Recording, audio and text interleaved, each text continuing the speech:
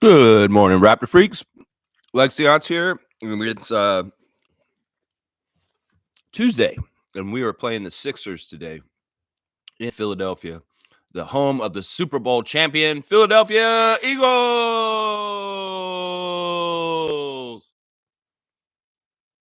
Yeah, we're going to see old friend Nick Nurse today in Philadelphia. Second game that the Raptors will play against Philadelphia this season. We played them the second game of the season, remember? And we beat them. So we're 1-0 over Philadelphia so far this season. I'd like to continue to be on the winning side against the Sixers. Maybe a little tough. Joel Embiid has returned to the lineup recently, and the Sixers are getting it a little bit out of the mud recently, but not totally.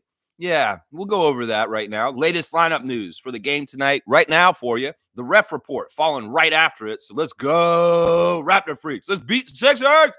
Let's beat Nick Nurse. Let's beat Nick Nurse, Darko. Yeah, I know you pulled punches on Sunday against the Rockets, but don't do that today because that's Nick Nurse, and you owe him some. Let's go. All right, let's go look at our injuries first. Grady is on the injury list this morning, guys. He's probable from his neck injury in the last game, the contusion to his neck, but he's probable. That means he's probably going to play, y'all. Probable is probably. So probable is the best you can be if you're on the injury list. Probable. Jonathan Mobo is also on the injury list. I did not realize this. He has an ankle issue. We saw him a little gimpy at one point in the middle of the game the other day where he was a little bit walking on his ankle a little gingerly. And, well, he's on the injury list, but he's probable just like Grady. So Jonathan is probable. Grady is probable. Brandon is not going to play. Brandon Ingram, the new Raptor, is going to still be out due to his ankle. Jakob Poeltl is not playing today, so we will not have Jakob, but we'll see what happens with Sixers.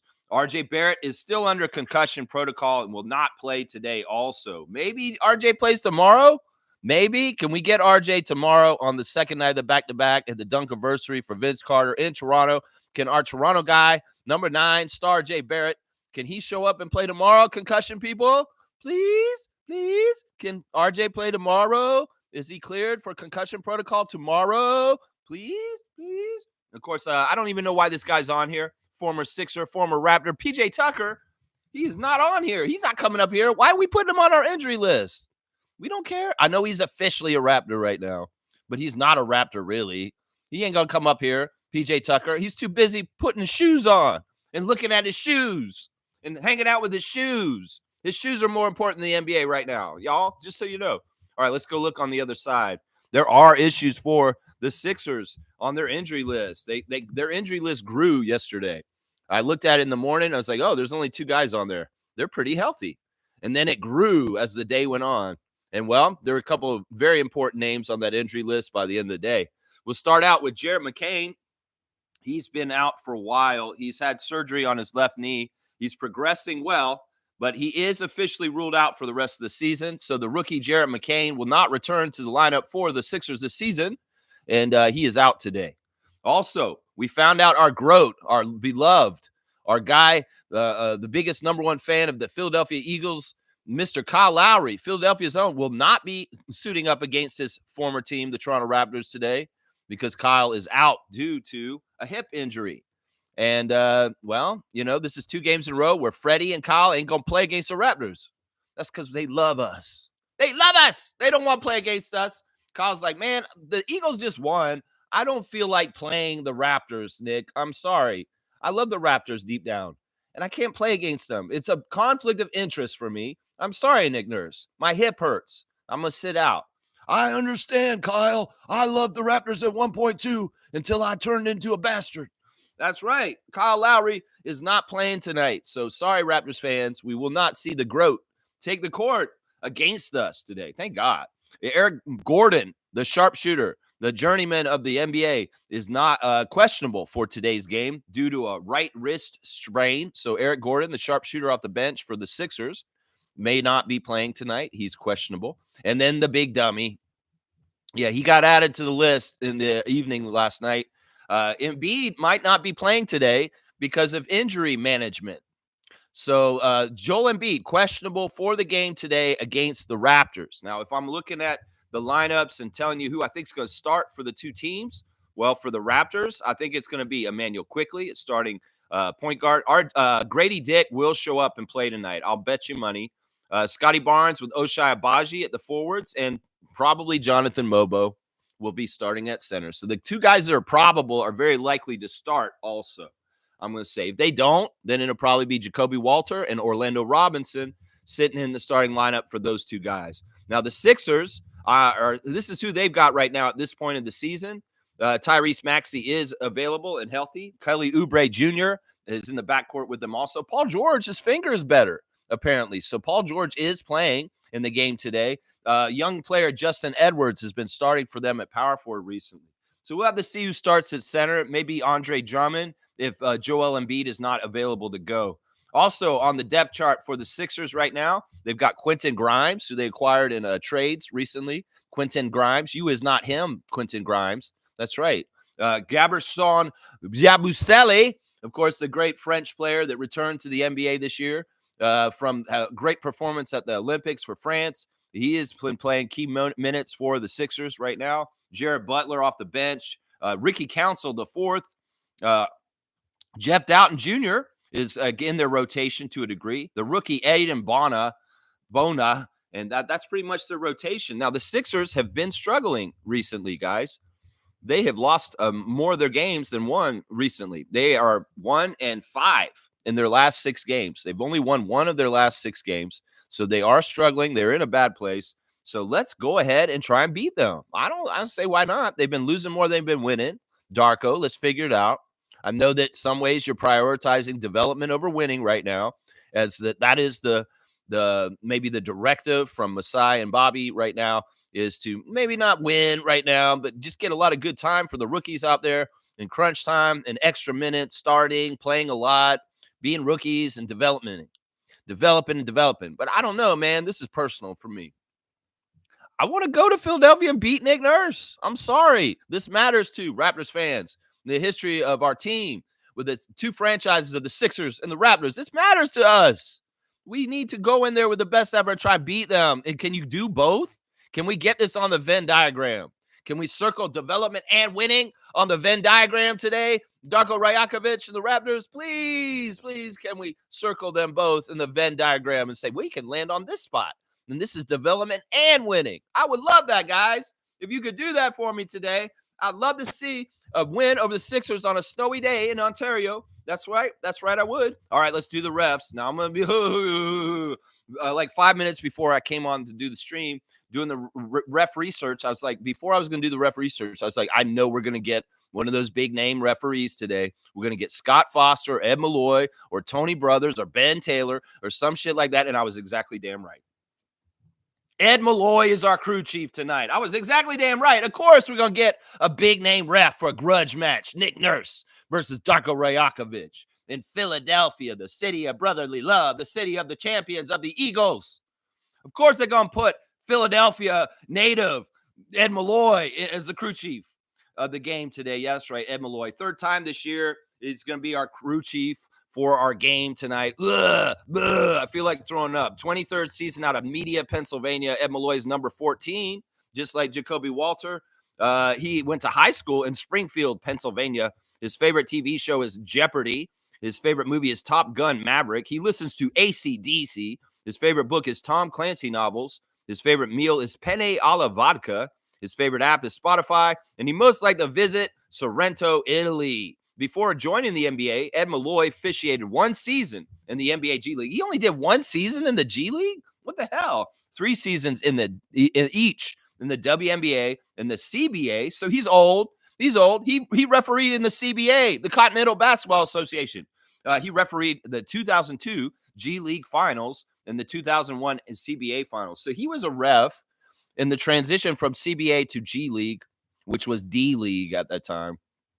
Around 2001, 2002, Ed Malloy. So, yeah, Ed Malloy is the crew chief. He's one of my least, one of the refs I hate, I don't like the most. He's in my top 3 most top 5 most detested refs in the league. This year, we've lost both the games that he refereed so far this year. We're 0-2 when Ed Malloy is around the game.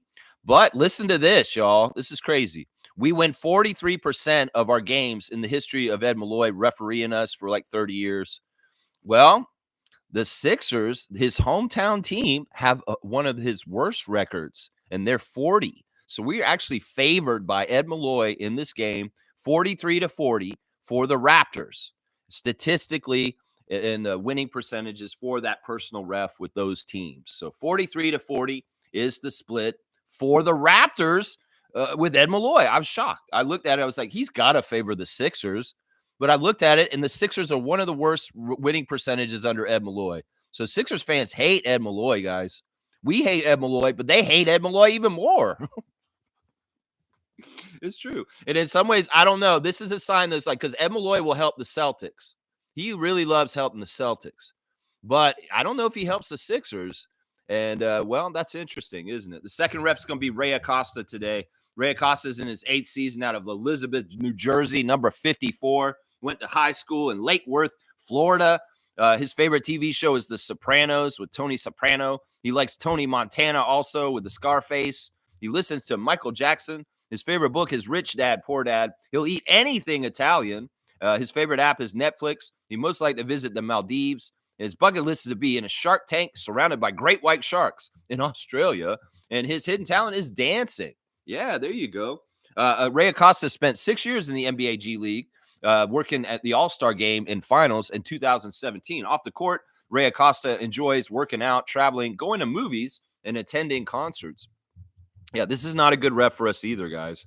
Now, Ray Acosta, all three of the refs are below 500 winning refs for the Raptors. We are 1-2 this season with Ray Acosta. This will be the 4th game that Ray's refereed for the Raptors this season. 1-2 for the season. We win 44% of our games with Ray Acosta, which is actually higher than Ed Malloy's. But listen to this. The Sixers are the second most favored team by Ray Acosta in the league. Out of all 30 teams, the Sixers have the second highest winning percentage with Ray Acosta, the referee. It's 72%. So the split is really wide for the Sixers with the second ref, Ray Acosta. 44-72 is the split. Oh, my gosh. That guy really favors the Sixers tonight as far as his proclivities. The third ref is somebody we've seen quite a few times recently out of Atlanta, Georgia, in his 7th season, number 70, Tennessee Ransom is the third ref today. His favorite TV show is 60 Minutes. He likes the movie Enter the Dragon. He listens to The Foreign Exchange for music. The Tao of Abundance is his favorite book. He gets down to some hibachi chicken and shrimp if he wants to eat. And his favorite app is Shazam. He most like to visit Cairo, Egypt. His bucket list is learn how to play the piano, and his hidden talent is public speaking. Yeah, the Georgia native was a standout basketball player at Winston-Salem State University, where he was named the 93-94 Central Intercollegiate Athletic Association Rookie of the Year, and he earned 94-95 All-CAIA honors. He went on to play 2 years at the University of Georgia. There you go. This guy's just like Anthony Edwards. He played at Georgia and played some basketball. Tennessee Ransom, a good college player and a good high school player in basketball, but not an NBA player. His interests include golf and leadership development.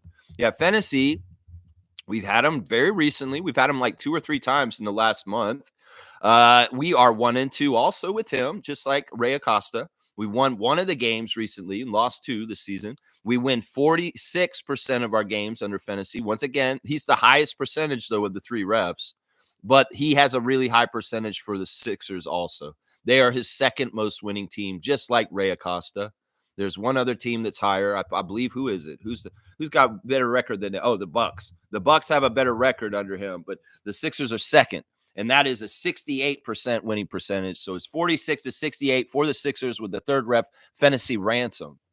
None of those 3 refs is actually very nice to us. Ed Malloy is Ed Malloy. Ray Acosta has always been kind of a middle-of-the-road ref, but he has a tendency to not favor us. And then same thing with Tennessee Ransom. They're very similar in that they're kind of middle-of-the-road refs that actually on the download are not going to favor us in 50-50 calls. So the ref crew is not a good one.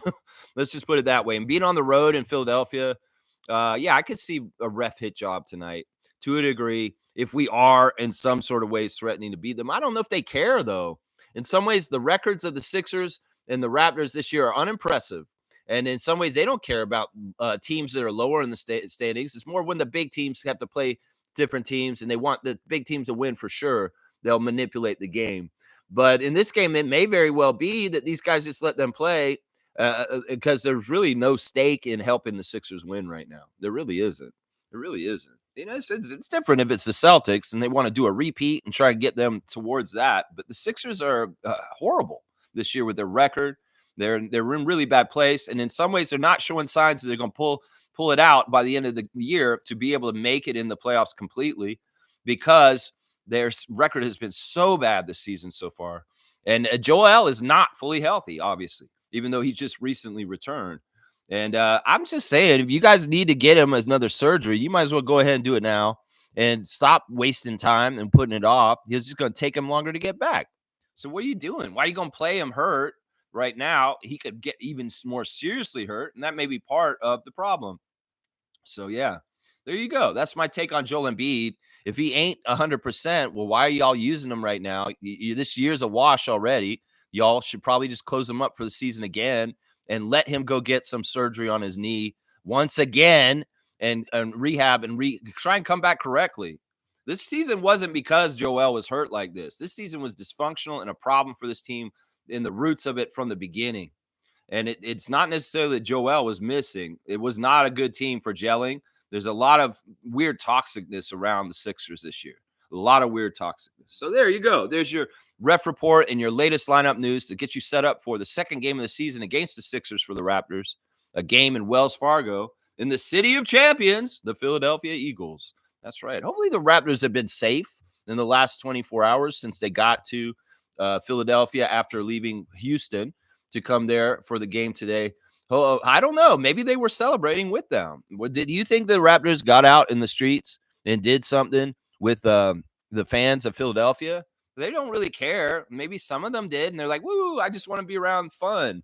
And they were kind of taking it in. I don't know. Is there a parade today? That's what I'm wondering. Is there going to be a Super Bowl parade in the middle of downtown Philadelphia today while the Raptors are in town? Some ways this is good for our youngsters like Jacoby and Jamal and them to see excellence, see championships, see people parades in the street, and get that feeling and say, I want this in Toronto one day with me on a big bus like Marc Gasol hanging over the back, drunk and with a wine bottle, yelling and screaming. Yeah, I want this one day myself. I want to see this in person. The Philadelphia Eagles Super Bowl championship parade, because I want a Toronto Raptors NBA championship parade in Toronto once again. Yeah, Jacoby. Yeah, you look at that real quick, Jacoby Walter, Grady Dick. Yeah, you guys look at that. If there is a parade today in Philadelphia, you soak that in and you visualize it up here in our great city up here in Toronto. That's right. That's right. That's right. All right, let's get into the comments. I've got, I maybe need to do a poll, y'all.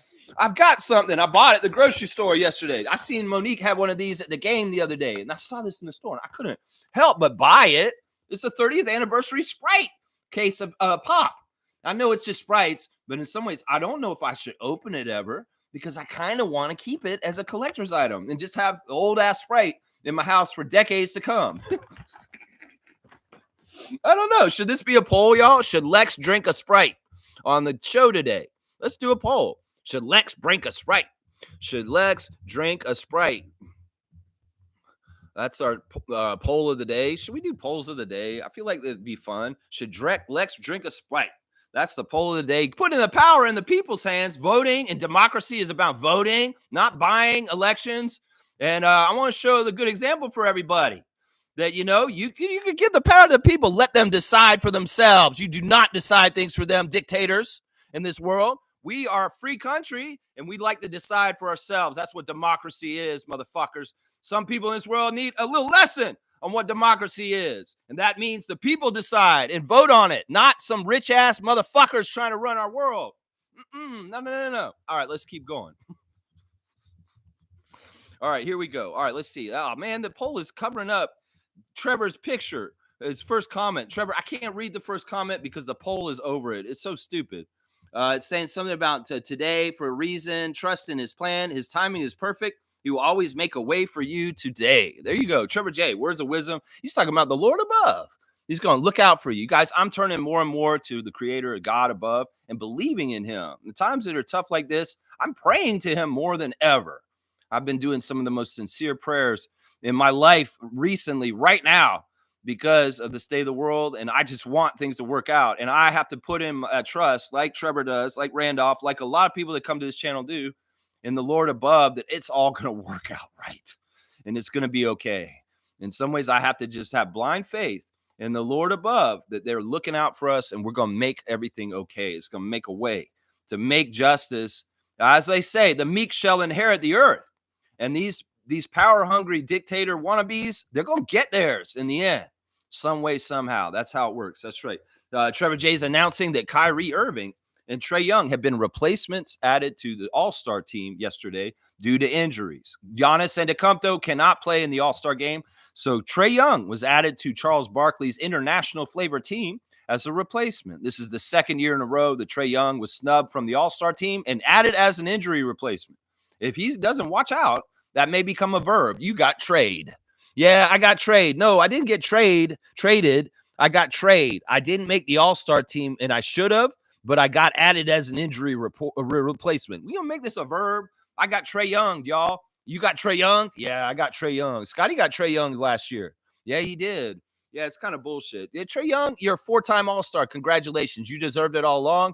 You are the leader in the league in assists, and you average over 20 points. Yeah, you should have been on the All-Star team in the first place. That's some bullshit, and I don't even like you. And I even say that you deserve to be on the All-Star team. I know that he did. And that's why, y'all slighting Trae Young like this, it's just wrong. The other side of things, Anthony Davis is out, and he won't be playing for the Mavericks in the All-Star game. He got hurt in his first game back, so they replaced him with a Maverick. Why not? These Maverick fans are so pissed off. You better distract them with something. So they put Kyrie Irving in the All-Star game, and that makes sense. Kyrie Irving is an All-Star. I don't have any problem with that injury replacement. And also, it's very interesting. He's added to Team Shaq, which is the old guard, the old heads, the old dudes who are going to be retiring in the next few years for the NBA. And that's LeBron James, Steph Curry, James Harden, Kevin Durant, and all these guys, all these old faces from Kyrie's past, going to be teaming up with him in the All-Star game as the old heads. That's right. James Harden, Kevin Durant, and Kyrie Irving will be reunited once again, like their beautiful Nets trio success. They put that excellent trio back together again on Team Shaq for the All-Star game. All right, let's keep going. Trevor J saying Jacoby made top rookie double-digit scoring. What does wait? You gotta be clear with that. That does not totally make sense to me. What did he make top rookie double-digit scoring? That doesn't. You gotta flesh it out, man. You're giving me half the information. What is the ranking? What do you mean make top rookie double-digit scoring? I'm sorry, Trevor. I don't know what to do with that comment. That's a half comment. Derps is saying out. Pirtle, RJ, and Brandon. Lowry is out too. Game time decision. Embiid, Grady, Mobo, and Gordon. No, there's a distinction here, Derps. Out Pirtle, RJ, Brandon, and Lowry, but Grady and Mobo are probable, and that's better than questionable. And the two Sixers on that list, Gordon and Embiid, are questionable. So Grady and Mobo are probably going to play, and we'll have to see about Joel and Eric. So there is a third level that we need to distinguish from this. There's totally out, there's questionable, and there's probable. And probable is Grady and Jonathan. And yeah. The other thing I should say is Shamshay has been called up, y'all. Shamshay is with the Toronto Raptors in Philadelphia today, and he is available for Darko to use as another big man against the Sixers. So don't be surprised if we see Ulrich Shamshay play some minutes tonight in some of the big depth for us as far as taking on the Sixers tonight with, Jakob out, Kelly traded, Orlando Robinson, Jonathan Mobo, Ulrich Shamshay. Available to the Raptors tonight, just so y'all know. That's right. Trevor's saying we have Ulrich tonight with the Raptors again against the Sixers. Yeah, we do. Ulrich will be up. The 9:05 play tomorrow against Cleveland Charge, and well, he may be going back to them tomorrow instead of playing with the Raptors tomorrow against Cleveland Cavaliers. He may be in the Cleveland Charge game. There is a game tomorrow, G League game at 11 a.m. tomorrow Raptors 9:05 against Cleveland Charge, 11 a.m. school day game. So we'll be doing a reaction and preview tomorrow for 2 games. And it'll be a very fast stream because I'm going to want to get on around 11 a.m., around 11 a.m. to watch the G League game, the school day game tomorrow against Cleveland, too. So, yeah, 2 games against Cleveland, Raptors versus Cleveland, and Raptors 9:05 versus Cleveland tomorrow. That will be happening tomorrow. Yeah. Let's keep going. Derps is saying also Jared McCain, who was the top rookie of the year candidate about 2 months ago, before his injury, is out for the season. Yeah. I said all this, Derps. That's what I do on the latest lineup news, man. You trying to do my job on the latest lineup news? I didn't even see your comments, man. I got it all on my own. Is much more powerful and productive than standing alone. That is their weapon, is to divide us, is to make you feel like you don't have anything in common with most of the common people around you, and that you know they're the problem. Demonize them, make them seem like they're the problem, but they're not. The forces that divide us are the problem. And when we stand up together, we will beat them. And we got to stop getting divided on things. It really is. There's a class warfare going on in the United States. There's the billionaire class is at war with the working people. And until the working people solidify being together and coming at them, well, they're going to continue to subjugate them.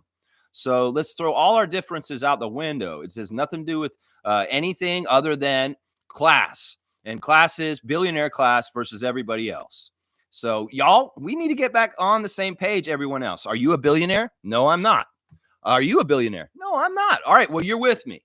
And the billionaires, well, we're against you. And that's where we got to get to, because honestly, this is something that happens every time in history. It cycles through like this. 100 years ago, robber barons came in and took advantage of the United States government, and they were enriching themselves during the Depression. This is part of the reason why there was a Great Depression 100 years ago, because of sick, very gross individuals subjugating society for their own gains. Well, the pattern returns and repeats. And well, the pattern returns and repeats for how to get rid of them. And that means everybody getting up and rising up and standing against them united. So that's what we're going to have to do, y'all. This is just the damn truth. And if we don't, well, we're going to get subjugated and we're going to go underneath them, and they're going to crush us, and they're going to make us have worse and worse lives going forward. So if you like freedom, you like having nice things, well, we need to stand up and fight them now. And we cannot let them divide us any further. It doesn't matter if you're immigrant. It doesn't matter if you're trans. It doesn't matter if you're a bigot. It doesn't matter if you're this. It doesn't matter that. We have to understand that if you are not a billionaire, you are part of our side, and you should not be fighting for the billionaires as a little cretin for them and a bootlicker. So I'll say that. Thank you, Randolph Phillips, for your words of wisdom today, and blessings to the Phillips family, all the other Raptor Freak families out there. That's right. Trevor J saying Daniel Gafford knee injury last night. Yeah, that's horrible for the Mavericks. Mavericks fans are in it right now, man. They are really in it. Now they don't got no centers, and they didn't got no Luka. And Luka made his debut for the Lakers last night and helped them win. It sucks. It sucks. It's horrible. In some ways, I'm sure that Mavericks fans are feeling a little bit like the Raptors fans in 2004 when they seen Vince Carter show up in a New Jersey Nets jersey. I'm telling you, I know how you feel, Mavs Nation. I feel you right now. It's been a long time since I felt the anger that you guys feel right now. And in some ways, we're gonna celebrate this asshole tomorrow in our arena for his dunkiversary. In some ways, I get it. Luka's not an asshole. He didn't do this to you. It was the management. And people say, well, Vince didn't do this to us either. Bullshit. Vince is a villain. Y'all need to just understand this. Some of y'all can like him. We can have pro Vince Raptors fans, and we can have anti-Vince Raptor fans like myself too. It's perfectly allowed. It's a free country still, as far as I can tell here. Maybe not soon if we don't watch out, but it's still free country. I should be allowed to hate Vince Carter if I want to. You guys don't need to be telling me how I should be. Some Raptors fans get mad at me for hating Vince right now, but it is what it is. Trevor's saying, did you guys see Ingram's new clothing line? No, I didn't see any clothes. I just saw a thing saying he has a clothing line. That's all. I didn't see any clothes. Trevor, there's no release of the clothes. It's just saying that there's a rumor that he has a clothing line. So I did not see any of the clothes. Smooth saying, watching Luka in a Lakers uniform last night felt so wrong. Yeah, it's bullshit in some ways. It's a fabrication. And it's just more of the veil of the truth of the world unveiled in front of us, the unfairness of the world, and just how rigged a lot of things are in this world for people of privilege, people that have things handed to them. This, NBA has so many different little relationships and things that happen to it that you can expand into the real world and say, yeah, well, this is an example of privilege. This team has privilege. The Lakers are a person that has privilege in this world. And if people don't understand what privilege is, that's a concept that they need to come to grips with and understand. Some people have privilege, some people don't. And privilege is the ability to go and achieve things and do things without things hindering you, like racism or people discriminating against you, or you having to overcome that you had not a very good economic background to achieve what you did in school and in your job. Some people had everything handed to them because they had it easy, because they were rich or they were white or they were this. That's what privilege is. And privilege in the NBA is for the Lakers because they get a guy like Luka handed to them. So, I mean, we can use examples from the NBA to elaborate and show real social constructs and different kind of social sociology ideals through the very easy example of the NBA, because people can understand, oh man, that's not fair about Luka going to the Lakers. That's not fair. That's cheating. How did the Lakers get him? Nobody else got a chance to talk to the Mavericks about trading for him. Oh, that's privilege. That's the epitome of privilege. People that have a hard time understanding the concept, well, here's a good way for you to understand it real quick. Yeah, here's a real good way to see it. Yeah, Smooth saying Dallas front office made such a bad mistake and doubling down on it by being critical of him and grateful fools. Yeah, well, it's spin. It's after spin. And in some ways, they don't want to look like idiots. They've been called idiots for this, and rightfully so. And well, they're trying to make their case for why they're not idiots. Well, we're not idiots. He's lazy, and we don't believe he's a winner. I seen how Magic Johnson and Larry Bird work towards NBA champions, and I don't see Luka doing that. He just doesn't have the work ethic. Well, that's perfect that he's on the Lakers then. yeah, I said that. That's right. That's right. Smooth saying, yeah, Gafford out. His hits keep coming for Dallas. Yeah, it is what it is, man. Seymour saying, damn, RJ, get well soon. Well, he's not hurt, really. This is how it goes, Seymour. You hit your head on the court like that. You see stars a couple days later, and you're kind of having trouble with dizzy spells with your head. Maybe it's like a little after effect. It's like a concussion. That's what happens. And, well, he had concussion-like symptoms a week ago. And for precaution, they sit you for a week. So he may have tested no concussion symptoms for the last few days, maybe for like 5 days now, maybe even more. But the safety is he has to be out for a week afterwards. I think it's a week is the amount. And so it's ideal. He's not feeling anything right now, Seymour, just so you don't feel bad for him. He probably feels perfectly fine. It's just that they're telling him he cannot play because he has to clear the time that has to pass, and which is a week. So RJ's not that hurt. RJ could actually probably play. It's just that we're being precaution and we're following concussion protocols, which is safety, and not allowing him to play for a week after he gets tested and he has a concussion. So that's all it is, Seymour. He doesn't need to get well soon. He's probably perfectly fine. He probably could have played in the last 2 games, honestly. But it's precaution. It's precaution. Nameless is saying Ricky Council IV may be the greatest name in the league. It's either that or Leaky Black. Pick your poison. No, I think you're right. Leaky Black is a weird one, but there's been so many weird names in the league over the years. Meta World Peace. But yeah, it is. I don't know what the weirdest name is. I don't think Ricky Council IV is that weird. It sounds like you're like at a community center or something. I'm at the Ricky Council IV meeting. It's on the 4th of the 4th month. On April the 4th, we do the Ricky Council meeting. We're on a council, and we're all named Ricky. That's who we are. We're Ricky Council. I don't know. Riff on the name Ricky Council. I mean, we saw him at Rico Runs a lot. Ricky Council be running for them Sixers, and the Rico Runs with Rico Hines yelling at them. Yeah, well, now that Rico Hines is with Nick in Philadelphia the last 2 years, the Rico Runs really are more of the Sixers showcase in a lot of ways. They were a Raptors showcase for a while there, which was fun. But yeah, the Sixers and Ricky Council, you get a lot of Ricky Council highlights from Rico Hines runs in summertime around August. Namus wants Ricky Council and Leaky Black on the same team. I don't know. I don't know if that's necessary. Let's see. Fiercely saying, good morning, fam, and happy game day. Yes, a win over the Sixers to solidify the Sixers. Yes, a win over the Sixers to solidify the Sixers ain't it, and the Eagles are the hot topic. Laugh out loud. To solidify the Sixers ain't it. Oh, I see what you're saying. There's a punctuation that I needed in there. Yeah, I mean, Sixers fans are probably pretty happy because they're also Eagles fans, and they're probably feeling pretty good. I mean, the Eagles championship probably makes the Sixers failures this year feel a little better. I would say that. So yeah, maybe Sixers nation isn't as in shambles this week because the Eagles championship. So yeah, I'll say that. Jimmy's here. Jimmy Pope, the Pope of positivity. Philly needs to figure out what they're doing. They have a chance of losing their pick to OKC this year. Well, good. I'd love to see that. Nah, listen, they're all in with Embiid, the process. They have to see the process through and realize how futile it was this whole time. I think that, if Joel is not able to ever get healthy again, his career may be in jeopardy and over soon. Seriously, how many knee surgeries is he going to get through and he's going to have any knee left? Seriously, it's not like this shit is going to get any healthier or easier. He's a big man, and in some ways, his body wasn't built to play the game of basketball, honestly, guys. I'm going to say that right now. Joel Embiid's body was not built to play the game of basketball. He cannot take the damage or the things because his body's so lumbersome and cumbersome. And, the writing may be on the wall. Forget about him leaving and going to another team. It's not going to be New York now because Cat's there.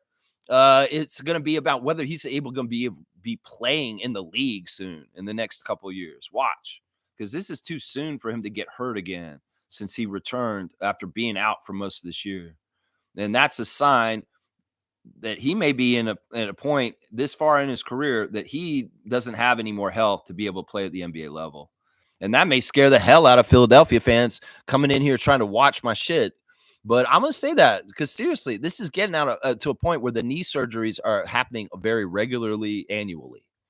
And, at a certain point, there's only so much doctors can do to Frankenstein that motherfucker up to be able to be on an NBA court. So I would be worried about this. Maybe the Sixers fans that were crying out for them to trade Joel Embiid in the last couple of years were right. And they needed to cut their losses with damaged goods before he absolutely is no good. And that's a write-off. It's like crashing a Porsche and then you can't drive it anymore. Yeah, it's like that. That's what I'm saying, man. Yeah, I think you're right, Jimmy. They got to figure this out, specifically with Joel, when what his part in the future is going to be, or if they can even depend on him. Fiercely saying Ed Malloy on his special assignment tonight. This means we got to be so good. The refs can't do funky stuff and derail us. We got to crush the Sixers. Well, I think it's hilarious that he's the one that's probably the most favorable to us out of the three. I'm serious. This may be a weird game where Ed Malloy actually makes me like him a little bit because he's actually hurting the Sixers more than he's hurting us. So watch for that. Crew Chief Ed Malloy will hurt the Sixers. He will. In some ways, I'm here for it. So Ed Malloy wants to hurt the Philadelphia team. I'm all for it. It might happen. Seriously. I could see it happening. Seriously. Mischief saying another snowstorm coming tomorrow. 1 foot. Okay. All right. Well, I better get down to the weed store today then. I had to dig my truck out of the driveway yesterday. Yeah, it's crazy. I got stuck a couple times and took me an extra hour to get the grocery store just because I'm a Florida boy and I'm not totally used to winter in Canada out in the country. I'm used to winter in Canada in the city without a vehicle and using transportation and, it being warmer in the city because there's way more bodies around me and there's the heat of the concrete. It is warmer in Toronto than it is where I am right now. And yeah, I'm learning a lot of new lessons, having not grown up in Toronto, never did shovel snow when I was a kid because I didn't do that. I was in Florida. And well, I'm learning about snow and accumulation and what you should do so that you don't get your truck stuck in the snow repeatedly. And for an hour, you're trying to dig it out just to get the grocery store. That was my day yesterday. It's crazy. Jimmy's saying in a good draft too. Oof. At least we conveyed in a bad draft. That's what I'm saying. Well, Oklahoma City. Wow. Talking about the rich get richer earlier. Yeah, that'll be crazy if Philadelphia's misfortunes add another amazing draft pick to the Oklahoma City Thunder. That would be crazy. Jimmy, so good to see you here, man. Somebody's saying no sympathy from me for Nick. No, not me either. The Sixers fans have been sharpening the blades for his back. And it's crazy. It's really crazy. I knew the honeymoon would be over at some point with Nick, but I didn't know it'd be this fast. Like the second year of him being there. The first year was okay. They were really happy with him, but they really see the warts and the negatives of Nick Nurse now. The Sixers fans are feeling it, and they see it in a losing season. And some of them have majorly turned on him. Majorly turned on him. Now, you think that we're bad when we turn on you. In fact, I turned on you very late in that season. I supported you the whole season, Nick, during that last year where you acted like you were our coach. And, it wasn't until you absolutely started pulling punches at the end of the season, causing us to lose on purpose by not coaching the team properly. The playing game against TOR and the Bulls is a perfect example of where you were not coaching the team properly, and you just let us, flounder out there. And the whole last part of the season, you were like that. And that's why I called you out on this channel, and I was part of the push to get you fired. I stood up for you that whole entire season, Nick Nurse. You had haters left and right coming at you. Fred VanVleet and you had haters coming at you left and right during that season. And I fought for y'all, you and Fred, like crazy that season, only to turn around and feel like you stabbed us in the back. And you going to Philadelphia to coach right after us, it totally told everything I needed to know about this situation. So, yeah, I'm with you. No sympathy for Nurse. In some ways, him and Rich Paul and Daryl Morey had a little plan. Well, your plan happened. But once again, y'all trying to do this crazy shit, shortcuts and stuff like that, you get what you get. Just like Jack said that day on the Sixers broadcast. I know Sixers fans, you heard me say that you get what you get. I did say that because of that. Yeah, Siakam. Yeah. All right, let's keep going. Carlos saying, I want Scotty to silence the haters tonight. The Scotty slander is getting way out of hand. Even Chev thinks he can only be a glue guy. Yeah, this is part of why yesterday I was crying with Scott. You need to go out there and dominate a game, get like 50 points, and show them you have this side. Now, I know it's a two-edged sword. Some ways people will say, oh, well, why doesn't he do that every night? Once again, the problem here is that casual NBA fans that do not understand winning basketball and glue guy and all-around play are only concerned about points per game, and they're only concerned about scoring outputs and stuff like that. Scotty's playing very well right now, even if he's not making shots. And the slander on Scott's stupid, honestly. The shots are going to fall again, and Scotty's going to be fine. I wish our fans wouldn't throw people on the bus when they're failing a little bit. Sure, Scotty's offense isn't exactly right now, but everything else he's doing, he's playing the best defense he's played in his career ever right now. And can y'all focus on that right now? In some ways, the signals are, with Brandon Ingram joining our team, that Scotty's burden for scoring is not going to be that great. And I'm going to tell you right now, everybody who devalues Scott because he doesn't score more than he does, y'all need to shut the fuck up. Seriously. Social media, wherever you're saying this shit, shut up. If you're going at Scott right now, any kind of Scotty slander shows a low IQ individual and not somebody who doesn't really know basketball, honestly. Somebody should not be opinionated about basketball because they don't understand all-around play. They don't understand assists, rebounds, defense, blocking shots, getting steals, doing all the other things other than scoring. Yeah, he's scoring too, though. And he's been either the leading scorer or the top two scorer in all these games recently. Well, because he's not scoring exactly 20, you idiots. He scores 15, and that's not enough for you. I get it. I want him to score more too. But I'm going to plead with him and say it in a positive way, constructive criticism, instead of slanderizing him and being little jackasses like I hear is going on around social media right now. Seriously, I played with Scott. I said, Scotty, in this Houston game on Sunday, you could have taken over and been the man. IQ did it early. You could have done it later in the game and absolutely won the game, and boom, that would have helped your legend. But that wasn't the plan. In some ways, he wasn't even on the court for part of that time out there to do it. They kept IQ and Barnes out of the game at key parts of the fourth quarter to when we could have made the charge to come back and beat the Rockets. So that's all part of the plan. So don't get mad at Scott because we lost on Sunday. Don't get mad at Scott because we couldn't beat the Rockets. That was part of the plan, obviously. I hate tanking, but that's obvious that Houston Rockets game was a scheduled L because we played our rookies in the fourth quarter and not Emmanuel Quickley, Chris Boucher, and Scotty Barnes so much. Yeah, it's a development game. There you go. Yes, Scotty Slanderers, shut the fuck up. On behalf of my good friend Scotty Barnes, shut the fuck up is what I'm going to say right now. Derps is saying Nikki Nurse's home care facility. Yeah, they're not. Joel's.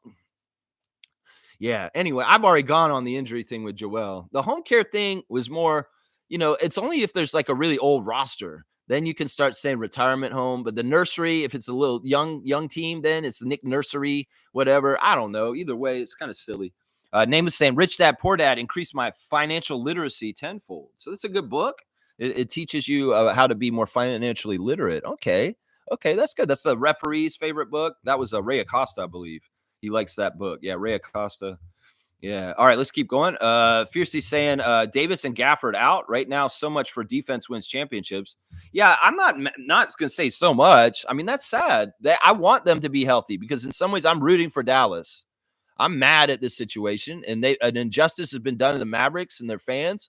I want them to rise up and kick some ass, but them going out, it's not going to help them this year, and that's kind of going to throw out their chances in the postseason for this season too. Honestly, if Davis is out for like a month or so, that's not enough time for him to gel with this new team and get better and be available and play with them right in the playoffs. They really did need him healthy for the rest of the season for him to gel and get the chemistry right with his new teammates. And that's the big problem here. She said, it did feel wrong to watch Luka in a Lakers jersey, but what warmed me was the Dirk Nowitzki in attendance to support him. That doesn't warm me up. I'm sorry, Fusey. I'm not trying to be contrarian. I apologize if I feel like it or I'm making you feel like that. I want to be sensitive to that, but these are my reactions to what you're saying. I hate that. I hate that Dirk went there and showed support for Luka in that moment. He should be standing with the Mavericks, and he shouldn't have been at LA. He shouldn't have been there. Yeah. In some ways, that's more pain for Mavericks fans, seeing their great legend sitting there supporting their guy in there. So I hate this. I honestly hate that. That doesn't warm my heart. Let's keep going. Let's see. Hang on. Where's my chat? It jumped ahead. Okay. Fiercely saying nameless, solid book. Reading is knowledge. Okay. Fiercely saying, I like Kalo's Instagram post, him celebrating the Eagles win in his hometown. My daughter and I sent a clip of Go Eagles to our family members. There you go. There you go. All right, Fiercey. So what I'm going to go ahead and do is do the Instagram stories since you brought that up. First, we got Jonathan Mobo with a highlight from him and Shed doing a play against the Knicks the other day. Manu quickly has some blurry photo on his thing. It's Wagwan archive quick. So there's some artsy photos. It's kind of like what Siakam was doing last summer with the blurry black and white is what's going on. Garrett Temple is educating the people about slavery. It's Black History Month. And in some ways, Garrett, his Instagram has been very political and very much talking about things like there's a lady talking to Congress and she's talking about reparations for slavery. And she's saying that, slavery wasn't just in the South. It was also people in the North had slaves. There was also a lot of people that were benefiting from slavery that were not holding slaves because of the trade around the country. And he also talks about the people who benefited from the slave trade from Africa. It's very heavy, deep stuff. But a leader like Garrett Temple is going to talk about this stuff. And the next comment that's coming up from Seymour, this is why you need to vote, bro. I'm going to go hard on you in a second, Seymour. So be careful, right? Uncle G showing himself with the nephew and the niece at the game. Pretty cool stuff. I like that. He's got a clip from a talk show, and that's whatchamacallit, Wendell Pierce speaking about history, and that's good stuff. So Garrett's very, very active with educating on Black History Month on issues with the history of America and slavery right now. Norman Powell's got some youth playing basketball, and on his Instagram, Slim Duck's got Cat Williams on his talking about something. I don't know what he's talking about. Toronto Tempo fans are making their own Toronto Tempo swag now. There's a lady there who's making a scarf. She's knitting it with the pins, and she's making a Toronto Tempo purple chartreuse scarf. Pretty cool with the logo on it. I like that. So we're seeing some creativity. There's SGA, so it begins. What's going on? Sound check, SGA, so it begins. There you go. He's got some new ad campaign, it looks like. Shea Gilgeous-Alexander. Of course, we're going to cover our Team Canada guys to an extent, too. The Raptors mobile crew was out on the street yesterday giving out City Edition logo jerseys in honor of Vince's Dunkiversary yesterday. So some people downtown, if you got the right places, you could have gotten a free 15 Carter, the new City Edition logo from this year. Yeah, they were out there doing that. I wasn't going to go try and find them. Not for that. No, not for that. So I'm sure some people found them and got the jerseys. There's game day, 7 o'clock tip off, guys. Just so you all know, it's a half hour, a little bit earlier than the 7:30 tip off. So be ready for 7 o'clock tip off. And Jamal McGlure is putting funding out for youth sport. February 15th is the deadline to sign up for youth sports. So if you're interested in getting your youth into sports, you got to go sign up. I'm not sure exactly where. If you want to know where, go to Jamal McGlure's Instagram stories. And he's saying Scarborough is not a little suburb. We have a greater population than a lot of places. They have a bigger population in Scarborough than Atlanta, Milwaukee, Cleveland, Detroit, Kansas City. That's amazing. I didn't know that. There's your Instagram stories. Educating on the size of the city of Scarborough. It's a bigger city. They have more people in Scarborough living there than in the city of Atlanta. Wow. I never knew that stat. That's not all Toronto. That's just the burb of Scarborough. Scarborough is a big area too. It's not like a small little area. It's a very large area. Very, very large area. Seymour saying, I don't vote. Sorry. I laughed out loud. It's a joke. Well, you should. You should vote. In some ways, that makes me very sad, Seymour. That it doesn't make me angry. It just makes me sad that you've decided that voting is a joke. You know, everything's a joke, bro. But if we don't have this right, well, we're not going to get it at some point. Seriously, we need to vote, bro. I know you're out in Alberta, and in some ways, that's a fucked up place for politics right now. Well, in some ways, your vote could make a difference and really help if you did vote left. But I don't know. I don't know how you vote. In some ways, I say, yeah, if you're going to vote right, don't vote then. But seriously, you should reconsider this. It's mature to vote. Seriously. And I'm not saying you're immature. I'm just saying it's mature to vote. And a lot of young people do not vote because they just don't understand how important it is. And well, people should know how important it is. And I'm very disappointed in you that you have this attitude. I'm going to say that again. Apathy about voting is what they want. You're helping the billionaires when you do this. And once again, I'll say this. If you don't pick a side when there's oppression going on, you pick the oppressor's side. So don't sit on the bench and watch the game. Get in the game and fight on the side that you think should win. If you want the billionaires to win, you go ahead and sideline. But I'll be very disappointed in you and sad because I thought better of my friend Seymour than that. So I'll say that right there. Fiercely saying, I say yes to the Sprite, but not before 11 a.m. Oh, well, all right. So you're saying I have to wait an hour? Okay. I can't get people who drink Coke or Pepsi at 8 a.m. My colleagues does that. Yeah, I used to work with these women that would just drink a Diet Coke for breakfast. It was weird, man. We come into work and we'd be sitting there and like I'd be eating like apple and some fruit and something good. And they're over there and like, this is my breakfast. And they just pop over a Diet Coke and down it. And that's all they eat for breakfast. That's got to be bad for their stomach lining. You know, I'm weird. I'll eat anything at any time. So don't worry about me with the time of day as far as things. It looks like 70% want me to drink one of these 30-year anniversary Sprites, well, a Raptor Sprite. I got to see if the can has it on there. And sometimes I don't want to bust the box open. I kind of want to keep it good. But y'all are saying 70%. I should drink out of it. Okay, let's see. G saying there are people slandering Scotty, but there are also people concerned that other players will take the top spot from him. I think that's where Chev is coming from. Wants Scotty to be more aggressive. Well, once again, I think people need to stop framing things from their own framework of mind. Y'all don't make the rules. Y'all don't set the parameters. You do not. You do not coach this team. You do not run this team. You do not play on this team. So y'all don't set the rules or boundaries. If you're an astute basketball watcher, somebody who's watched it for many decades like me, you understand that there's all kinds of different types of players, and you allow for people to be who they can be and who they should be naturally. That's the problem here. There's too many fucking people out there saying they want this and want that for Scott, and they want this exactly. Y'all stop trying to dictate shit, is what I'm going to say. Scotty's going to be what he's going to be, and he's fantastic. In fact, he's the hardest kind of player to find. Once again, let's remind everybody, when Masai said when we drafted Scotty, that was the hardest part of building towards the next championship. Because getting a glue guy that does the stuff that he does is so unselfish is the hardest fucking position and person to get on your franchise.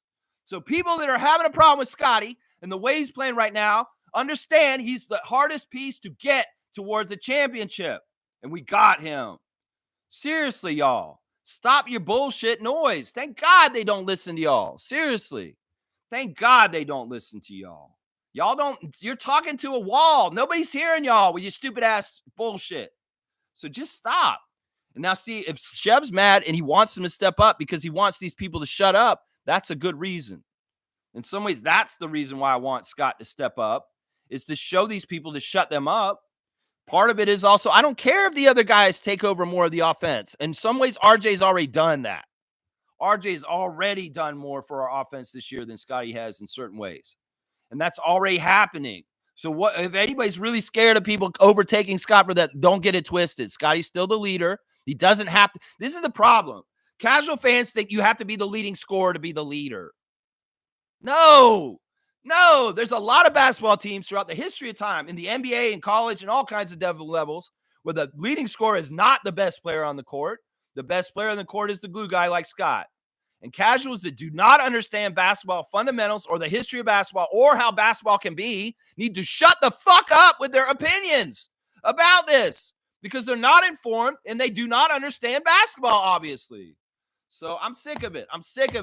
In some ways, the Scotty slander has to stop right now, whatever angle you're coming from with it. Yeah, Carla's putting prayers up. That's right. But Scotty is a passer and unselfish, so I don't think it'll be an issue. I think this personality could attract free agent. Yes, Brandon Ingram said that. I came here because I really like Jakob, and Scotty's amazing. I want to play with Scotty. It totally happened. Brandon Ingram's bought in, and here partly because of Scotty. So, I mean, listen, y'all want to be negative about some shit? Go be negative about MAGA and fucking go after them. Don't go after Scotty. Y'all really want to have some sort of action in your life where you're disgruntled and angry and acting negatively?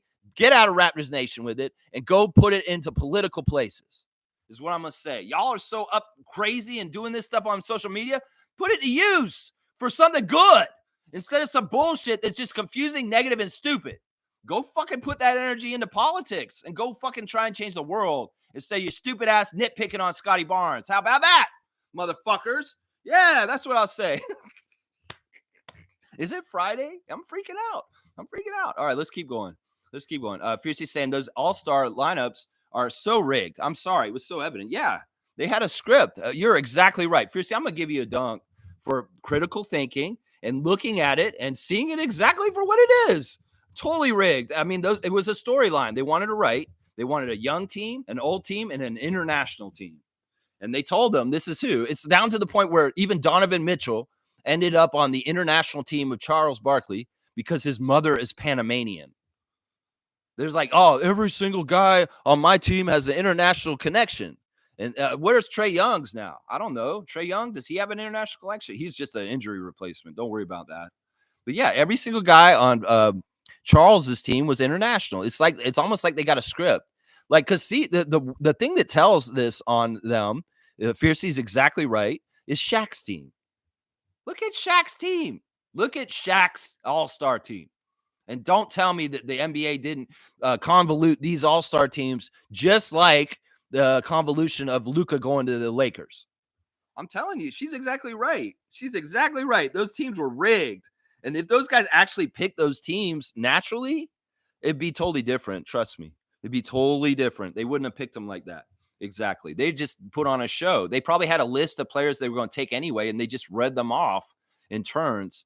And they didn't try and step on each other's toes because Adam Silver's like, well, let's make an old team, a young team, and an international team. That'll be fun. Kenny Smith, you got Gen Z team. And Charles, you're going to get the international team with Victor and Shai Gilgeous-Alexander. And Shaq, you can go ahead and take all your old teammates that played with you because they're old as fuck. You know, that's totally true. Mr. saying ever since Canada cut off energy to U.S., Canadian dollar keeps rising from dollar. Canadian is 70 cents and it was USD and it was 64 cents a week ago. Wow. Actually, that's amazing. I'm kind of keeping track of this and that's a good idea. I went to the grocery store yesterday and I was very proud. So much American products just sitting on the shelves and all the Canadian products getting bought out. And the grocery store I go to has it very well labeled. And this is made in Canadian. This is made in Canada. This is made in Australia. This is made in Italy. This is made in Ukraine. You know, there was a lot of me buying my groceries. Took a little longer yesterday because I was reading every label and making sure that I didn't buy a single damn thing from the United States. And you know what? Everybody else in the grocery store was doing the same thing I was doing. This is not going to hurt us. This is going to actually strengthen Canada. Our economy is going to be better because of this fuckface Trump and his dumbass shit. You fuck around, you find out. This is what I'm going to say. You mess with us, and well, we're going to show you just how much we actually support y'all economically by buying your products. Well, the cashier that I talked to when I was checking out, she said, I go to Buffalo almost every other month, and I spend thousands of dollars in Buffalo. I'm not going there anymore. I'm stopping. That's what I'm saying. How many people cancel U.S. trips from Canada? How many people are moving from Florida back to Canada because of the disrespect that the Americans have shown? Not the Americans. I won't say it's the Americans because it's not the people. The Trump and his bullshit, the disrespect he's shown. We're coming together, and it's a beautiful thing. Canadian companies are going to get their stuff bought more, and they're going to be even better. They're going to have an economic boon, and they're going to be the parasites that have been leeching off of us with American products up on this side of the border, and now they're going to see exactly how much of a consumer power we have. Yeah, you're going to find out. Fuck around, play games, and find out, motherfuckers, is what I'm saying. And it's not going to hurt us. We're going to have a better economy, and Canadian companies are going to be stronger for this. It's going to hurt those American companies that were making money off of us up here. Heinz is all on the counter, and French's is off the counter, motherfucker.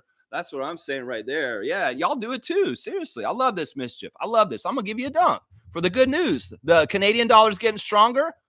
Well, it seems like something you try to do there, Trump. You shouldn't have rose us up. You shouldn't have stirred the hornet's nest, because now you're getting it. Now you're getting it financially, and you're hurting U.S. companies because of your short-sightedness. 9 dunks, 9 points for mischief, third dunk of the year. There you go. I love it, man. Smith saying, does Uric really have potential, though? Yes, he does. I don't know. I know, Smithy, you're not really watching 905 as much as us. And coming in there, let's just say this. He's got the same body as Giannis Antetokounmpo. He's got the same exact body. He's the same height, the same wingspan, and he has all the same quickness and strength that Giannis has. In some ways, he's already shown a very good passing chops. Beyond his knowledge of basketball, he's not been playing his whole life. He has a natural passing ability. He can also shoot threes. He's been hitting threes here and there. Not so much. His biggest strength is blocking shots, and his timing is very, very good. This guy's a bigger, thicker, better than Koloko kind of player. And yes, he has it potential, Smooth. He has it for sure. He has it for sure with defense and rebounding. We'll have to find out if he has it with offense over time. But yeah, I think it's about time for him to come up. Seriously. And it's signaled by him coming up today. And being in Philadelphia today, and our weakness is center right now with not having Jakob, that Shamshe's going to play tonight. He's going to play tonight, and more people are going to see exactly how badass he is tonight in Raptors Nation. People that have not paid attention to 905 all year are going to have their eyes open to why we are going to be badasses in the years to come with the core we're building right now. And Shamshe has it. He has it. I'm going to tell you that right now. Yeah, Mischief saying, I want to see the Sprite cam, what it looks like, Lex. Okay, 73% are saying currently that I should crack open the 30th anniversary Sprite Raptors can and have a taste test on here. It's like I'm going to taste it. And like, tastes like Sprite. We do like food things on here sometimes. I ate an onion on the show once. I do weird food stuff on this channel every once in a while. Y'all will have me wanting to make me eat hot peppers once. All kinds of crazy stuff happen on this channel sometimes. Derps is saying All-Star game is basically Team USA versus Euro MVPs and whatever Kenny's team is, a young team. Yeah, Kenny's team is all the young players that are American. Kenny's team is like Tatum and Brown and Darius Garland and Tyler Hero. Yeah, his team is all the younger Americans. And Shaq's is all the older Americans, and then Chuck's is all the international players in between. That's basically how they cut it up. It's exactly perfect, honestly. All the international players just went to Chuck. They cut the age in half and put all the old guys that are about to retire on Shaq's team and all the young stars on Kenny's team. They're calling Kenny's team the Gen Z team. The Gen Z team. And Shaq's team is the legend team, honestly. I don't know if they're all legends, but they're pretty legendary. The Shaq team. That's right. Pretty legendary. Mike's saying, shaking my head, not going to lie, the derangement is out of control on both sides. I'm not sure what you're talking about. Are you talking, about the Scotty stuff? Yeah, I don't know. The derangement's bad. We got to keep going, Project Truth. Mike, Now more than ever, Project Truth, speak the truth, put the truth out there, even if it's ugly. And yeah, let's talk about this and put some more content out explaining to them. Mike, when you see the derangement, your action should be, okay, this sounds crazy. Let me go set them straight. 5 minutes, boom. Let me just explain that to them. Logical Raptors fanatic, putting the logical down on the illogicals is what I'm saying. So, Mike, that's in your name. I freak out and you get logical. And well, when people are being illogical, Spock, you need to show them, live long and prosper. Yeah, so show them it is illogical, Captain. You got to show them how it's illogical and get your 5-minute response out there to whatever irks you. That's your impetus right there, Mike. That's your creative spark. You read something online and you say, oh, what the fuck are they saying? I got to freak out on them. Not like Lex. I'll logically lay it down for them and explain it to them in a way they can understand so they stop fucking being such an idiot. Please, Mike. Please, Project Truth. Truth these motherfuckers and educate their asses is what I'm saying right now. Yeah. Nako's saying, I thought Pascal was a better scorer than Scotty overall, even if Scotty is overall the better player. I don't think they're hiding BI overachieving on scoring and Scotty overachieving at dirty work. Nako, great to see you, Gerald. Good to see you in the chat. I think this is true. I think that once again, people need to realize, there's all kinds of rules y'all are putting on teams that don't have to happen. We can have lots of talent on a team and make it fit. We can have a player that scores more than Scotty does. We can have Scotty be the glue guy and not be the leading scorer and still be the franchise player and be the person who is the leader and captain of the team. In some ways, that's actually more powerful, honestly, than being the leading scorer. Sometimes the leading scorer is a very serious, strong, pressured position because it's a lot of people are on your shoulders and you're carrying the team. In some ways, Scotty doesn't have that pressure along with the glue guy pressure. It allows for more roles to be interchangeable and working at the same time. You can't have two leading scorers at the same time, right? So you got to have a leading scorer and then your best player is your glue guy. No, that's a winning formula right there. And Raptors fans, you need to be educated on this if you're not understanding the picture and really understanding the different cogs in the wheel, the mechanism of the Toronto Raptors roster right now. Seriously. In some ways, this is why I'm here. I'll educate you. But seriously, why are we making all these rules about how the Raptors have to be, Raptors fans? Why don't you just let them be who they are and just watch them? You're a fan. You watch the game. You're not the GM. You're not the coach. Just fucking watch the games and enjoy Raptors basketball. How about that? Derps is saying, Shamshay, please save us. Yeah, he could. It'd be fun tonight if we see Ulrich Shamshay matching up with Penguin Man. Andre Drummond. Yeah, I can see this happening. Or maybe we'll get to see Shamshay versus Bona. Yeah, two rookies. And, of course, Bona got a whole bunch more attention. People were saying that Bona was the best athlete in the draft last year, Aiden Bona. And, he is very athletic. But I'm going to say something right now. The Bona versus Shamshay matchup is intriguing for the two young rookie prospects. In some ways, Shamshay could come out there and look better than Bona tonight. Watch. We have to see this, man. Carlos saying the fact is Scotty has never been a predator scorer, but he's getting to it. But he has everything that you want in a player and way ahead of schedule. He's figuring out his offense now. If I was thinking about this, all right, and the only way I can do this is let's gauge him against former Raptors that have left our team and their journeys as offensive players. And specifically, I'm going to talk about Pascal and OG.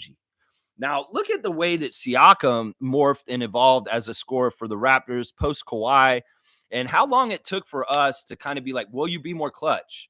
Will you take more of the onus of trying to carry us to win? Siakam wasn't totally naturally doing that, but he has been doing it more recently for the Pacers. So there is a schedule as you get older in the NBA of being more comfortable with being clutch and being more comfortable as a scorer and honing your craft like a DeMar DeRozan does how long into his career. And how he is with clutch and how he does things at the end of games compared to when he was in the Raptors jersey. Think about what I'm saying. There's a journey for every player in their careers for progressing in these kind of skills. And Scotty, in some ways, in his year that he's in now, like his fourth year, right? Or something like that, fifth year or something, his fourth year, right? His fourth year is really gotten really far with that predator mentality that Kaloy just said. Is that this is the thing. Some of the stuff he's done recently is top-notch, unbeatable shit. And it's going to get even better. Brandon Ingram's going to help him. Watch. And this is the thing. He's already ahead of Siakam. Siakam wasn't like this at this point in his career, at this level like this, as far as taking over and making shots like this. But he's going to progress. He's going to get better in this. I think that Scotty will be able to be a go-to guy and take over games from time to time, and it will be a badge for him. It's just that his standard badge, night in, night out, will be that glue guy that's not necessarily the leading scorer. But there will be nights where Scotty will be the leading scorer, and we are going to see a monster game from him at some point. I asked him for it earlier this week, and who knows? Maybe he'll give it to me sooner than you think. And he might come out and try and drop a 50-point game on somebody soon.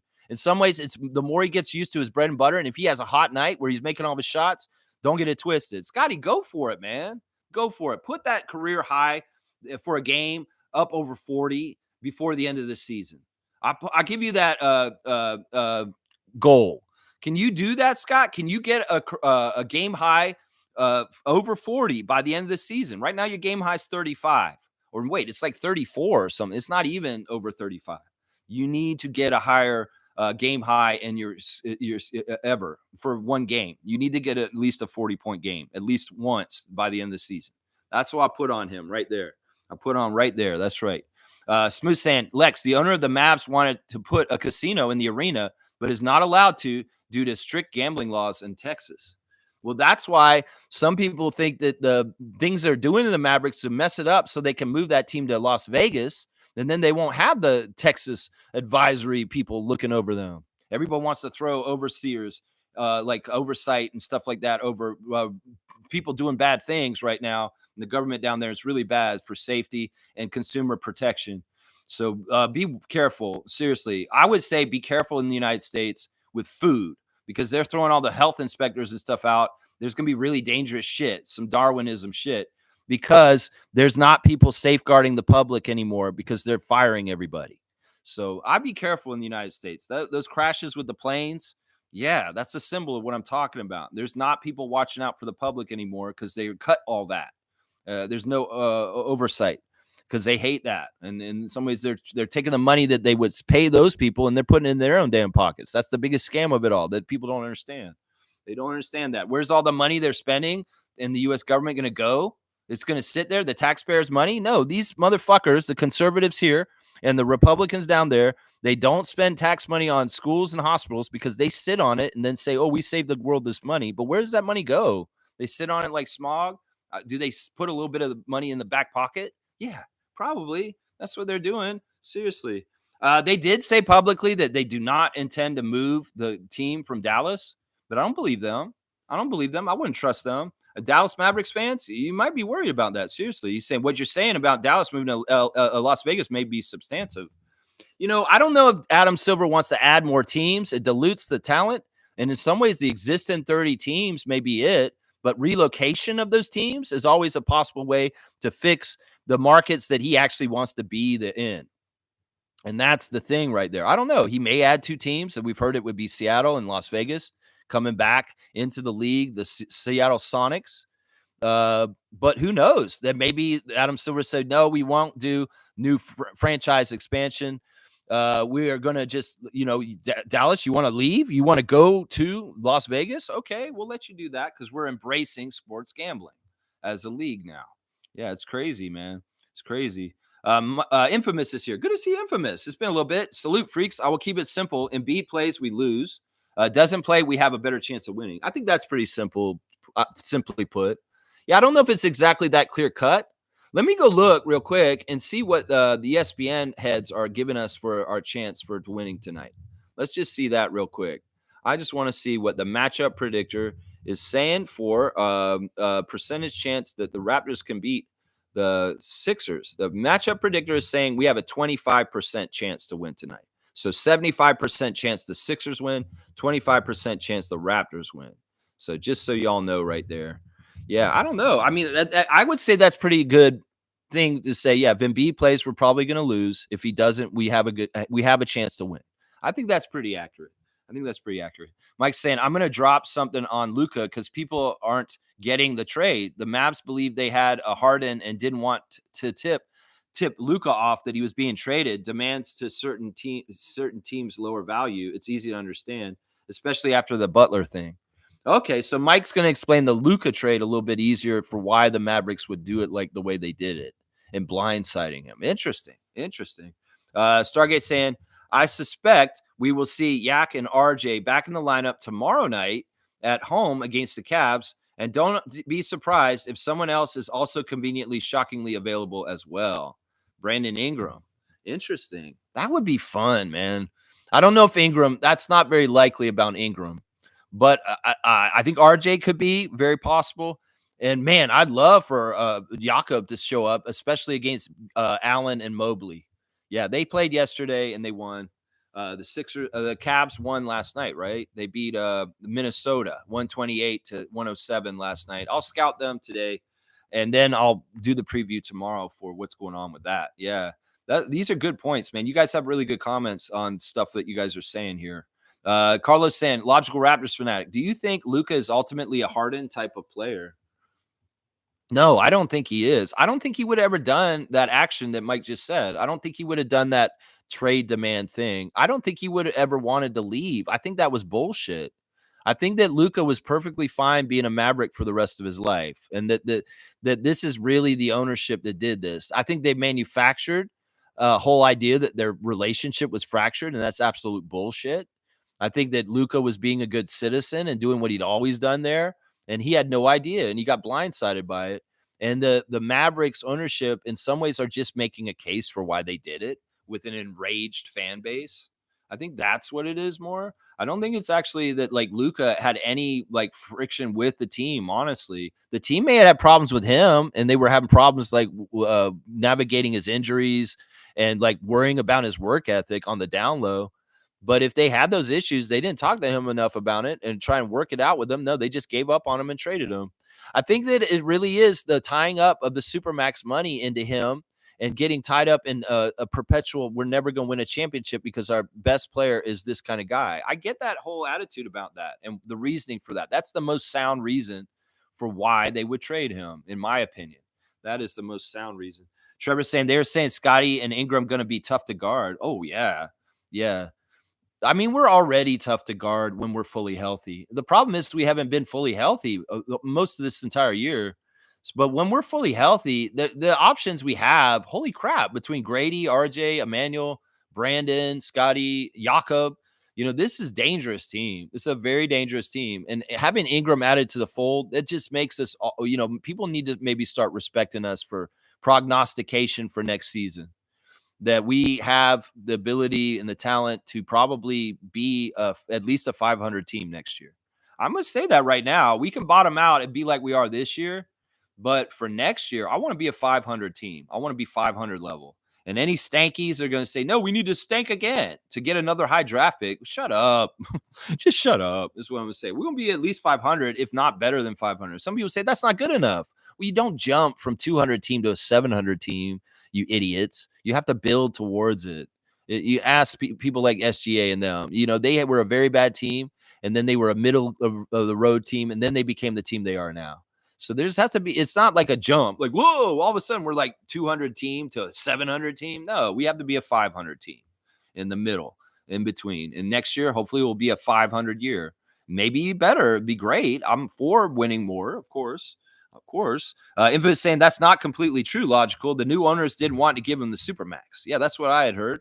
Either way, I mean, they're probably true, but they're both true at the same time. Nako's saying Scotty's scoring as is still very good. If he's doing everything else at an A level, his scoring is probably a B plus. Yeah, I mean, you don't need to grade him. What are you, a teacher? I mean, I would say this. Don't worry about Scotty. I'll tell you guys when Scotty's fucking up his career. And right now, Scotty is excelling and growing this year more than he's grown in any of his NBA years so far. Scotty has excelled and grown in certain ways that casuals won't see right now. Some people are just going to measure what he's doing by his stat line. That's not the best way to look at it. You need to watch the game and see his energy and see the way he's being a captain and leading the team with communication, and see how he's setting the standard for energy exerted on the court by being that leader and showing all out. That's a totally different kind of thing that casuals may not be paying attention enough to, as far as why Scotty had a huge leap. I think this is the best year of Scotty's career. And in some ways, he's doing things that don't get measured on the stat sheet at a very high level right now. And that's what people don't understand. They don't realize this shit. Mike saying, Carlo, the Mavs don't trade him unless they believe that they were the next Harden rookie Rockets and decided to go for it while the league isn't super strong. A Masai move. I mean, I think you guys are saying the same thing. You're just saying it in different ways. Let's just put it that way. And Derps is saying Mavs traded Luka on 80% off discount trade. Basically, if the NBA was only 2 teams instead of 30, soon to be 32. Yeah, that was total. That I don't agree with the Lakers being the only team that talked to the Mavs about Luka. I know they could get it out there and they had to do it all privately and shit like that. But like I said, why the Lakers out of all the teams? They could have picked so many different teams. And in some ways, that's an insult to Mavs because they are a playoff rival that they have to play in the Western Conference. And now they would have been happier if Luka got traded the Eastern Conference, I'm sure. Seriously. They would have been happier then, honestly. Fiercely saying, yes, Smooth. They're pissed. The casino was so they don't value the team nor the fans that much. They even refunded disgruntled fans tickets. Who does that? Yeah, we covered this. They have to legally do this. The people that bought season tickets bought the season tickets on the premise that the product would be Luka Doncic. And when the product is not the same, legally, in some ways, these fans can sue them and get their money back because of this trade. And that's exactly what the threat was. And that's why they had to refund them. So, yeah, we went over this. And, yeah, let me keep going. A clear message. They don't even care about losing their money. Yeah. I guess that's one way of looking at it. I mean, the lady is so rich. She can buy bombs for Palestinians. So come on. Mike saying, Derps, okay. When Luka demands 2 teams or 1, how much is he worth? Yeah, I don't know. You guys there's a little bit of crosstalk right now, but it's okay. I'll allow it for right now. It's a little annoying though. Let's see. Infamous saying they didn't think he was worth the Supermax. I believe it was a money decision by the owners, and unfortunately, their GM is taking the blame. They have a history of doing this. Brunson, Jason Kidd, Steve Nash.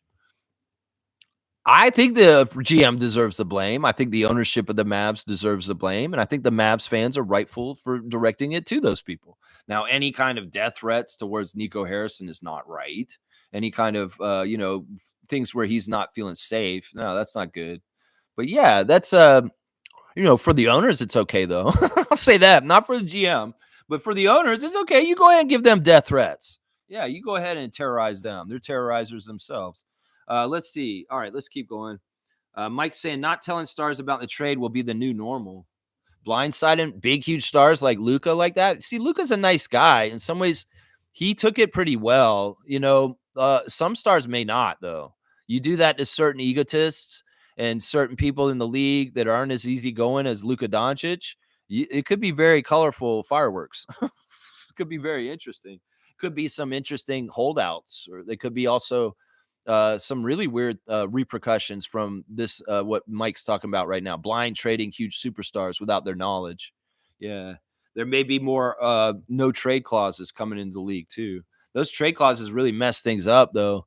LeBron's, I get it. LeBron is like the biggest economic driver of the league. In some ways, he should have some control over where he is. But Bradley Beal's never understood. That's one of the weirdest things that they would give him a no trade clause. Because honestly, that screwed up the Phoenix Suns being able to do anything just recently. They were wanting to get Jimmy Butler. Well, Bradley Beal absolutely screwed that up because he has a no trade clause. And if they even tried to move Bradley would probably say, yeah, I don't want to go. And it totally screws them up. So maybe there'll be more no trade clauses, even though they're very inflexible, very, very inflexible. Emphasis saying trading for AD saved them the money. Yeah, I mean, I get that aspect, and I understand why. But once again, the thing is that you've got a generational talent on this team, and the fans are pissed. And I'm going to look at it from the fan perspective. I won't look at it the owner perspective or the salary cap or any of that for other teams. I will for us, but not for other teams. I don't care. In some ways, I care about the fans of Dallas and how they feel about this. And the money reason, sure, that's a good reason for the front office, but it's not a good reason for the franchise or the fan base. It shows that they're cheap, and it also shows that they have no loyalty to somebody who absolutely wanted to be here and was a generational. See, I can see it from the Mavericks fans' perspective. I'm not going to be looking at it from the front office's perspective. We can make a case for why they did it. They're trying to do that just because they're trying to hush all the this league is rigged kind of talk. Well, no, we did this because of this. Y'all are just trying to make up the story for why Adam Silver forced the Mavericks to trade Luka Doncic to the Lakers. And that's fine. You could do that. That's fine. Mike's saying Butler, Harden, KD, etc. That's who's on Team Shaq. That's right. They got a crazy ass team. Butler's not in the All-Star game. Let's see. Fiercely saying Stargate and fam. Do you think, okay, Fiercely, you're doing a lot of what Jillian used to do that I did not like. You're adding other people. At Stargate and fam, you think BI will start tomorrow? Is he ready though? Apparently he was at shoot around, but he can't play. He's not going to start tomorrow. He's saying this just as a tease, but this is not going to happen. I want to say this right now. In some ways, if you really want the educated opinion on this, he's not going to show up tomorrow. I'm going to say that right now. He's practicing with them. He's putting shots up, but it's too early to tell. The soonest that Brandon will be back playing in an NBA game will be after the All-Star break. It's just dumb. It doesn't make any sense. I can winders this. Why the hell would you rush Brandon back for one game tomorrow when you could give him a whole other week off still? Just play him for 1 week, and then he's going to have to sit for a week anyway? That doesn't make any logical sense, guys. And in some ways, you could apply the same to Pirtle on this and Barrett. That you might as well just sit them for the next 2 games and get them a long-ass rest before they all come back after the All-Star break with everybody. So I don't know. I would love for RJ to come back tomorrow. I would. I think that's the most likely. Pirtle, I'd love for that to happen. But do you understand what I'm saying? It's just for one game, and then boom, they're going to have a whole bunch of time. Maybe that actually does make sense that they do it. Dr. McKechnie knows better than all of us. He knows better when these guys are coming. I wish I could call him and just find out from him. Dr. McKechnie, can you tell me who's going to be playing in the Raptors tomorrow? I want to know. I want to tell the Raptors freaks. Please tell me. That's right. Input is saying logical. That's why I always, for the most part, on the side of the players. Yeah, no, we should always be on the side of the workers. In this world, more and more today, if you're on the side of ownership and the billionaires and the rich, you're on the wrong side. You're on the wrong side. They're union busting down there. There's all kinds of crazy ass things. They're gutting the U.S. government for protections for everyday people. And the feeling that everybody's going to feel it down there. And we're going to feel it in some ways up here, but in weird ways, maybe some positive ways, like what I was talking about earlier. But down there, they're going to feel it. And this is going to make people hate that political party more and more. And it's going to be very unpopular. The midterm elections are going to be hilarious this time. Watch, if we're allowed to have them. It could very well be this guy's going straight to dictatorship, and he's going to say some crazy shit like, no, we're not going to have midterms. I'm the king now, and we're not doing elections ever again in the United States. Don't put it past that crazy orange man and the billionaires that are backing him up and using him as a tool to rob us blind from the top. So, yeah, I'm just going to say that. Always stand with the workers. Seriously. Stand with the unions. Stand with the workers. You stand with the owners and the rich people like Tom Duke did, you're a sellout. You stand with MAGA like Cowboy did, you're a fucking sellout. MAGA Cowboy, you are a traitor to Canada, you piece of shit. That's what I'll say to Canadian Cowboy. You don't have Canadian in front of your name anymore. You're a fucking MAGA Cowboy, and you're a traitor to our country, you piece of shit. This is what I'm going to say to Bradley this morning. Yeah, I'll bring him up just for that. How about that? Let's see. Logical saying, I'm going to make something. Too many conspiracy theories are weakening the logical truth. There you go. That's your superpower. This is when the bat signal goes into the sky for Mike. You need to go do a job, Batman, and go take care of this, crime fighter. That's what I want from you, Mike. You do it, man. You're making me really inspired and happy because you have the ability to do something about this, and you're going to. And I love that. Mike, I'm going to give you a dunk. You're at 18 with 6 dunks for the year so far. There you go. You will not let these conspiracy theories go on. That's right. Trevor's saying, until further notice, the days of the week are now called this day, that day, other day, someday, yesterday, today, and next day. That's confusing. I don't know. In some ways, I got to know what day it is so I know how to say at the beginning of the stream. Hello, it's good morning, Raptor Freaks. It's Tuesday. I'm going to come in and say, oh, it's that someday. It's someday. Blackhawk saying, give BI as much time as he needs to heal. No rush. BI can have a spliff with Lex. That's awesome, Neil. That'd be fun, man. I don't know. That would be cool to have on my bucket list. I smoked some weed with a raptor at some point. Maybe if they're retired afterwards. I don't know. That would be cool to have on my bucket list. I actually smoked some cannabis with a raptor. And maybe it is Brandon Ingram someday. The notorious BI3. Maybe it will be. Yeah. I smoked weed with a wrestler once. I smoked weed with Rob Van Dam. All right, let's keep going. Let's see. Info is saying Ingram will be our release valve when we go into scoring droughts. Yeah, well, we have guys that have been helping with this already. RJ's number one, and Grady's number two. But Brandon will probably be number one when he is playing for us, and RJ will be number two, and Grady will number three, and Emmanuel's like number four. So it's not even Scotty is like the go-to guy when we're in droughts. No, he's not on that list as high. He could be, and he should be, and I want him to do it more. But it probably will be Ingram, Barrett, and Dick that are the most like, I'm going to kill this scoring drought for the Raptors kind of guys in the near future, in the years to come for the Raptors. That's where I look at it. Yeah. Mike's saying nice. Nico and Rob kept it at a secret because it was good for both of them. Rob get Luka without other bidders, but Nico kept it secret not to ruin his trade value. Yeah, well, that's the friendship of them working together from Kobe Bryant, and absolutely in collusion.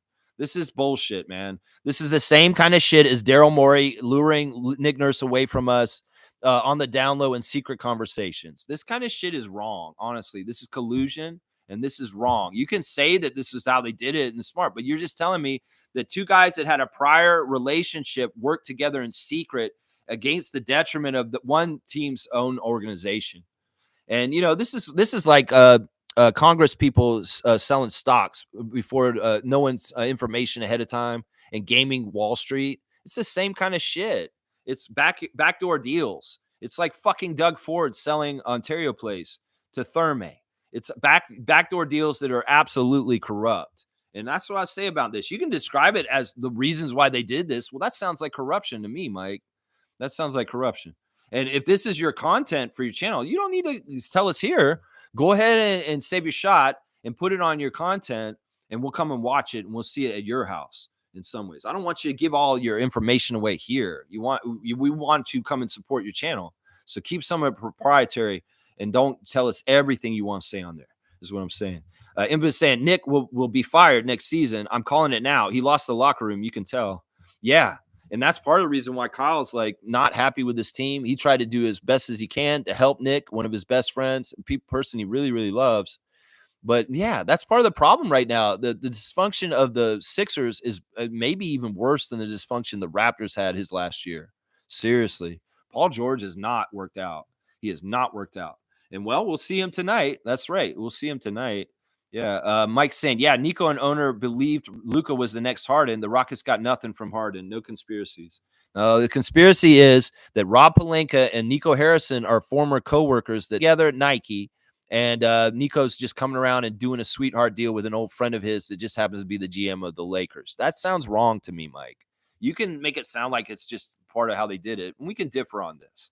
Let's see. Stargate saying, and Philly doesn't have a first-round pick in the draft, so the process has failed miserably. All that previous tanking for an injury-prone Embiid, Markelle Fultz, Nerlens Noel, Jaquil Okafor, and Ben Simmons. Yeah, and where are all those names in the process? Exactly, Stargate. Exactly. And Embiid's just going to be the last disappointment in the whole process, the centerpiece of the disappointment. Mike's saying just NBA player value. Okay, yeah. Mike Nako's saying devil's advocate. AD probably was the best available center they could trade for. But if I was Dallas, I'd probably try and get Donovan Mitchell and Mobley if I was the Mavs wanting to trade Luka. Yeah, that's what I'm saying. They don't even know what they could have gotten from other teams. They could have gotten a way better package for Luka than they realize.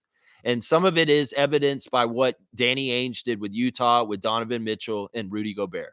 The packages that he got for those two main pieces of Utah show the market is really good out there with all the teams involved and not just one, the Lakers. That's what I'll say right there. Yeah.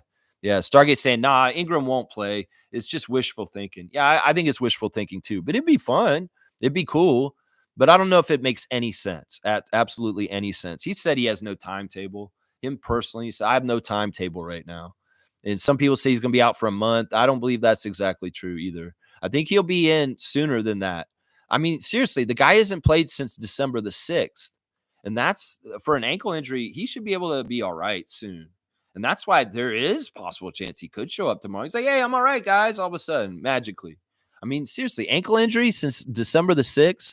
I'm telling you, it's a weird one. I'm not totally sure what's going on here.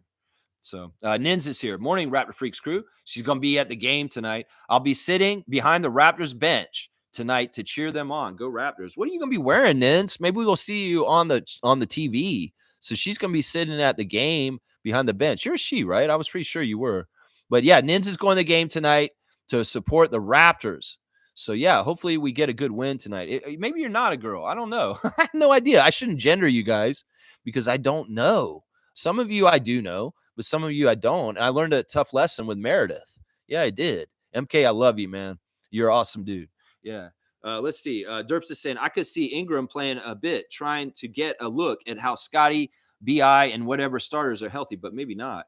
Brandon's going to play by the end of this year. He's not going to sit out for the rest of the year. In fact, it'd be very smart for us to get him orientated and have a little bit of like time gelling with everybody in this period of time as much as possible by the end of the year. So I fully expect Brandon Ingram to play, some games before the end of the year. He's not just shut down for the rest of the season. There's never been that official. So we got to see him healthy with those other guys. I want to see it. Mike's saying AD is a 4, and the Mavs were trading for the guy that should have been a former MVP in the bubble when he played the 4 and didn't need to carry a senior citizen that only play 4 when he's MVP-ish 4. Okay, I'm not. You're just saying your point is that Anthony Davis is a 4 and that he going to Dallas, he can play next to a center. I don't know. I'm kind of confused with that comment, Mike. I'm not sure. Let's see. Blackhawk saying, Lex, it's not about basketball. It's about firepower. When you're down, RJ and Pirtle, IQ still warming up. So Scotty is it for offense. What made it worse is we lost Grady. Yeah, well, let's not go by the last game. Seriously, that last game, everything was thrown out the window by what the players were trying to do as for what the team was trying to do with development and playing the very young players. So yeah, you can't do this. You can't, in some ways. All right. That Houston game on Sunday was ugly. It pissed me off, but everybody's pissed off at it and coming after Scotty for it. Just chill. In some ways, he wasn't in the game at key times when he could have been to help us get back. There was very much a concerted effort to play Jamal Shed, Jonathan Mobo, Jamison Battle, Jacoby Walter, and young players in that late part of the game. If we were serious about trying to win that game, Chris Boucher, Scotty Barnes, and Emmanuel Quickley would have played almost the whole fourth quarter. But we weren't. So Raptors fans, think about it that way. The Raptors were not trying to win that game last game. And you can't hold that against Scott. He has to go along with what the team plan is for whatever that night is. And it was a development night. It wasn't necessarily trying to win night. That's what it is. Infamous saying getting Anthony Davis was not the best value. The GM for the Mavs is friends with Rob. That's exactly right. That's exactly right. Yeah. Yeah. Let's see. And Mike's saying, well, who's going to get better? Mike, I don't want you to get in arguments with us about this. You go ahead and make your argument on your channel in a clip. I see you commented a lot before the end of the stream just now. You spam my comments. I want you to weed them out a little bit. If there's any repetition, cut it out. If there's any back and forth with Infamous or anybody about this, I don't want to argue about AD and Luka. I hate this topic. This topic is not interesting to me. This is Laker bullshit, and we've covered it way too much in this last week since it happened. You can cover it on your channel. That's your right. But I don't want to spend any more time talking about it today. I don't give a shit. I really don't. I really don't in some ways. All right. So I might skip any Luka or Anthony Davis comments that are related in the chat for the rest of it because, I got 20 minutes. I want to get done. Let's see. Mike saying Laker fans keep saying 2 top 10 players when they had AD and Braun. Okay. I don't even know what that's about totally. But that's true. In some ways, I mean, I would say AD was more top 10 than LeBron. LeBron's more like top 20 or top 30 at this point. Seriously. If we're really being honest. Seriously. Anthony Davis is higher than LeBron, honestly. Let's see. Blackhawks saying AD was a great guy, a great get for the Mavs. They just screwed up the medical. Yeah, I don't know if they screwed up the medical. Now, all right, here, I'll talk about this. This is way more interesting to me. The Mark Williams trade is being the Hornets are mad at the Lakers for the physical thing, and they're very, very mad, and they're raising a stink about the trade not going through. And this is crazy. Yeah, this is absolutely crazy. We'll have to see what the fallout is about the Knicks trade between the Hornets and the Lakers that didn't go through with Mark Williams and Dalton Connect, because there's more of a saga playing out with that. That's very interesting. The Hornets, I think they're going to try and challenge them being able to rescind the trade due to the physical. and say, no, you have to go ahead and just take him because you agreed to this deal. So there's a little bit of a fight in that. That is way more interesting to me than this Luka shit, guys, just so you know. Let's see. All right, that's just arguing about who's on what. All right, let's see. Stargate saying the current Scotty slander is just coming down. These adolescent casual hockey parented kids who only value high scoring as good playing basketball. Yeah, it's the same of the more of the immature overvaluing of 3-pointers and scoring. Young basketball fans that just do not understand how much basketball is so many different things. It's exactly right. I don't know if it's necessarily hockey stuff, but there are a lot of hockey fans that don't know basketball actually, and they act like they think they know basketball. And I think that that's true with Stargate saying. Mike saying, honestly, two-way AD is maybe top 10, but minus points LeBron is Beal level. Yeah, that's kind of what I was just saying. Fiercely saying, Lex, I think Seymour Pape meant voting for the Sprite poll.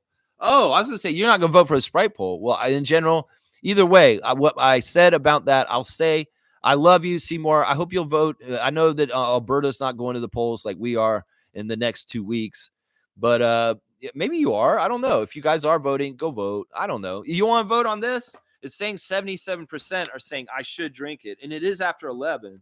So I guess maybe I'll drink it, guys. All right, let me see. I guess I could go buy another one if I want to have another one intact. All right, let's see. I'm opening it up from the side, and here's the Sprite can. Look at it, man. Isn't that cool? It's cool to see the Raptor on a Sprite can. Isn't that kind of cool, man? I like that. It's very cool. I don't get it all the shininess. That's very cool. Does it say 30th anniversary on it? Yeah, it does. It has our 30th anniversary logo on there. Toronto Raptors 30th anniversary. All right, let's try it. Let's taste test a 30th anniversary Raptors Sprite. Oh, yeah. Is that fizz? You can kind of hear it. Ugh. Actually, you're right. Sprite is trash. Whoever wrote Sprite is trash is right. I'm going to say this. Coca-Cola is different in different countries. Mexican Coke is real sugar in it, and it's really good. And Canadian Coke used to be different than American Coke, but it's changed. In some ways, the Canadian stuff's become more American-like. Like Canadian Sprite used to taste different than American Sprite. When I was a little kid, I remember that. This tastes like American Sprite. I'm not going to lie. There used to be a little more sweetness to Canadian Sprite. But yeah, this tastes like American Sprite. Unfortunately, even with the Raptor logo on. It is what it is. It's kind of like more bitey, like prickly. You know how Sprite can be kind of tangy and, it's not as sugary and like a sweet kind of Sprite. It's more like sour and kind of prickly. Does that make sense what I'm saying? 100%. And somebody's agreeing with me. Thank you for the love. All right. Yeah, I'll just take one more sip. Yeah, it's Sprite. It's fucking Sprite. Yeah. All right, there. I'm in the Sprite zone now, guys. All right, we're ending this poll now. 77, Jameson battle. Jameson battle, the battle to drink a Sprite. That's right. Nako's saying Jokic wouldn't be the best player in the league if scoring was all that mattered. Yeah, exactly. There's a good example from Nako the Nacho. I think some people just have too much time on their hands. Y'all need to go do other things than obsess about the Raptors like I do, because you're not doing it in a positive way. Some people will say, you're not doing it in a positive way either, Lex. I'm trying to do it in a positive way. I get better every day. That's all I can do. That's right. Mike's saying Lex is on one today. I don't know. I'm just, you know what? I'm feisty. I'm very feisty. I went off in the grocery store yesterday talking about things and politics. And I didn't care if anybody heard me. I went off on Doug Ford in the grocery store. And some of the PC people around me were giving me a side eye. I said, yeah, I said it. Doug Ford will sell us out to Donald Trump if we elect him again as Premier of Ontario. We need to vote Ford out. He sold us out with Ontario Place and gave it to Therme, a foreign investment group. Why wouldn't he sell us out to another foreign investment group? Because it's about money with Doug Ford. It's not about the people. So why the hell wouldn't he sell us out to MAGA and Trump? He's going to act like he's in between them, but he's lying. Do not fall for that shit. So if you live in Ontario, do not vote for PC Doug Ford to be Premier of Ontario again. Vote him out or vote him less. He's doing this shit because he wants to show that he has a mandate, but he does not. We're going to show him just how pissed off we are about the Greenbelt scandal, about Ontario Science Center, in Ontario Place, and all the other stupid ass sweetheart deals he's trying to enrich himself behind back doors, just like Trump does. Let's not get this twisted. Ford Nation is just a couple of shades off of MAGA Nation. So let's reject that kind of entity in our government up here immediately before this shit starts happening up here. And voting against PC and Doug Ford is that way. I said that very loudly in that grocery store, in a rural grocery store, and people looked up. I was like, yeah, I said it. Doug Ford will sell us out. If you vote for Doug Ford, you're going to vote against Canada, is what I'm going to say right now. That's what I'm going to say. Yeah. I was on one. I was. Fiercely saying, Shuck saying African and Turkish delights. Yeah, okay. Laugh out loud. SGA could have been international as well. Shuck. Are you saying Shack? That's how you spell Shack? That's weird, man. Or Chuck. Is that how you say Chuck? You're saying Chuck. It's like you took Chuck and Shaq's name and hybridized them, bastardized them into one name. I've never seen that before. Somebody taking Chuck and Shaq's name and mashing them up. You mean Chuck Charles Barkley. That's who you mean? Because I'm confused here, Fiercey. I thought you meant Shaq at first. I don't know. Either way, I don't know who said that. I don't know who said that. Chuck said it because he has the international team. Mike's saying the Raptors are in a great position. We're going to show the Pistons how to truly rebuild, and it doesn't take 5 to 6 years from 2019. Ooh, goes to dynamite. Mike's right. Mike's right. I'm getting behind that. That's right. So like DZ saying, I still buy American stocks. Okay. That's your own life. You don't have to advertise it here. Mike's saying, in the NBA, I buy Canadian grade A Raptors. There you go. Kaz is saying, Sprite is my favorite pop. Okay. Sprite is your favorite pop. 7-Up is trash. 7-Up is trash? The Angola. No, I was watching G.I. Joe the other day. Yeah, I'm watching Dino Riders and G.I. Joe. And Destro's on the air. Destro, yes, my Cobra Commander. Yeah, Destro. He's got that 7-Up guy's voice. Did you ever feel that when you were a kid and you're watching G.I. Joe? And you're like, man, he should be selling 7-Up because he's got that 7-Up voice. Destro, the arms dealer of Cobra. The arms dealer. That's what his job was. He was the arms dealer. Yes, my Cobra Commander. It's 7-Up, the Angola. Yeah, I always felt like he had the same energy as that voodoo guy from James Bond that did the 7-Up commercials when you were a kid. You know what I'm talking about.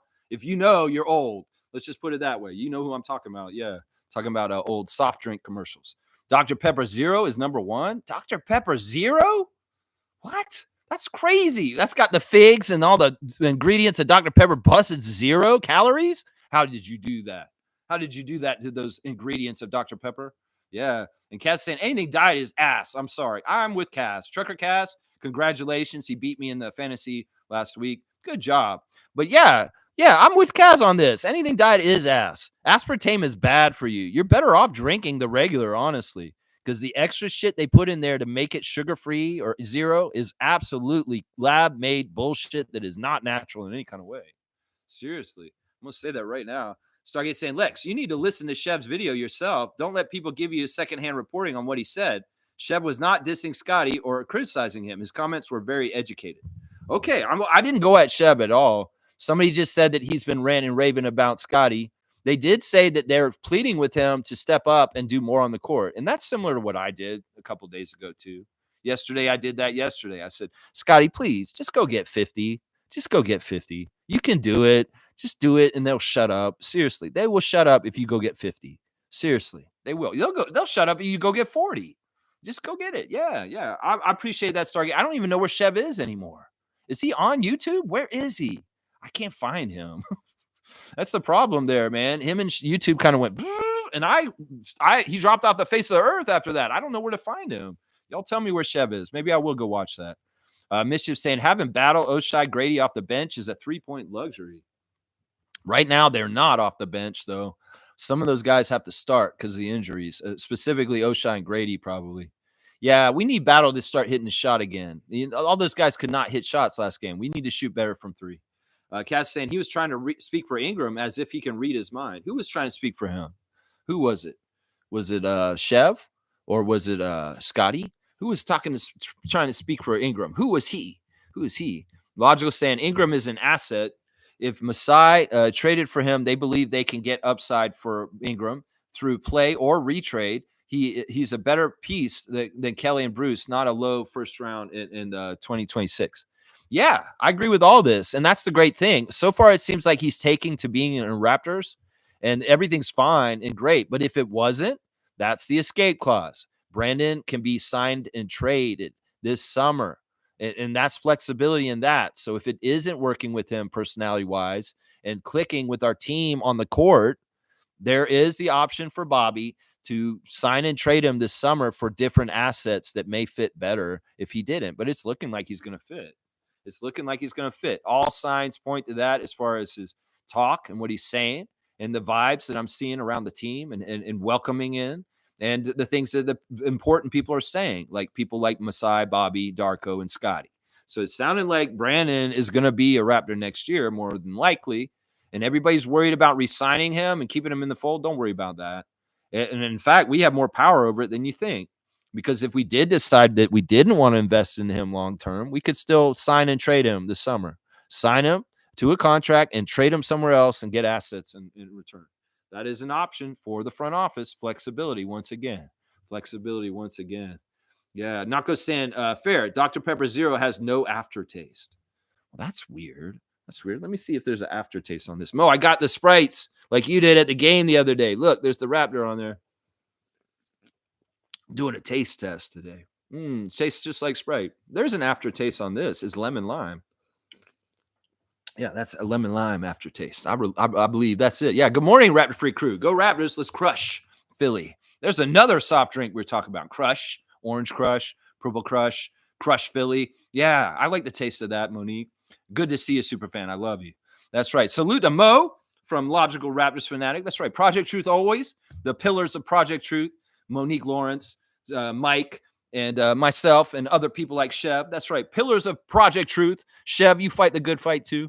That's right. Kaz is saying, Naka, my wife doesn't mind diet though, so it's all preference. I just can't drink it. I'm just saying that aspartame ain't right, y'all. That aspartame ain't right. I'm telling you. There's something wrong with that. The more natural you can be with what you eat, no chemicals, no additives, no preservatives, the healthier you'll be, because we literally are what we eat. Our body takes what we eat and makes it into us. And well, if you're going to put all that McDonald's in your body, well, you're going to be McDonald's. You're going to be McDonald's. I am what I eat. I eat at Spadina and Queen McDonald's. Well, you are McDonald's then. I'm sorry, Grimace. That's right. There you go. Let's see. Smooth saying, plane crash in Arizona. 2 private planes collided. Well, were they billionaires? Anyway, Kaz is saying, Lex, I absolutely believe they're trying to move the Mavs to Vegas. I could see this. They're lying. They're going to say, we're not going to try and move the team to Las Vegas. No, we won't. And then they do it. That's why you can't trust the billionaire class. They're liars. They are liars, and they're fucking swindlers and robber barons. They're the current robber barons of our time. In some ways, there's going to be a reckoning in some sort of way at some point. If we don't, well, we're going to kowtow and bootlick and be underlings and get worse and worse outcomes for our life expectancy, our ability to have happy lives and do the things we want to do and have freedom.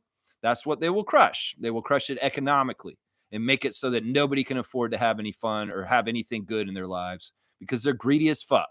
And they just want to fucking buy countries by buying their government, like the United States was bought recently by Elon Musk. So, I mean, that's a sad thing. That's what I'm going to say right there. Yeah. I wouldn't believe them. I wouldn't believe them if I was a Dallas fan. You're saying you're not going to trade or move our team to Vegas? We will not. We have no plans to move the team to Vegas. Don't believe that shit. They will lie to you to your face. You will lie to you. Mike saying conspiracy theories are the issue pushing people away from each other. If everyone would stick to proven facts and no opinions of intent. This is a huge problem, and we talked about it at the grocery store yesterday with the cashier. She said there's just so much lying out there now. Yeah, there's no fact checking. That's one of the things that Elon did with Twitter as soon as he came in there. It took all fact checking out. So the reality of what is true is really hard to figure out because there's so much bullshit noise out on social media. And the sad thing is Zuckerberg's followed suit with Meta and Facebook. There's no longer any fact checking on Facebook. This has happened in the last 6 months, guys. They had fact checkers last year, but they've all been fired or replaced with AI. And the other thing about that is that it's very irresponsible because there's all kinds of weird ass memes and things getting posted politically that are shaping people's minds. In some ways, Facebook is trying to brainwash you. So is Twitter. They put things on your feed very specifically to get you to control you.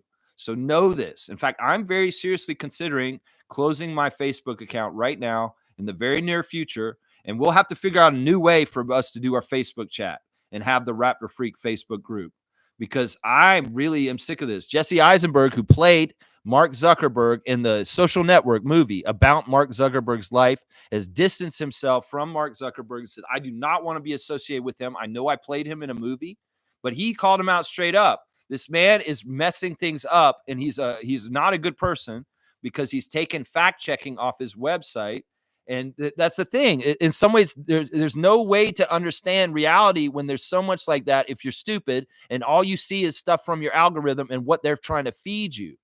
So trust me, you don't doom scroll anymore. I find myself on Facebook sometimes just scrolling through things like I naturally have done for years, and I'm like, you can't do this anymore because it's not safe. Zuckerberg has been compromised, and his site is not factual anymore.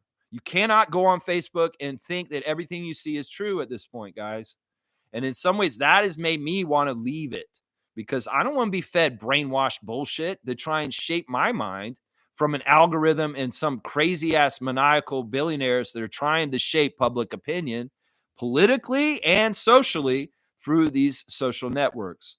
And Elon showed the template with Twitter and what had happened to it in the last couple of years. And now it's just a cesspool of racism, misinformation, and right-wing propaganda. Well, watch Facebook because it's gone the same way recently. And I hate it because honestly, it's a utility. It's something's useful for you to stay in touch with family. But he's lost the point of it. In fact, he joked at the quarterly report for the Facebook shareholders that he wants to bring back old school Facebook for old nostalgia people. Why don't you just fucking make Facebook what it used to be, you piece of shit, and fucking not joke about it at your quarterly report? That's what I would say to Mark Zuckerberg right there. And the man who played you understands who you are because he studied you, and you're a piece of shit. And Jesse Eisenberg has nothing to do with you at this point. In fact, he's distancing himself. How many times do you think he sees people see him on the street and say, Zuckerberg, Zuckerberg? He said, fuck that. I'm not Zuckerberg. Fuck you guys for calling me Zuckerberg. I just played him in a movie, and I detest the man. He's not a good person, is what he's saying right now. Yeah, it's crazy. The age of misinformation and disinformation is here. And that's the Wild West we're living in right now. It's not gunslingers at the OK Corral. No, it's online, and it's fucking peddling conspiracy theories, misinformation, and guiding the people in the wrong directions and using it also to divide us, like Mike is saying. Yeah, Cass is saying Mavs owners are just covering their ass. Exactly. They got to just make the reasons and try and build a case for why they did it. And it's not going to appease the Mavericks fans, and rightfully so. Rightfully so. That kind of player doesn't come around like very easily, and well, they let him just go in a backhanded deal. Carlos saying with Harden type player, I meant a player that is offensive god but won't win a championship. Yeah, that's the folly that some of these people that are being critical of Scotty don't understand. There's so many players like James Harden that never won a championship in the NBA because that's not what wins a championship. A player like Scotty wins a championship. And I want Raptors fans to know that. The Scotty being naturally who he is a championship player.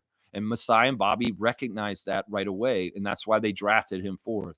And he's still that guy. In fact, he's been hitting all the marks that show that he is that guy. So seriously, let's lay off Scotty, Raptors Nation. There's no reason to be overly critical. And there's no reason to come down on him. He's our guy. We love him, and he loves us. But y'all are unnecessary jerkwads that over-criticize Scotty and over-analyze him under a microscope. I analyze him, but I'm trying to be fair, and I'm counterbalancing it with both really good, positive encouragement, and then also, just constructive criticism that could help him become the best player he can possibly be. Those are my only two actions towards him. And if anybody's doing anything toxic towards Scott, fuck you from me personally. How about that? I'll say that. 2-finger salute to you if you are being unfair and toxic towards Scott right now. because you don't need to be doing that. Nobody needs to be doing that in Raptors Nation. It doesn't make any fucking sense. Stargate saying these new modern fans all want to be armchair GMs and armchair capologists now. They can't just be fans and just watch and enjoy games. They want to do roster construction and salary assessments. Well, go fucking play the video games, kids. Go get a fantasy team and run a team for the year. You got the outlet for that, but trying to I think that this just gets down to a philosophical thing. Anybody who's trying to exert control over something that you have no control, you're going to be a miserable, pissy fuck. And that's what this is. Y'all do not recognize that you have no ability to control this situation, but you want to try and have a control by talking your opinions online and saying all this stuff. You don't have any control over this, guys. And you need to just let go and just watch the game. Like he's saying, we're fans. You're not front office, so give it up, is what I'm going to say to them. Yeah, and if you don't understand the cap, we explained it. You can listen to Mike. Logical Raptors Fanatic can show you exactly the very, very attractive, amazing place the Raptors are with their cap right now, with the apron system. We talked about this yesterday, too. Mike saying, Luka has shown issues with listening to the team. So, yeah, you can't reach a player to better and be able to carry a chip. Yeah, trading him because, all right, Mike, you're shooting your shot on your channel. Everything you're writing in here should just be on your channel, and you can explain it there. You don't have to explain this trade for us. We know what it is. It's a sham, and you can try and do what the work of the NBA and the Lakers and the Mavericks front office if you want, but I don't understand why you're doing that. You don't need to do that. You're logical Raptors fanatic. You're not logical Lakers fanatic, which is what you're sounding like right now. That's what it sounds like. You're justifying the trade. I get it, Mike. You have a burning desire to justify the trade. But honestly, there is a conspiracy theory to this, and it's true that the Lakers were the only team that were talked to, and that's fucked up. I don't care how you slice it. That's still fucked up. Prior relationship between the two. This is like a former Exxon executive being in charge of the Environment Department of the United States. It's like it's a conflict of interest. Nico Harrison working with Rob Pelinka. It's a conflict of interest. I'm sorry. That's just how it is.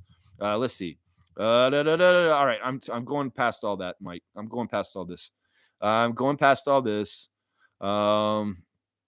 Yeah, everything that's just Mike right here, I'm going to go over. I'm going to go over the Nico. All right. Trevor's saying classic card. Carlos saying, what? Where's Carlo? Why did it jump? Man, you guys filled it up today. And also, hang on, that's not right. That's not it either. Shaq Lindsay's here. Okay, cool. Shaq Lindsay's here. All right, Carlos saying, I see Nico's. No, I don't want to read that. I don't care. Carlos saying, what I get from our front office by getting Brandon means we are serious about building that second chip roster and having that roster for a long time. Yeah. I mean, it's not a Kawhi rental. If Brandon's going to be here, he's going to sign a long-term, and he'll be here for a few years to really give us a good window with that level of a talent. And that's something Kawhi didn't give us. So in some ways, that's really something Raptors fans should wake up. You know, honestly, every Raptor fan who's pissed off right now, y'all need to shut up and just get ready to be very happy soon. Seriously. Y'all are not realizing the impact of this Ingram trade yet.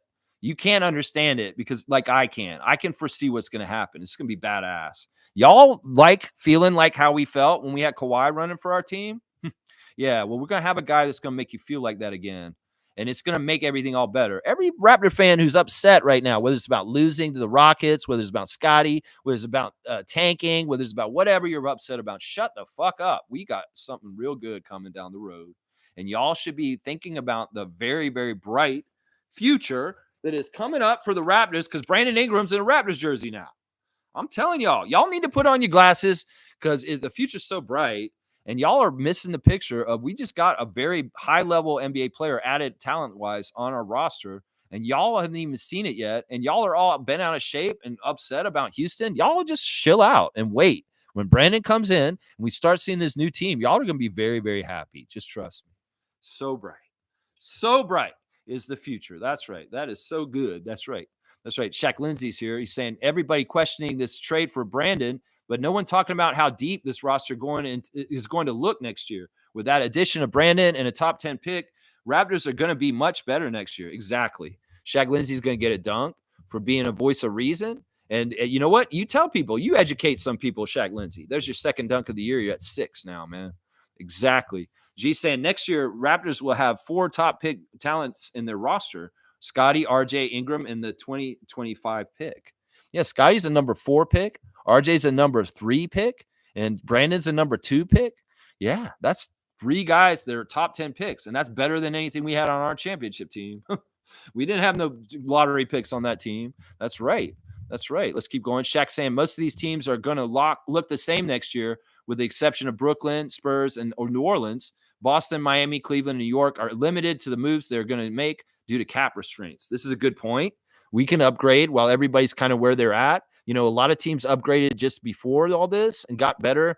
But now that the cap's kind of getting set and everybody's kind of at the ceiling of the cap, there's not flexibility. And the ability for a team like in the middle, like us, we have an ability to get better. And when these teams may just stagnate and stay where they're at in the standings. So we'll have to see. I think Shaq Lindsey's right on point today, man. He's right on point with what he's saying. Mike's saying Bron needs 4, so AD was pushed. Okay, this is still that stuff. I don't want to. Shaq's saying, why do people say Brandon Ingram's game is similar to Pascal? Pascal mainly operates in the paint. BI can operate all over the floor. Love Pascal, but Brandon is a much better player. And if you don't believe me, watch the highlights. Brandon dismantled Indiana by himself. We talked about this. They talked about this in an interview. Scotty was talking about Brandon and his impressions of him. And he told us about a game that we played against the Pelicans where Brandon dropped 40 on us. Brandon dropped 40 on us in the last couple of years from the Pelicans side. And Scotty talked about it in like wonderment. He's like, yeah, he's so good. There's that game I remember when we played them and he got 40 on us and we couldn't do anything about him. This is true. Siakam's unstoppableness, there is an unstoppableness to Brandon Ingram, and Shaq Lindsey, once again, is really on point today. Shaq Lindsey came in here very on point. He is a better player than Siakam as far as shooting threes more consistently and maybe doing a couple things a little bit better than him. I mean, I think they're pretty equal, honestly, but they're not similar players. I wouldn't say that they're the same player type, but I would say that, in some ways their powers, maybe partly because Siakam's been more healthy, and he's produced more, been more consistent in showing up than Brandon. Brandon may be a little bit more talented athletically than Siakam, but I'd say they're pretty equal as far as their powers. It's just that Brandon's hurt more, and you don't see him as much in getting the spotlight. But they're both most improved players. They do share that in common. They are similar for that. But I'll agree with you that they're not. In some ways, it's not fair to say that they're the same offensively, but they're close. There's very, very much close in some ways. Carlos saying, and also Brandon is a basketball junkie and a student of the game, while Pascal only picked it up late in life. So Brandon has the ability, IQ, and interest in applying Darko's offense. Yeah, he's willing and wanting and knowledgeable enough to execute. And that is all part of how it seems like he fits with us. He's got that same kind of basketball junkie mindset as Emmanuel and Scotty. And if birds of a feather flock together, he's a bird of the feather with these guys. And that's fantastic. Darko's the same kind of guy as a coach. They're going to sit around and talk basketball theory. And, well, they're going to fuck around and find out. They're going to figure it out. Watch. And they're going to get better and better. That's right. Trevor's saying, last season, me and my crew made it out to lots of Raptors games again. But this season, everyone is not excited, but we still Raptors fans. Yeah, I mean, this season, I get it. If you're casual and you don't want to, and you don't like losing, not watching the Raptors is just going to be natural for this year. I noticed this year, part of the thing with my numbers is when we're losing and we're bad, my numbers are down. Like I used to average in a winning season, like about 300 views each stream. But when this season, they've been right around 200, maybe like 150 on certain days. And it really is like my views will be coinciding with how good the Raptors are doing. If I've learned anything in the last 3 years of doing this channel, is, my views may very much be directly correlated to how well they are in the standings. And, well, this year's been down, and my views have been down this year. But that's just how it happens. I'll do this stream for 3 of y'all if you want. I will. There's 30 of y'all here. Well, I'll do it for 3. If there was just 3 of y'all, I'd still do the stream. It's not about the numbers. It isn't. But, yeah, I've noticed this. The time's down, and this is how it is. Nins saying, it's all good, Lex. I'm a dude. Okay, you are a dude, Nins. Okay, all right. You know what? I was getting you confused with somebody else before, and that's why. Nins, I apologize. I will take this into account that you are a male that lives in Philadelphia, and I will keep that into my record in my mind. And I'm glad that we cleared this up. In some ways, you know what? I want to talk to you guys just as amorphous people, not by gender, not by race, not by anything. I just want to talk to people. And in some ways, it doesn't matter to me if you're male or female. It doesn't matter to me what your background is. What matters to me is that you're Raptors fans. And sometimes, that I'm just talking to everybody without seeing all that because I can't see it. So, Nins, okay, thank you for clarifying it, and it's all good. And well, you know what? I'm gonna be honest. I actually thought you were female. I'm not gonna lie. For a few months, I thought you were female, but it's all good. He's saying when the game is on lock, look when the game is on, look for a black kid with a purple number 4 jersey and a black hoodie under. That'll be me. All right, we will look for you tonight, Nins. Nins is going to be sitting behind the Raptors bench in Philadelphia for the game tonight at Wells Fargo. So we got a Raptor freak in the house to support the team very closely. And yeah, if you get any cool stories from the game today, Nins, definitely return to the chat tomorrow and tell us about it tomorrow morning. I love personalized stories from people who come to the games, and especially you going to the Philadelphia game in Philadelphia after the Eagles victory. It'll be fun to have eyes on the scene, and any kind of interesting things you want to tell us about tomorrow, I would very gladly welcome this. Have fun, and let's go Raptors, and cheer as loud as you can without, causing too much attention.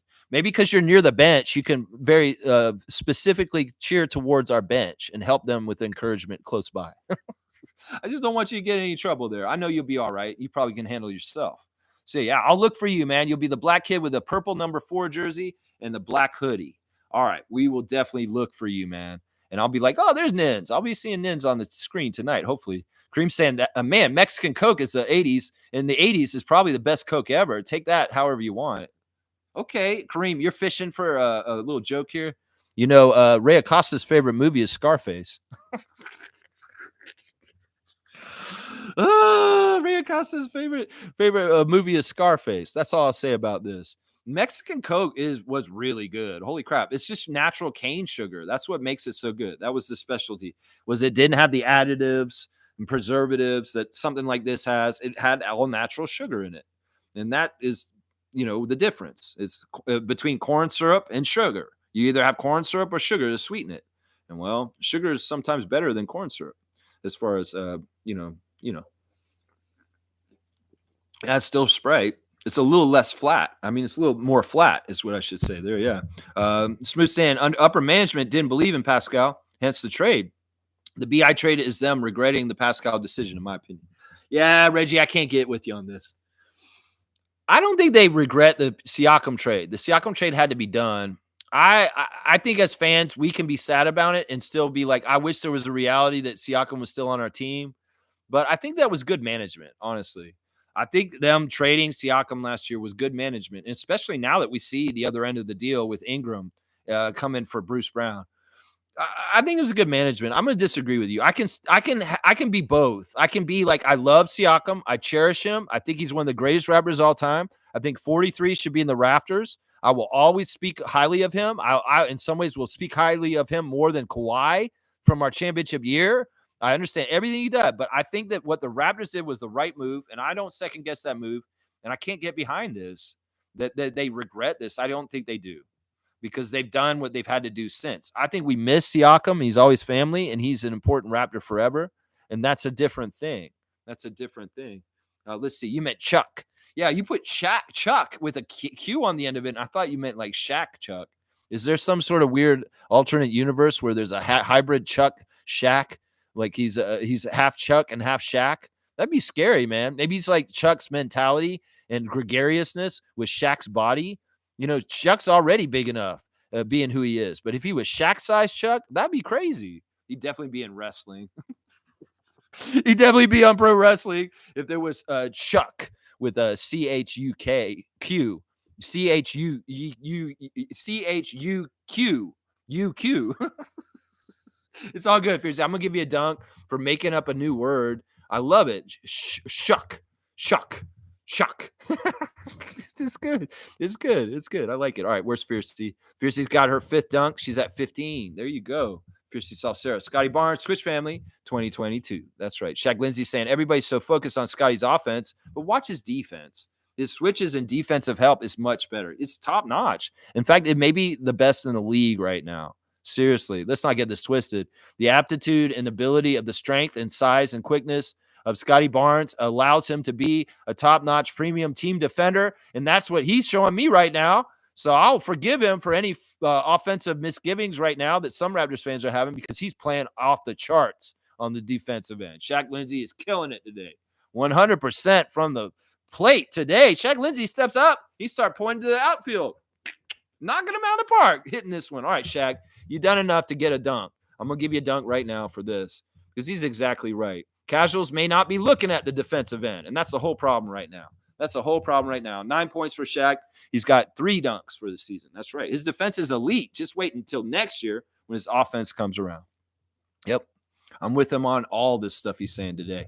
Stargate saying the voodoo guy from James Bond is Nasty Nelson from Boomerang. Those who know. Yeah, he has that deep voice. He was the voodoo guy with Yaphet Kotto and Live and Let Die. Live and Let Die. That was like my favorite James Bond movie because it was in the Louisiana Bayou, and there was that weird sheriff, and James Bond kept jumping the boats over the roads. That was a crazy movie. And like the voodoo guy, they were going to put James Bond in the alligators in the bayou. Was, yeah. But he was also the guy who did the 7-Up commercials. He said, 7-Up, the Uncola. Yeah, and I always thought he had Destro voice. Did he do the voice of Destro? Does anybody know that? I feel like his energy and Destro's energy were very similar. It's the voice. It's that deep voice. It's just like that. Yeah. I love this, man. We're getting nostalgic here. Fiercey's got my W stream cut off. Thank you, Fiercey. I am 15 minutes over. Got a little bit more to do still. Trevor J saying, y'all check out Kobe, the making of the legend. Very good. Is that about Kobe Bryant? Fantastic. I like that. Shaq saying, let's not forget there was some resistance to Pascal adopting to Darko's system. I think that he just wasn't a natural fit for the passing philosophy of Darko's system.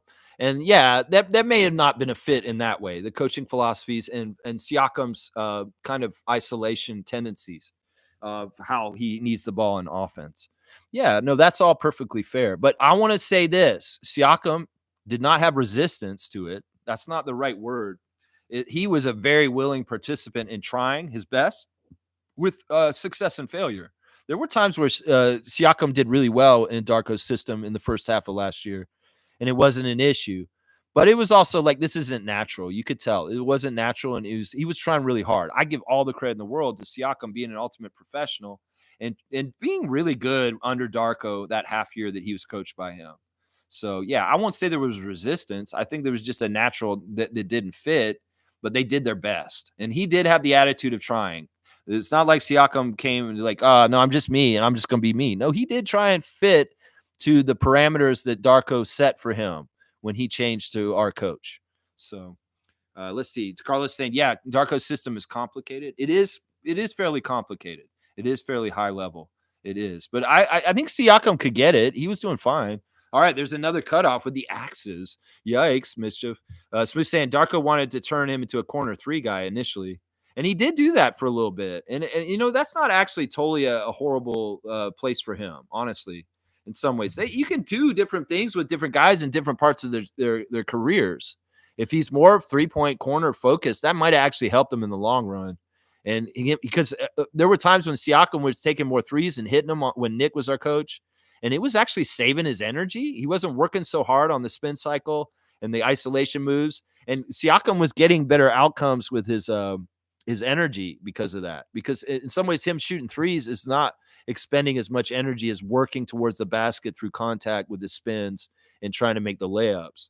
So in some ways, him becoming more of a 3-point shooter in the corner is actually a longevity helpful thing to him in some ways. I mean, there's just something good about that.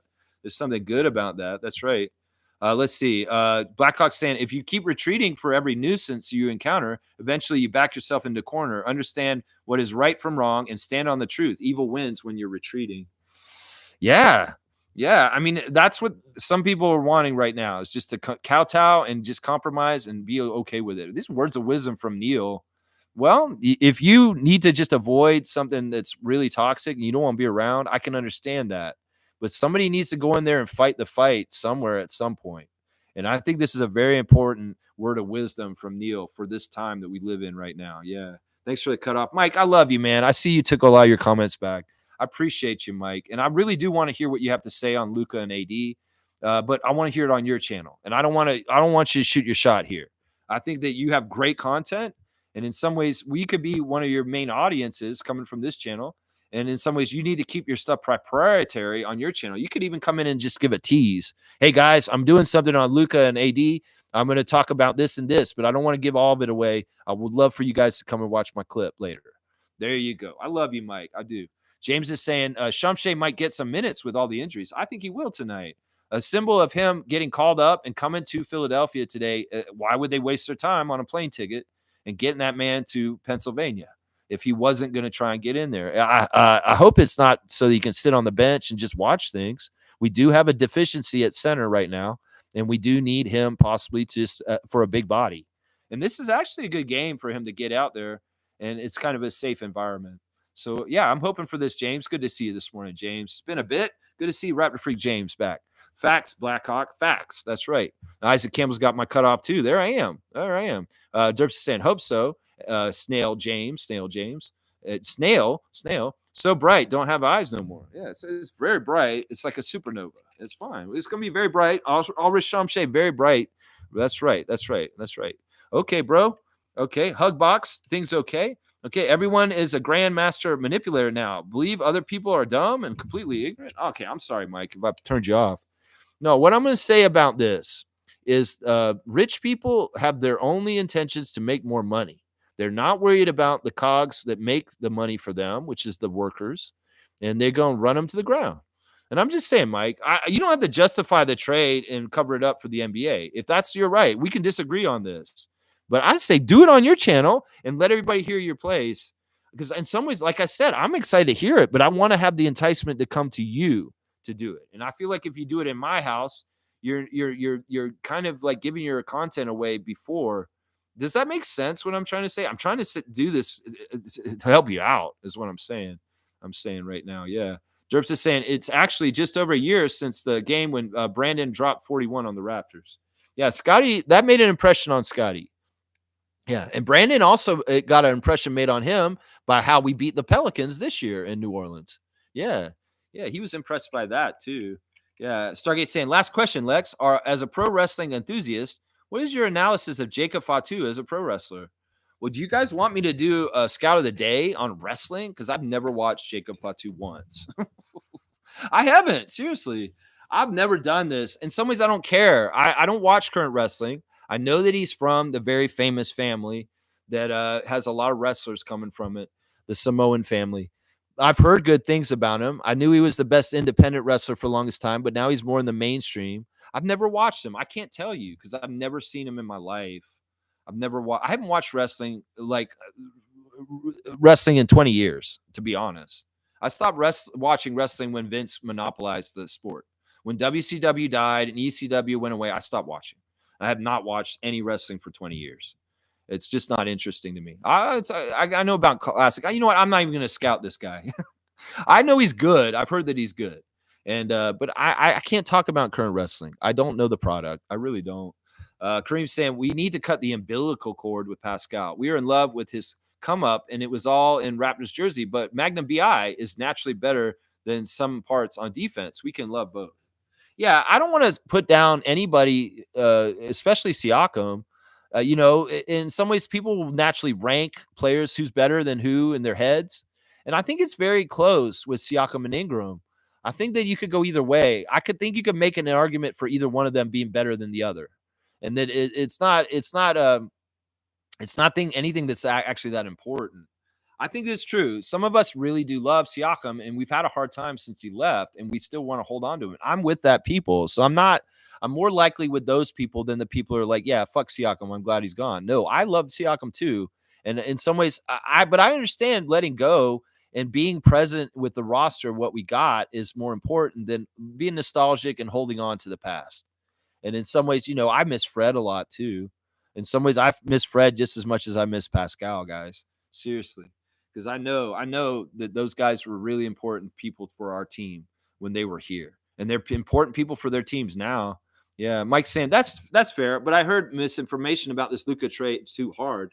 Well, there is probably a lot of it. And I may be believing some of the misinformation. But I do know some things, Mike, that there is a prior working relationship between Harrison and Pelinka. And that's a red flag enough right there for me. And I also know that there is a very important cash cow in the Lakers organization that Adam Silver wants to baby and give privilege to. I don't think those are conspiracy theories. I think that those are things that are actually very real and true. And that an opportunity was afforded to the Lakers that was not given to anybody else. That's privilege. Once again, that's privilege. That's right. Family is for family. There you go. I love you, Mike. Cool Cat saying, good day, Raptor Freak crew. Just popped by to say howdy. Crazy busy at work and we'll rewatch later, but needed to touch base. Thank you, Coach, for coming in and saying hi. We love you, Coach Cool Cat. I hope you're having a fantastic Tuesday so far. And let's make it even better by beating Nick Nurse and the Sixers later tonight. I'm all about that. Kareem saying, I, for one, am startled that the richest billionaires on the planet has nothing but awful things lined up for the poorest people on the planet. Yeah. You know what has become out is the MAGA party is cruel. They enjoy cruelty towards people. They want to inflict things. You know, J.D. Vance and the Department of Justice of the United States has announced that they believe that they should be able to inflict the death penalty on illegal immigrants in their country. They're opening it up for Holocaust. They're opening it up for Auschwitz. And let's not get it twisted. You can take the word illegal immigrant and change it for Jewish, and that's the same action. So they're trying to normalize the idea that people that are caught illegally in the United States should be able to be put to death. That's what I'm saying. Those are not people for people. They're hurting the Americans with the grocery prices. They're going to hurt them all kinds of ways, backhanded through taking away protections and safeties the government offers to the people. They're actually services for the people and helps protect the people from the billionaires. Everybody who stood in the way from the billionaires just running roughshod over the American people are not there anymore. They've been fired and dismissed. So, yeah, you see what's happening right there. Exactly what I'm saying right there. These people have nothing good for us. They just look at us as sheeple and that we're just people that they want to commoditize and make money off of us like parasites. Honestly, we're the hippo and they're the little parasitic mosquito on the back sucking the blood out of us. Well, we're more powerful than them, and we realize it. We'll take the power back, just like Rage Against the Machine has taught us, is what I'm saying right now. Fuck that. Fuck you. I won't do what you tell me. There's a lot of people that need to start doing that in their real lives coming up. Fuck you. I won't do what you tell me because your laws are unjust. They're not right. And honestly, unjust laws are meant to be broken, is what I will say. Blackhawk saying Jacob Fatu is scary and funny at the same time. You know what I mean? No brakes, all gas. I think he's probably awesome. You know, second generation generational wrestlers are usually better than other wrestlers because they have an innate knowledge in their DNA and they learned it from when they were young. So, yeah, Jacob Fatu, Braun Breaker, these are guys that are the future of wrestling and they're doing a great job, but I'm watching it. Shaq Lindsay saying, watch Sabonis' trajectory. When he first was drafted to Indiana, he struggled with Turner. It wasn't until he was traded to Kings where he blossomed. Scotty's on the same path. What do you mean? You're not talking about trading, Scotty. What are you talking about, Shaq? This may be the one place where I don't agree with you. Mike's saying rich families stand for their family. It is the way it is. One family member hits the perfect life, like pro athletes, and that pro is saving his family over public. That's life. Everybody protects their own family. Well, what did Bob Marley sing along, Mike? To hurt all of mankind just to save his own? Fuck that motherfucker. That's what I'm saying. I get that, but that's isolationist, that's selfishness, and that's not the way society is supposed to be run, honestly. If we were together and we're more equal, there would be a very much more just society. The sad thing is that these billionaires have enough money to solve some of the worst social problems in the world, like homelessness and starvation and famine. They have all the ability to do it, but they'd rather just sit on their huge pile of money. They could change all this tomorrow. You know, if they pay their fair share, that's the other thing. They're robbing us blind, Mike. They're robbing us blind. They don't pay any taxes, and we all pay taxes. And this tax money is going towards Elon for spending money on his rockets. Meanwhile, he's not even paying any taxes in the system, and he's the richest person in the world. So you don't see the theft that they're doing at the top from all of us? And now that they're in the government, they're doing it times 10. So I don't know, Mike. Don't stand up for rich people here. I don't want you to be like Tom Duke here. Come on now. Shaq's saying not trading him, just that his role changed. You know, Scotty is going to have different chapters of his career. It'll be rookie years with Fred and all them. And then it'll be the cheer. There's just going to be different chapters, and he's evolving every single year, and he's going to be better and better every single year. And it's not up to any Raptor fan or anybody else that decides this. Darko has a plan of developing him, and he's going through the steps, and Scotty understands it, and he's enjoying it. And he's going to become the best player he can possibly be because of this. So in some ways, Raptors fans don't get to decide who Scotty is. They think they can. Scotty's a point guard. Scotty's a point guard. No, you don't get to decide. Darko gets to decide with Scotty, and Brian Macon too. And that's who gets to decide. That's what I'm saying right there. That's right. That's right. Let's see. Mike saying, family is life, and you're protecting your family and feeding them forever over anyone else. That's what it is. Well, that's selfish as fuck, Mike. Why are you justifying what they're doing? That's still selfish as fuck. I mean, I can get that, but where's the limit of this? Nobody needs to be a billionaire. That money is a gross, obscene amount of money.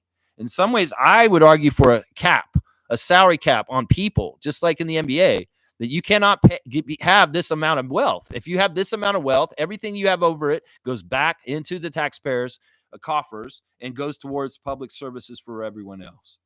Because listen, they can go get mad at the old lady down the street who's got 50 cats in her house and it smells like piss. And they'll say, you're a crazy cat lady hoarding cats. Well, these motherfuckers are hoarding wealth, and it's psychopathic, and it's fucking sociopathic, and it's evil. And in some ways, it's not right. They're stealing the work of the workers from their backs by underpaying them and stealing all the profits, Mike. It's immoral. It's unjust. It's not Christ-like. And they will get their due in the end. Trust me. Because it's not the way of Jesus. It's the opposite. It's the opposite. And you can justify, they got to take care of their family. Well, their family's taken care of for like 10 million years now, Mike. How much is enough? Motherfuckers, how much is enough? How much money is enough? Seriously, how much money is enough? I mean, what you're talking about, I get. My family's the same way. We want to take care of each other, and we will be taken care of. But there's a certain level to it, and people be capped on how much they can make. You made $1 billion, Elon. Good job. You won the game. Here's the final cut screen on the video game. And all the money you make from now on goes back to the people towards roads, schools, hospitals, feeding children, housing people. It's that simple, Mike. It's right there. It's right there. Shaq saying to be a center hub where the offense and defense runs through him. You want him to be a center hub. I don't know if he's a center. But yeah, he's definitely got everything running through him. You're exactly right on that. I don't know if he's a center, though. Yeah. Kareem saying, if I was a multi-billionaire and could end world hunger for at least one day, I'd do it. If it would be like a modern day savior until Jesus comes. What an amazing omen to have. I know. They could do this. I mean, Elon Musk, if you really wanted to, could abolish starvation. He could abolish homelessness in this country. He has enough money to do that. I don't think people understand how much $1 billion is. It's not a million. Millions, nothing compared to $1 billion. You don't even understand what $1 billion is. And this motherfucker's got like 800 billion. I'm just telling you, man, that $800 billion is money that other people should have had in their lives. And he just siphoned it and parasitically took it to the top through very, very evil, horrible ways. Seriously, getting around all kinds of things. I'm just saying, man. I'm just saying. Let's see. Stargate saying, logical. You sound a little too elitist and privileged right now, man. I don't think he's like that.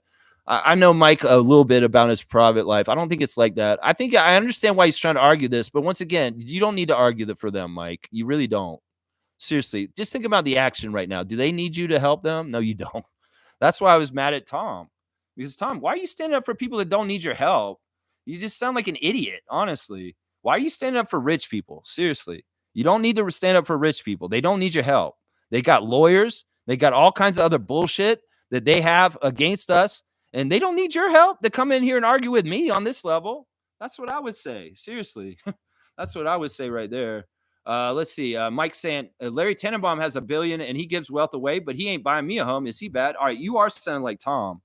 Look, I'm not going to say all billionaires are bad. There are good billionaires. I think Bill Gates is a good billionaire.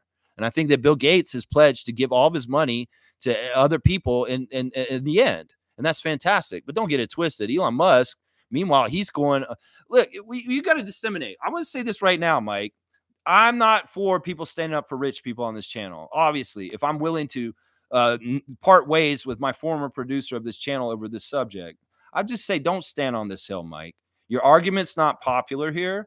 And I would also say you don't really truly believe this. In some ways, you're on our side, and in some ways, you're brainwashed as part of this problem right here. And in some ways, you got to understand, listen to me. They are not your friends. They do not need you to stand up for them like Tom Duke did before. Seriously, just listen to me, all right?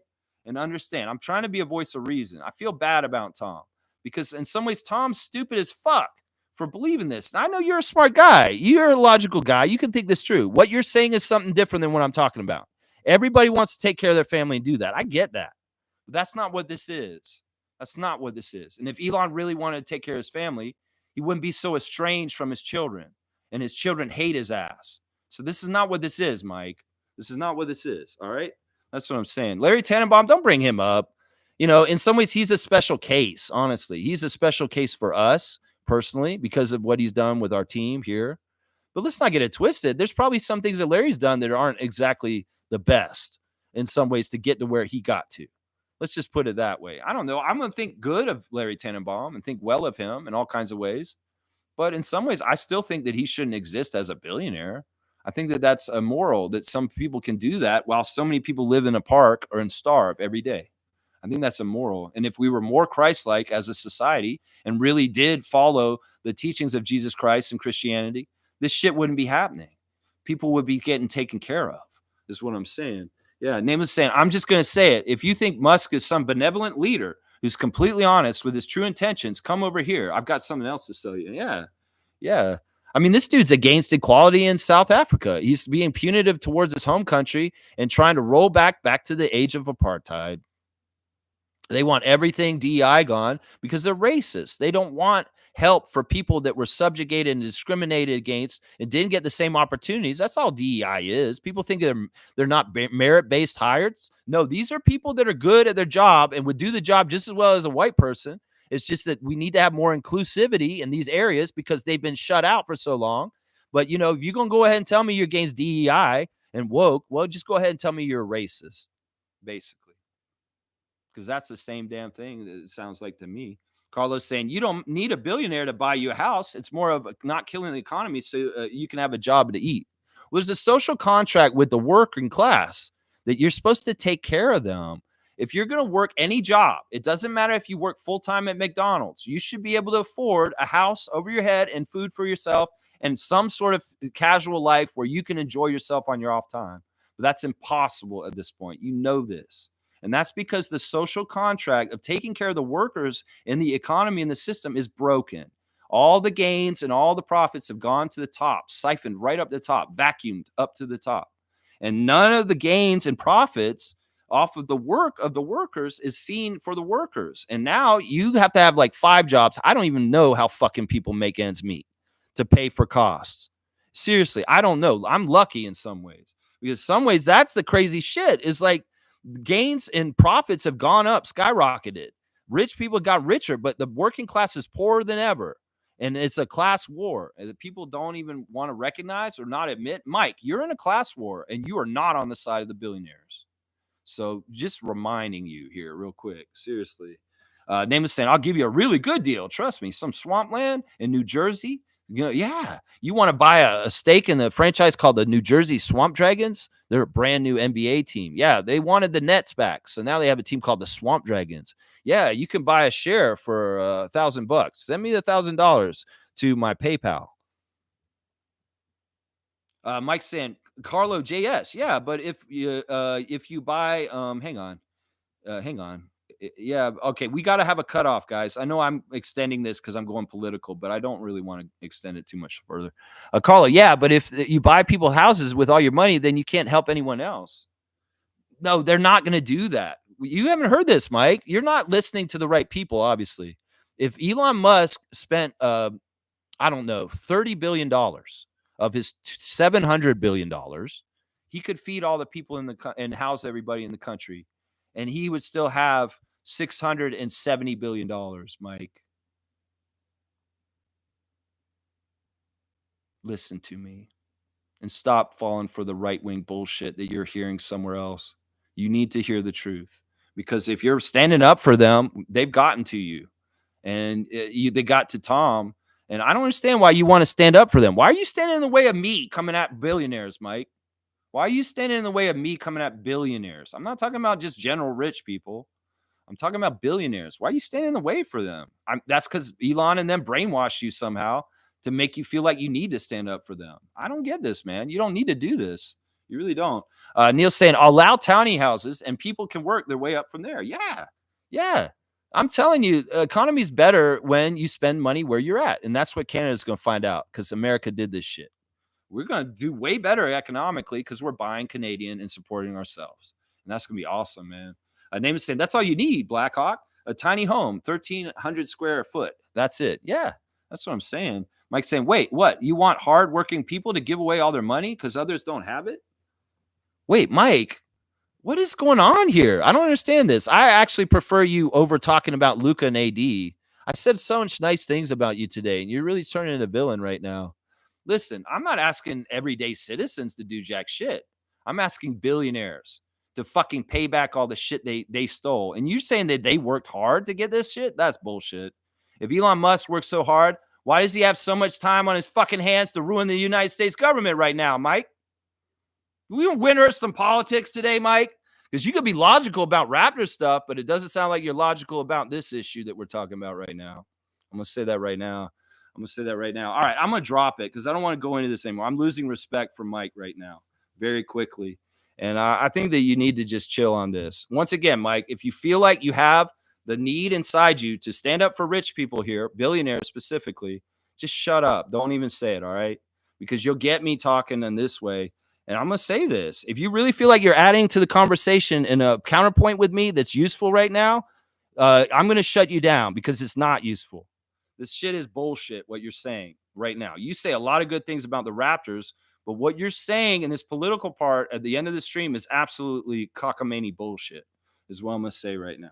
All right, let me keep going. Shaq Lindsay saying the greed will eventually come to an end and the revolution will not be televised. He's exactly right. Once again, Shaq Lindsay batting 100% here. Stargate saying, I myself am a big fan of Richard Branson. He's a pretty good billionaire. I don't even know if he's a billionaire at this time. You know, Dolly Parton is not a billionaire because she gives away so much of her money that she could never get a chance of that. That's how you should be. Dolly Parton. Dolly Parton could have been a billionaire, but it's disgusting. And in some ways, you should be embarrassed if you're a billionaire. Seriously, you should be embarrassed. That's what we should start doing. We should start, instead of treating them like they're heroes to look up to, like there's some amazing people. No, they're just robbers.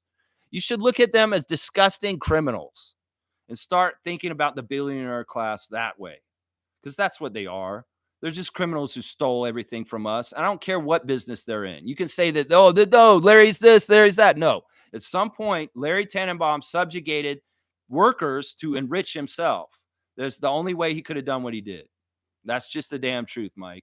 And we can get into Karl Marx. We can get into this kind of shit on a deeper level, but it's not worth it right now. We're supposed to be talking about Philadelphia. But in some ways, this is the topic du jour. Billionaires ruin the world, because that is what's going on right now. That's what's going on right now. That's right. Mike, Richard Branson is cool. Virgin Records. Yeah. It's logical. That's right. 1,300 feet. Stargate saying, but I agree with Lex to an extent. Yeah, okay. We're back and forth. Mike saying Larry B throws parties for rich people. That doesn't make him evil to have parties or have money with rich people. Once again, why are you standing in between us? What is your counterpoint right now, Mike? Are you arguing just for the sake of arguing? Seriously, why can't you just let me have my political diatribe and get the fuck off the stream? Why do you have to write more comments in defense of billionaires, Mike? Why are you going all Tom Duke right now? Seriously. I mean, seriously, Mike, is it because you feel like you might be a billionaire some way? So I got to stand up for the billionaires so I can get my chance to be a billionaire myself. Motherfucker, you're never going to be a billionaire, Mike. You're never going to be a billionaire. So why the fuck are you standing up for them? Seriously, come on now. All right, I might have to skip Mike for the rest of this because I don't want to lose any more respect for him. And Mike, don't write any more comments. Seriously, do not write a single more comment. If you have one more comment on here that I still have to read that's going to make me more mad, I don't want to piss off. I don't want to get pissed off to where I don't want to support you anymore because I can't stand you because of your beliefs on this particular issue. This is an issue that doesn't need to divide us, Mike. In some ways, you should allow me to fight against the power and just speak my mind without having to counterpoint me right now. You could be logical about the Raptors, but you're not being logical about the billionaire class war that's happening right now.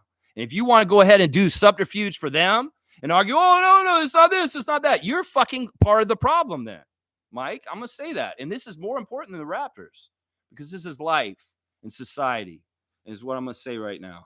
All right, let me keep going. You can stand up for Larry. I don't mind that, but don't stop doing this shit. You don't need to be contrarian and argue with me just for the sake of argument's points. There's enough people out there putting that side of things on the other side.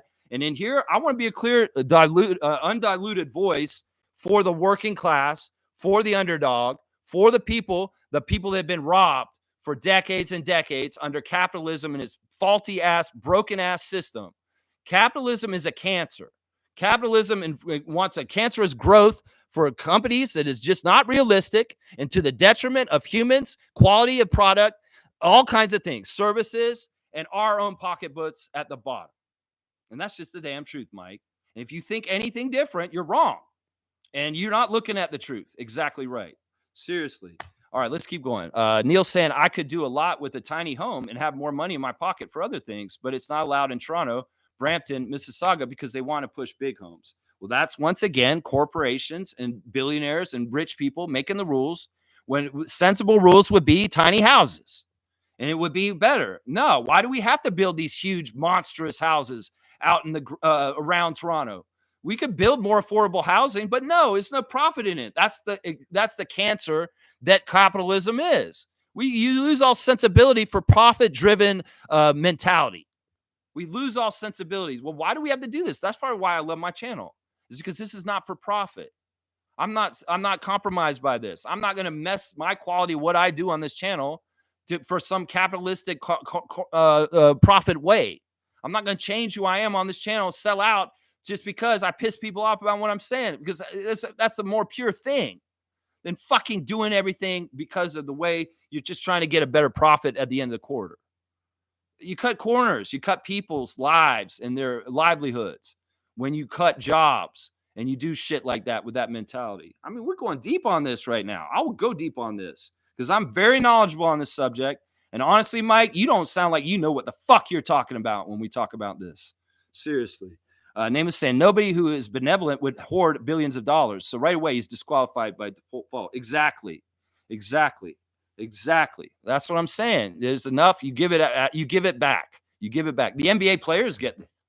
The NBA players are millionaires. They're not billionaires. They give back so much to their communities. That's they're rich. I have more respect for NBA players that give back to their communities, employ people, and make black businesses in their communities. Way more respect for that because they're giving back. They're giving back huge percentages of their income, and that's the difference right there. That's right. Name is saying, black, buy a tiny home, invest the rest in the stock market, enjoy. Well, maybe you'll have to move somewhere where they'll allow one. I mean, seriously, it is bullshit that they have these kind of rules, and it is all part of the racket. Seriously. Name is saying, put the difference in the stock market and grow it at 30%. There you go. I like that. Grow it at 30%. All right, man. Mike, you really filled it up, man. I don't care about rich man's party. I care about being able to party myself. Yeah, we're not trying to subsidize Larry Tannenbaum's parties. We do because we buy Raptors tickets. But, I mean, that's just part of it. Shaq Lindsay's saying this shit needs to happen for people to wake up and realize what's happening.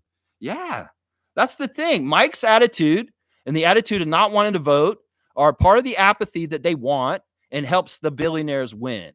So I'm just saying, I'm crazy. I'll talk about this shit. I may get on a list by Elon and Trump, and they may come and fucking try and take me away like Nazis would 100 years ago. But I'm brave enough to fucking stand for what's right in a fucking evil-ass world. And I hate that one of my good friends, Mike, is trying to fight me on this right now. It's the stupidest thing I've ever heard, man. It's not a point to argue over, Mike. It seriously isn't. Because what I'm saying is the truth. And if you can't fucking see it for yourself, you need to go and pay a little bit more attention to what's happening right now. Seriously, man. Blackhawk's saying, I'm thinking about buying property in Nova Scotia and putting a tiny house or a dome house there. Do what you got to do. Ontario's loss is their loss then. Seriously. Do what you got to do. If it's not, you don't have the freedom to do what you want to do in Ontario, move from Ontario. I fully endorse this. I'll bet you it's nice out in Nova Scotia. There may be some other place that's even better where you can do it. But I would do that, man. Buy a tiny house and go on vacation. Yeah. In some ways, that's kind of what I'm doing here. You know, I've got a nest egg. I'm fine for the rest of my life. And I'll just live at the cottage and do what I want to do.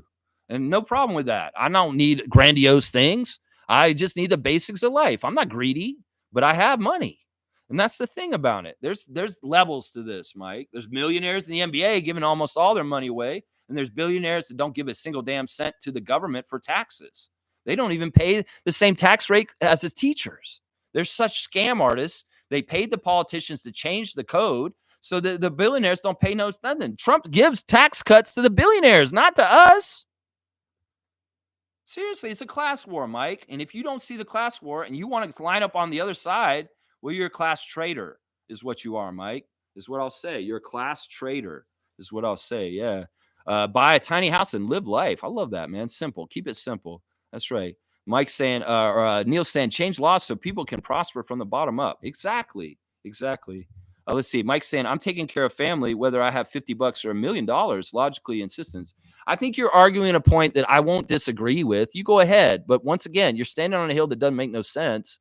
I'm not going to argue with you about taking care of your family. I'm the same way. Okay. What's your point? What's your point on this, Mike? That's not anything different here, man. Yeah, that's not anything different. What's your point on this? Elon doesn't take care of his family. His kids hate him. So don't even do this. I'm not talking about millionaires. I'm talking about billionaires. And once again, I think that you're getting it twisted like Tom Duke. And you really don't need to. Seriously, Mike, you don't need to. I might have to call you after this just to clear the air. I'm going to call you on the phone, Mike. And seriously, I'm going to have a talk with you. And it's just you and me, and it'll be private. And honestly, we're going to clear this up because I value you as a friend. And right now, we're damaging our friendship right now. And it's over stupid ass shit. And that's part of what we were saying on the stream already is they're trying to divide us, Mike. So don't fall for this bait. You don't like what I'm saying? Well, I'm not the problem. That's the thing. Tom Duke and you think I'm the problem? Well, you guys are brainwashed then. I'm not the problem in this. So please, as a friend, as somebody who's looking out for the little guy, be on our side and stop standing up for the bully. That's what I'm going to say, Mike. That's what I'm going to say right there. Let's see. Stargate saying Richard Branson's net worth is $2.5 billion. Seems like he could have had way more if he was greedier. Blackout say should have been done a long time ago. I know. I should have finished like 20 minutes ago. This is just extended bullshit right now. Mike saying I'm worth just as much as those billionaires, and I care about my family first. You're worth as much as the billionaires? What?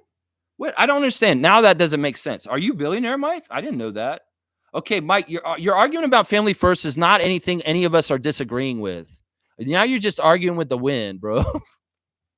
I'm not disagreeing with you on that point. Seriously, I'm disagreeing with you on standing up for billionaires. How about that? Mike saying, or Neil saying, just because, hang on.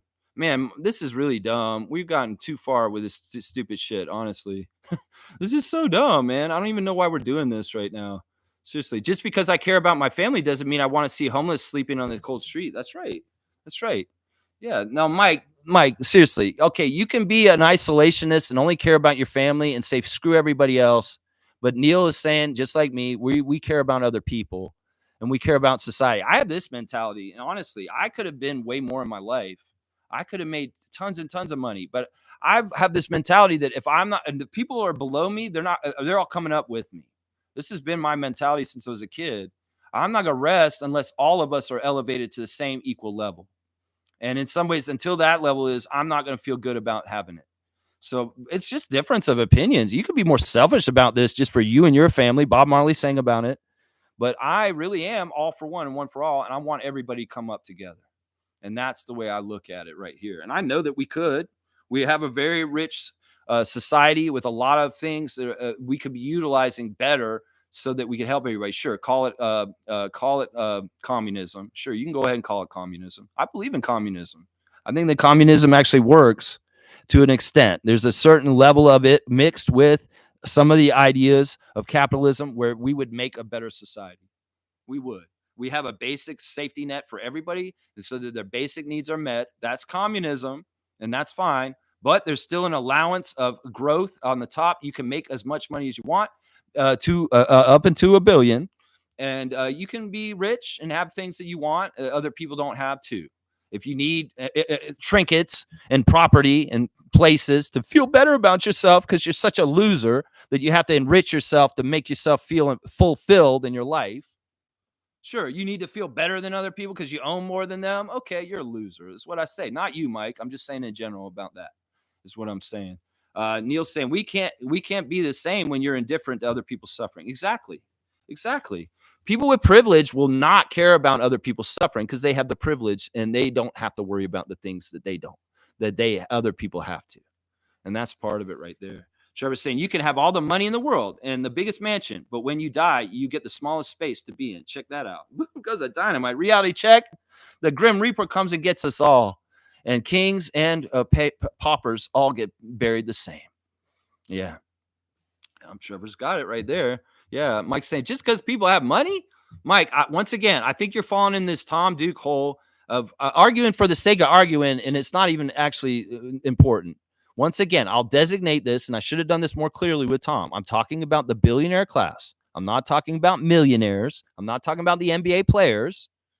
In some ways, I'm not even talking about Richard Branson, Bill Gates, or Larry Tannenbaum. I'm talking about the parasitic, absolutely disgusting, far-right, crazy-ass billionaire class that is trying to build a dystopia for our society very, very soon. And we need to reject it. And Mike, your work that you're doing right now is helping them. And you're either for what I'm talking about or you're against it. And if you're against what I'm talking about, you're helping the billionaires. You're helping Elon. You're helping Donald because you're confusing it and you're wasting my damn time arguing with you today when you didn't even need to do this. Why can't you let me have my show and express my opinions? I'll come on your show and I'll argue with you on every single thing you say and fucking ruin your show? Seriously, Mike, is that what you want me to do? I can express my opinions. This is my forum. This is my channel. People want to come here and hear me say stuff. So, Mike, don't fucking get your own agenda and try and come in and force your damn stupid ass beliefs about this subject in particular on me and my people that watch my channel is what I'm going to say right here. Seriously, I think you're not getting the point here, Mike. I think that in some ways you're not getting it. I am going to call you after this. Let's see. He's saying, how does that make everyone with money evil? That's not what I said. Mike. You're just conflating and distorting and confusing the subject. And that is one of the tools of the right wing and the billionaires to keep us divided. So good luck. Good job, Tom. And good job, Mike. You guys have fallen for the bait and you're enacting the action they wanted you to do as paupers in this society standing up for billionaires. Good job, Mike. Good job. Shaq Lindsay saying Messiah is a perfect example of a man who has wealth and influence and does something with it. That's another good example. Yeah, I don't know how rich Messiah is. Some of that's not in my business, but I know he's not using billions of dollars to buy the U.S. government and try and turn it into a mega far right fucking cesspool of a Nazi country. I know that. That's right. Mike's saying hate people with money because they got money. Congrats. No, that's not what it is. I've got money, Mike. I never have to work for the rest of my life, Mike. You think I hate myself? That's not what it is, Mike. You got to get it. You got to figure it out real quick. I live a modest life. I live a smart life, but I don't lust for yachts. I don't lust for multiple houses. I don't need these objects to feel good about myself. I have a good self-esteem for myself without needing material things to buy and procure to feel good about myself. Mike, no, you didn't get it right there. You missed the target. It's not that. It's not jealousy of having money. I don't give a shit. I think money is the root of all evil. In fact, less money is actually easier to manage. And I just want to have a peaceful life and the ability to live a life free and to be happy and be able to be healthy. That's all I care about. I don't need a second house. I don't need a jet. I don't need a fucking private island. You know, I think you're missing the mark here, Mike. Seriously. Chris comes saying, yo, Messiah is the guy. Hopefully a high top 3 pick plus BI next year. This could be the start of a next team in Raptors history. There you go. Chris comes awesome. Criscom, thank you. Predict the game for me tonight. I'm glad you're here. I shouldn't have been on still. Name was saying, you people would be wise to Lex. People just don't stumble across this kind of knowledge. You have to search for what Lex is telling you. You should be listening to Lex. I'm a critical thinker, and I have channels that I get information from that are very trusted and have no reason to lie to me. And I have no reason to lie to you guys. I'm just trying to raise the bell. I'm like Paul Revere. The British are coming. I'm just trying to raise the alarm and let y'all know a little bit more of the pieces of what's going on. Some of the shit I said in the grocery store yesterday, people's eyes looked up and they're like, holy shit. And you know what they did? They windurst in their mind. It's like, what he's saying is checking, though. I didn't even think about that in this situation right now. Holy crap. And some of them look scared because some of the stuff I said, they hadn't even thought about. I'm just saying, I'm a critical thinker, and I also have a seer's ability. I can see in the future to a degree, and I'm very good at forecasting and predicting. And I'm just saying, in some ways, Numbers is exactly right. You guys should be listening to me to an extent on political stuff, not just the Raptor stuff. The Raptor stuff, for sure, listen to me. Political stuff, we can disagree, but I'm going to say this right now. Unless you're a billionaire, you shouldn't disagree with me. And Mike, you're not a billionaire. I'm pretty sure you're not. I'm pretty sure you're not, Mike, is what I'm saying. Derp's saying Musk has baby mamas. He has like a bunch of kids, and they hate him. And one of his kids is trans, and he hates trans kids, and he hates his kid.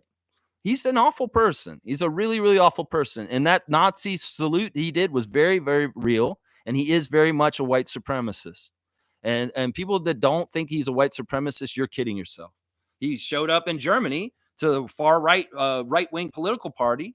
He's trying to cut off foreign aid to other countries that helps fight for democracy in other places. That's very American. That's been the goal of America since they started it, is to spread democracy around the world. Well, Trump and Elon are going to cut the funding to Ukraine and other parts of Europe to fight against right-wing extremists who are trying to take over governments over there. Yeah, it's bullshit. It's Nazism. And y'all need to understand there's a lot more to this, man. Smith saying tax cuts to billionaires means services are cut off to others. They got that money somewhere. Yeah, no, we pay all the money for our government to run.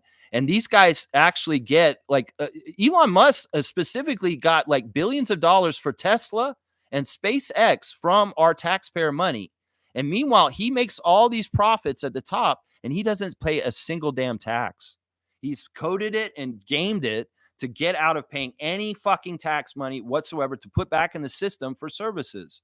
So he's literally getting our tax money paid to him to make rocket ships and his electric cars. We subsidize all this money from him. We're basically giving him money, and he's a fucking leech and a parasite, and he doesn't pay anything back, and he doesn't take care of his workers.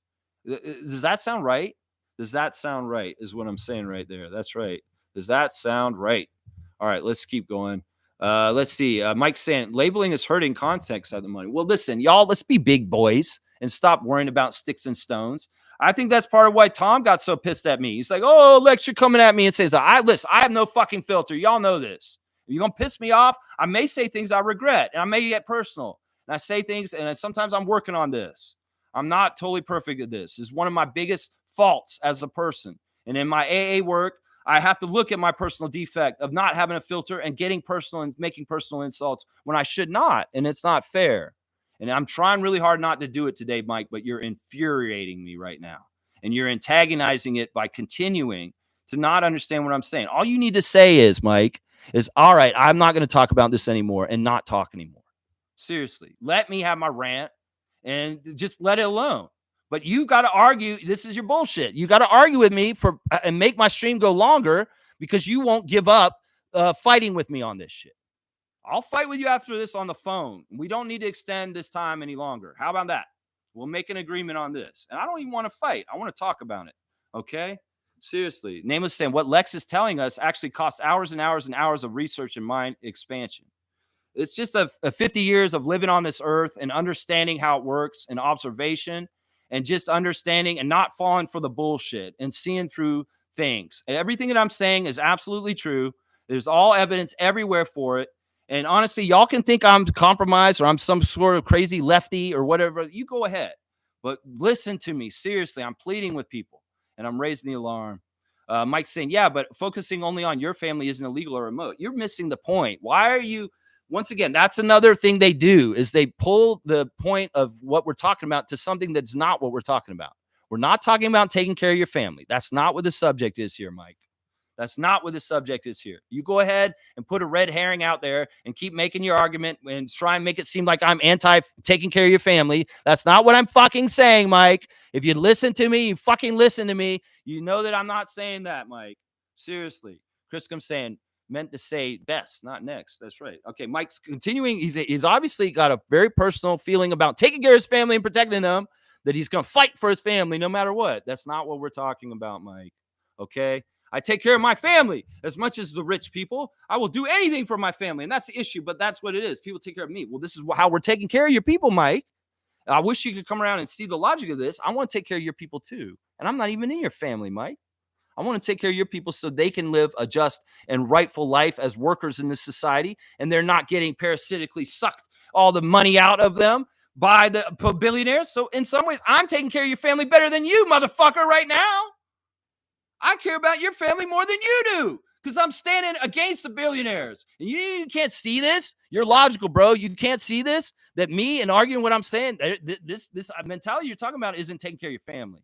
These people are hurting your family actively. They're taking money off your table. They're taking food off your table. They're taking the ability, and your rent's going up. Seriously, Mike, you pay a rent downtown, your landlord increasing your rent? Yeah, that's the same mentality as the people I'm talking about right now, Mike. So I'm just saying, you want to take care of your family. You don't want your rents to go up. You want to be able to buy food. Well, you need to be getting on my side and listen to me because I'm taking care of your family better than you are in some ways by saying what I'm saying. And you fighting against me. Seriously. Stargate saying that's actually socialism, Lex. Communism is a bit different. Actually, he's right. He's right. But I want to use the really bad word too, because that'll really piss people off. Why not? Mike's saying, I feel degraded like rich control things. You feel degraded? Why do you? Rich do control things. They bought the government in the United States now. They told that Neil that he couldn't build a tiny house in Ontario. Yeah, they control things. Don't get it twisted. I don't even know. The rich don't control what?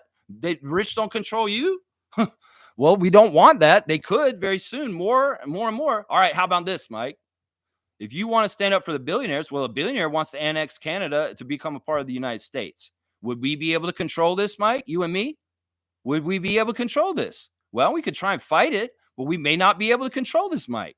So if you want to start early control of this situation that I just elaborated on, you need to get on my side quick. Seriously.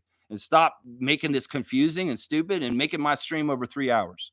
Because seriously, this is totally unnecessary, your arguments with me and this second half of the stream that's become political all of a sudden. Seriously, this is not, you don't think the rich control you? Well, Rich told Blackhawk he couldn't build a tiny house. And the rich have their eyes on annexing Canada to become a part of America. You want to control that situation? You better get on my side.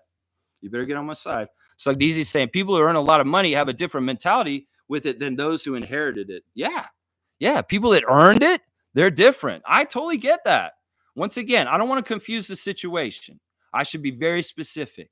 There's a parasitic, criminal, billionaire class that is really, really cinching in on power control of our entire society and how we're going to live in the decades to come. And if we don't do something about it soon, well, we're going to have to go and live some changes to our lives that aren't in a positive direction. Let's just put it that way. Eggs, how much are they in the United States? Just saying, it's not going to get better.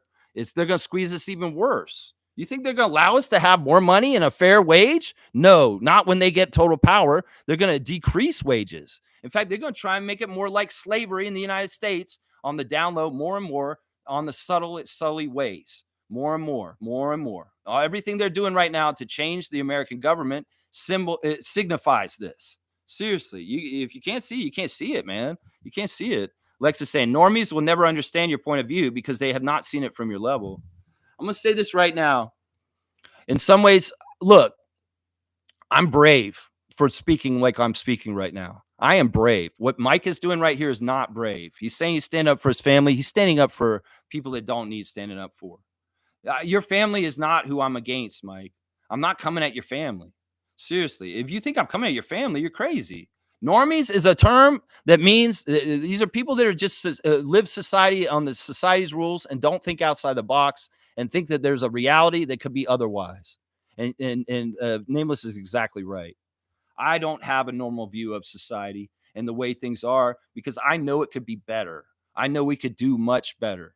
And I don't accept the status quo and the way we live in our society right now, just like a lot of people do, because I know we're fucking it up and it could be so much better. And it goes along with what I said, that I want to bring everybody up with us. I want to bring up all people of all backgrounds. I want to bring up people that are gay, lesbian, and trans. I want to bring up people that are disabled. I want to bring up everybody so they can all be equal. As a white male, a privileged, rich white male, I choose as somebody to want everybody else up here with me. And I'm the bad guy. No. Everybody should have a livable wage, a roof over their heads, food on their table, and the ability to have a nice life. But the thing is, when people have things taken care of for them, they get more into art, they go more independent, they do other things for themselves, they start their own businesses, they write that book, they make that painting.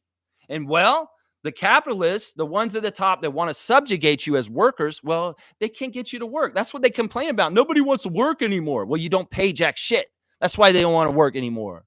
And well, we don't want to give them money, basic income, and then they won't want to work for us really then. Well, motherfuckers, maybe you aren't worth working for. And that's part of the problem. That's this thing. You can give freedom to people if you give them their basic needs.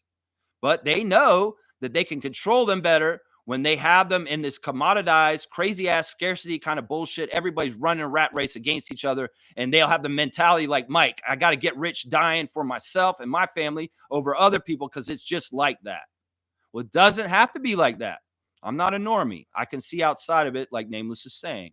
And if we had the other society that I can see happening, there would be so much better things. We'd maybe have cured cancer. There'd be better health outcomes, longer life expectancy. There would be better things all around. But no, they want it to be like this because they want to light a fire under their ass so that they continue to have to come and be wage slaves for their big corporations and continue to work as the cogs in the machine that enrich them. So if you can't understand what I just laid out right there, that is enough to probably awaken some of y'all. I think a lot of y'all already knew it, but you know, it is what it is. Hopefully you can figure it out. And here's Isaac. Isaac is the person that should talk about this subject. I don't even know what he said, but I'm going to say right now, Isaac Campbell, when he talks politics, he's with me. He's right here. He's saying, I hate billionaires because they could solve the climate crisis and end poverty and still be billionaires. Lex, you just lost all your billionaire subscribers. Oh, God forbid. Oh, my gosh. Mike, are you going to unsub because you're a billionaire? Because I'm not trying to make fun of you. It's just in some ways, I'm just like, if you unsub today because you're a billionaire, I'm going to feel bad. I'm going to call you and I'm going to see what's up. Yeah, they could solve the climate crisis.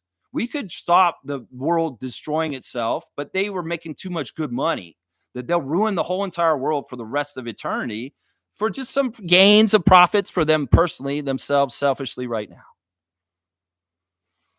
Anyway, I'm tired of this conversation. I'm gonna be finishing up real quick. Hopefully, Mike and I can get to a positive place before the end of this. Seriously. And in some ways, I would say this, Mike. In some ways, I would say this. People are unique. Labels are pressing divides. Yeah, well, in some ways, let's not have egos where we get hurt by labels. Seriously. You can call me whatever the fuck you want. Call me a faggot. Call me a piece of shit. Call me a coward. Call me a piece of shit. I don't care what you call me because I don't get hurt by those kind of words. I'll stay on the topic too. I don't care. Sticks and stones break my bones. Immature people get upset about people calling them names. And then they disagree with them just because they hurt their feelings. That's what happened to Tom. I hurt Tom's feelings, so he got mad at me, even though I was speaking the truth. That's up to you, Mike. If you want to be mad at me for name calling or labeling or something like that, I know that's turned off a lot of people. Some people are saying, well, you're an idiot. You're a MAGA. You're a dumb fucking Nazi cowboy. Well, I stand by that. It's the damn truth. But if those hurt your feelings, I didn't call you any names. I just said you're standing up for the wrong side. And in some ways, I'll call you a name right now. Your behavior today is bootlicking. That's what I'll call it. If you don't know that term, go find out, Mike. You can find out what bootlicker is. It's like that, yeah. Name is saying, Lex, you and I are birds of a feather. We may not agree with my crazy Raptors takes. That's hilarious, and you still survive here. Sometimes, but in terms of the way we see the world, it's pretty damn on par. There you go. I like that. Chris comes saying, damn, I don't think you want me to predict because I think this team is strategically losing at this point. Yeah, I think he's right. I think we can win tonight, but at this point, I think we're racking up the L's. I think that Criscom's right. I think Great Criscom doesn't need to have foresight and predictions like Great Kreskin. He can see the writing on the wall. We're losing on purpose, and we're pulling punches, and it's more likely that we're going to lose tonight, not just because Ed Malloy is the crew chief, but because of that. Yeah, I think Criscom's right. There you go. Well, no shit. We got no center. Derps. I love you guys getting it back to Raptors. I appreciate you guys. Mike saying, hate the rich, cool. They are being criminal or paid for their job, but what's the motive, self and or family? Yes, but both can be true. Well, I think the whole aspect about the family stuff you introduced, and I was never talking about that.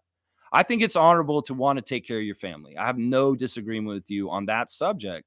And I think that you bringing it into here is just confusing it, is what's happening, Mike. Seriously. Hate the rich, cool. They are being criminal or paid for their job, but what's the motive, self and for family? What do you mean?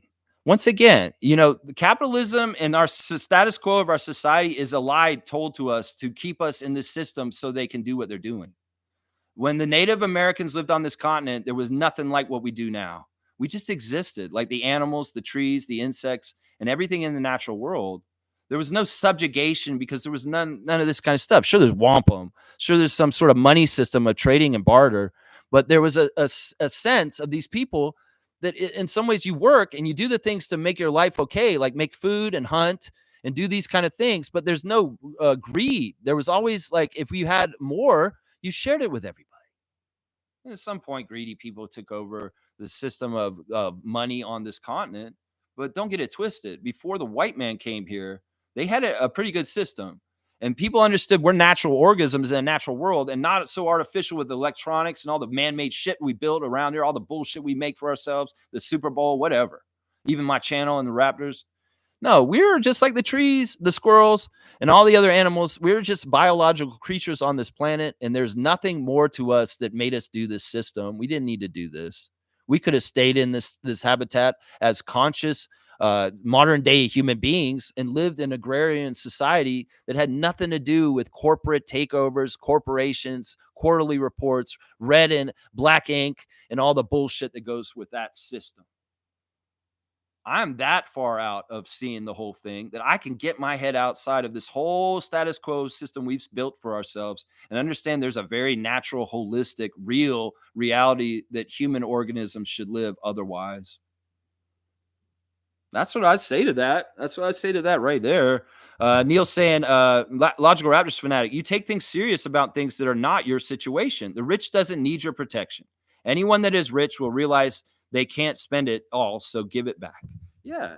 Yeah, it's just hoarding. And it's fine. You go ahead and take care of your family for the rest of the things. You can have a lot of money and do that. That's what my family's doing. But let's not get it twisted. There's limits to this. At a certain point, it's just a total greed, and it's contemptible, and it's a detriment to society, and it's hurting society.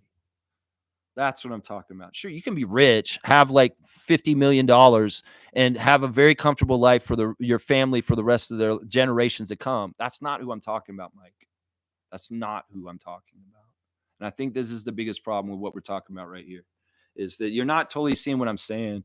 Zito, Mike, per favor, laugh out loud. And it's like saying, Mike saying, do you die to spend your money after? So they are building for who? Their family. No, I get what you're saying, and generational wealth and stuff like that it's a touchy subject. And some people say, well, somebody like Lex who set up and has privilege, he shouldn't be talking about this. But I'm fighting for the people on the side that would probably say, yeah, well, if I was privileged and I was saying no, and I was acting like you, Mike, I'd be a jackass. Seriously, if I stood here and say, I never have to work for the rest of my life. Billionaires are great people. You guys should just listen to Elon. He's a good person. Why are you guys attacking rich people? I feel attacked myself. Oh, you attacking me? Oh, boo. No, fuck that. Seriously, let's see this clearly. Seriously, I come from privilege. I come from wealth. I'm fine. But why am I saying all this? Why would I even bother to do this? In some ways, I do more damage to myself than actually any good. I could lose because of this. So why the fuck do you think I'm lying to you? Why the fuck do you think I'm fucking full of shit? Because I have everything to lose and nothing to gain from saying this shit on here. Seriously, think about that, Mike. Seriously. Tranquillo gente. According to Lex, the rich control me and my thoughts. Well, the algorithms on social media will control and will influence you, and you need to be aware of that, Mike. Seriously, there could be very subtle things you're not even understanding that you're seeing. This has been something that's been in society forever. Corporations have used subliminal messages in commercials on TV to get you to buy their product. There's very overt at times, but there's also been very subliminal messaging and advertisements to get you to feel that key. Like, have you ever seen a brand or something like, that makes me want to go get something? That's all built in Pavlov's dog kind of shit. And Mike, you may need to reanalyze what you're taking in and think about it more critically as you're watching it and see how you think. Seriously, if you're scrolling on Facebook, you're scrolling on any social media site, if you're on Twitter, especially, you're compromised. That's why I left Twitter. That's why I'm probably going to leave Facebook, is because I understand that the algorithm and the things they're going to put in front of my face is because they have a very specific thing that they want to try and influence me to think. And that's to probably try and stand up for billionaires like Mike is right now. Seriously, let's not be soft-minded. Be very aware and understand what you're ingesting information-wise from social media and how it could be subliminally influencing some people to believe some crazy-ass shit. You can't trust what you see on Facebook anymore, just like you couldn't trust what you could see on Twitter once Elon bought it. I'm telling you, you can't anymore. And as I'm not saying the rich control you, but they will control you as much as they want to. And they control you in aspects of your life that you don't even realize. And if you really dig deeper, you'd understand it better, is what I'm saying. You know, some of it's what's legal and what isn't. And some of it's bylaws, like we were saying with the tiny houses. If the tiny houses were allowed to be built, think about this, Mike. If Neil could build his tiny house in Ontario like he wants to, then it would probably hurt some of the big developers that build all these houses and make tons of money off of it. So they rigged the laws so that the bylaws said, no, you can't have a tiny house. There's the rich telling you what you can't do, Mike. Even if you don't want a tiny house like Blackhawk, they're controlling you because they're telling you can't have a tiny house. That's a very basic example. If you don't get it, freedom should be, Neil should be able to build a tiny house in Mississauga if he wants to, but he's not allowed to because rich people got a rule put on there. And you have to go through their system of buying a big, huge house in that housing market. Is that example getting through to you, Mike, is what I'm trying to say right here. Seriously, don't get it twisted. You want to be autonomous and independent. I applaud you. And I agree. We want to be freedom and have freedom for ourselves. But you need to analyze and make sure that you may be wrong on some of the stuff you're saying. And they may have more influence on you than you think. Seriously. Neil's saying there are sick vans out there that that single people can live out of. Yeah, people are doing that on the road. They just drive around the country and live out of the van. However, society does not promote that because there's very little taxes to collect. There's all kinds of dumb things they've done. Like they tell people that everybody's got to buy their own house and move out of their parents' house. Most societies, the families live together. Parents, kids, uncles, aunts, grandparents. You know, Italian families and Italy will have a big, huge house where everybody lives together. It's American, North American bullshit to have more mortgages and more costs for each individual because each individual gets split away from the family. That's a person they could hit tax codes on each time and do all this kind of stuff. It's more things in all kinds of ways enriching. They hate when people live in the same house together. In some ways, they're going to build all these huge, monstrous houses around the GTA. Well, immigrant families move in and everybody will live in there together, the whole extended family, because that's the only way they can afford those big, huge monstrosities. So in some ways, it's like the dumbass, big ass houses they make them have to buy. Well, it backfires on them because all of a sudden a whole bunch of people are living in there. Well, when will the rich people come to government and say, we need to make a cap on how many people can live in a house? They can't have 8 people living in that house out in Stouffville. No, we got to come in there and tell them how much. That's not freedom, Mike. That's rich people making bylaws and telling them how they can live in their houses just to enrich themselves off the housing market. It's not right that we look at housing as a commodity that can be put on the stock market and that Wall Street buys up all this housing in the United States, driving up prices, and people are homeless. That is immoral. That is immoral, is what I'm saying right here. And vans are awesome. Go ahead and get a van. Fight the power. And yeah, Neil's exactly right. Very little taxes to collect. Let's just be transient and live in a van and travel around. That's right. That's right. Mike's saying, yeah, rich people, family members tend to be more wanting, especially people who did work for it. You know what? I'm going to tell you right now, Mike, all the billionaires did not work for their wealth. None of them. Self-made millionaires? Sure. But hardly any of these billionaires really actually did the work to get where they are. Michael Jordan, okay, he deserves it. But most of these guys, they didn't do it themselves. They did it through subsidies from the government. They did it from friends and family giving them money early on. They didn't do this shit on themselves. They didn't work harder than anybody else. They had a silver spoon in their mouth and a golden path ahead of them with no impediments of privilege. So yeah, Mike, we can talk about work and who deserves what. Well, people work their asses off. Did they get what they get deserved? No, they don't. Because all that work is actually going up to the top, and those people are getting that money and they're sitting at home. They're not doing jack shit. Trust me. The really, really ultra rich do not work. They do not work. They don't do jack shit. They're not contributing to society. They're just parasites that take from the top. I'm telling you, Mike. I'm telling you. Carlos saying, if we want want to move towards a better future for all of us, we have to go over the only my family bullshit, specifically those who have power and money. Yeah, you can't be isolationist on this. The society is only as healthy as their very lowest people, as far as they're sick, they're tired, they're poor. You know, how a society treats poor people shows how civilized it is. And in some ways, China's doing better than the United States. I'm going to say that right now. Seriously. You know, the way things are going right now, I kind of want China to just take over the world, because China in some ways is doing things better than the United States at this point. Seriously. The United States is all fucked up. I used to think the United States was the good leader for the world, but I don't think so anymore. I think that the United States has lost that. And that in some ways, as fucked up as it sounds, China may be the best leader for the world that we can have right now. I wonder if, like, the U.S. tried to do anything to Canada, you think China would come and protect us and fight for us and help us? Maybe. I'd hope so. Seriously. Maybe China would help us. Seriously.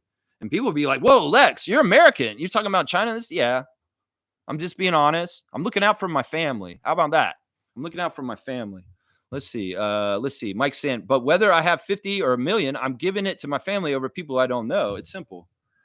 All right, Mike, do you agree that there should be a tax system? Do you believe that everybody should pay the same percentage tax, flat rate tax, whether you're poor or rich, that people should pay the same exact percentage of their income and stuff and give back to society so that we can have things like firemen and police and roads and libraries and education and hospitals? Do you believe in that? Do you think that you should pay your fair share, everybody? That's what I believe. But these billionaires don't believe that they should, because they pay hardly any taxes. So you go ahead, Mike. Come on, man. I'm going to go over this every which way, but it sounds like you've been brainwashed in the wrong ways, man. Seriously. Call us saying you actually do, Mike, with your taxes. Exactly. That's what I was just saying just now. All right, let's see. Holy crap. We've gone way too long here. I might just have to drop this, man. Because I'm serious. We're going to get to 4 hours if we do this, man. Seriously, I don't want to go through all this. Guys, start taking some of these out, man.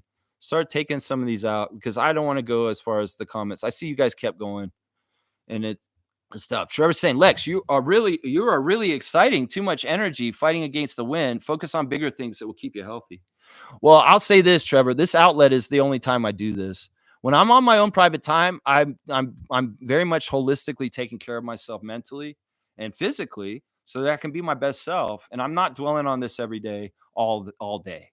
I do talk about it here because this is my platform. This is my forum to espouse my views. And I do really feel like some of the things I've been saying today are extremely important for people to understand on a deeper level than they may be getting or understanding. This is really, really important.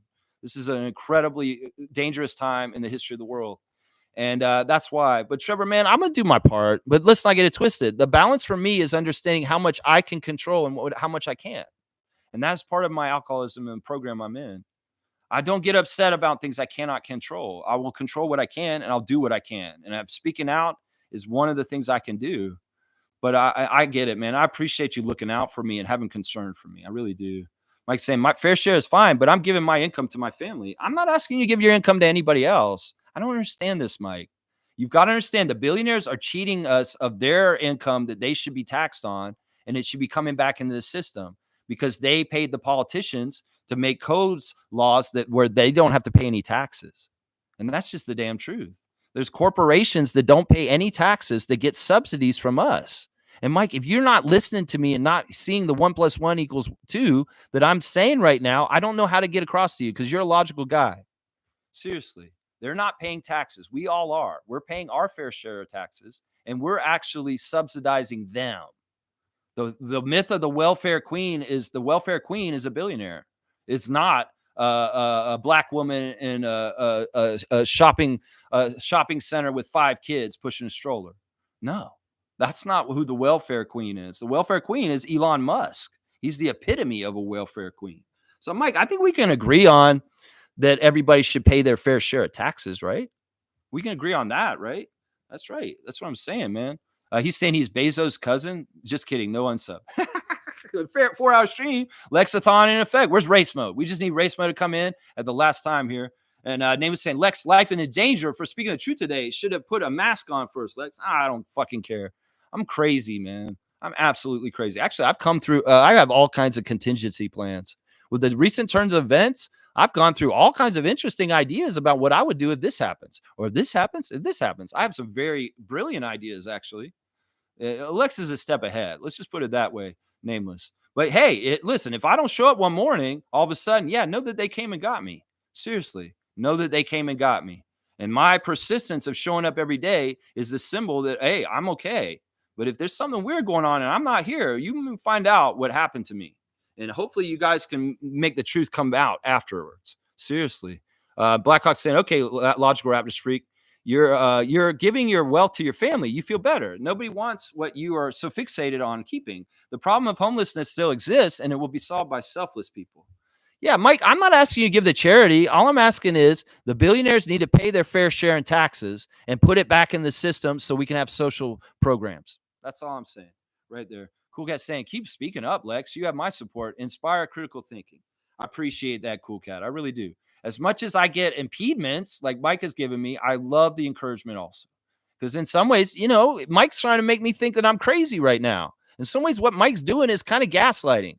Mike, you don't need to do this to me. I'm on your side. I love you, brother. I love your family. I don't want to take anything from your family. That's not what I'm saying here today. And for some reason, you're having this reaction. I don't know why. I really don't. I didn't say anything coming at you or your family. And I don't understand why you feel like so sensitive about the subject that you feel like you have to argue with me and extend my stream so long. I don't understand it, man. I don't understand it. Are you saying, I just understand people will make questionable decisions for money, and it's for money, family for the most part. You can't die a billionaire. Okay, Mike, I think that once again, for some reason, you're just conflating things and making it more confusing than actually understanding what we're talking about here. I'm going to call you and we're going to clear it up. And it'll be a very friendly call. Trust me. It's not going to be anything weird. Name is saying, I appreciate you for allowing me to be a little radical once in a while, Lex. You should be. This is the age where we need to be radical. Radical, not just on the skateboards. That's right. Mike's saying, okay, you're a cruel billionaire. What's the motive? It's power. It's a sick, disgusting, gross romance and getting turned on from cruelty. This is really what this is at this point. The MAGA party, the MAGA people are enjoying subjugating illegal immigrants to cruelties, just like the Nazis did to the Jewish people. That's what it is, Mike. Powerful people like feeling powerful. Trump likes feeling powerful. It makes his little dingling hard. Possibly. Probably not. He's old and stupid. But I'm just saying, it's the power. It's the cruelty. It's the feeling of feeling like, oh, I'm so powerful. They're so shallow and such fucked up people inside that they can't have a fulfilling life without being cruel to other people and holding them down.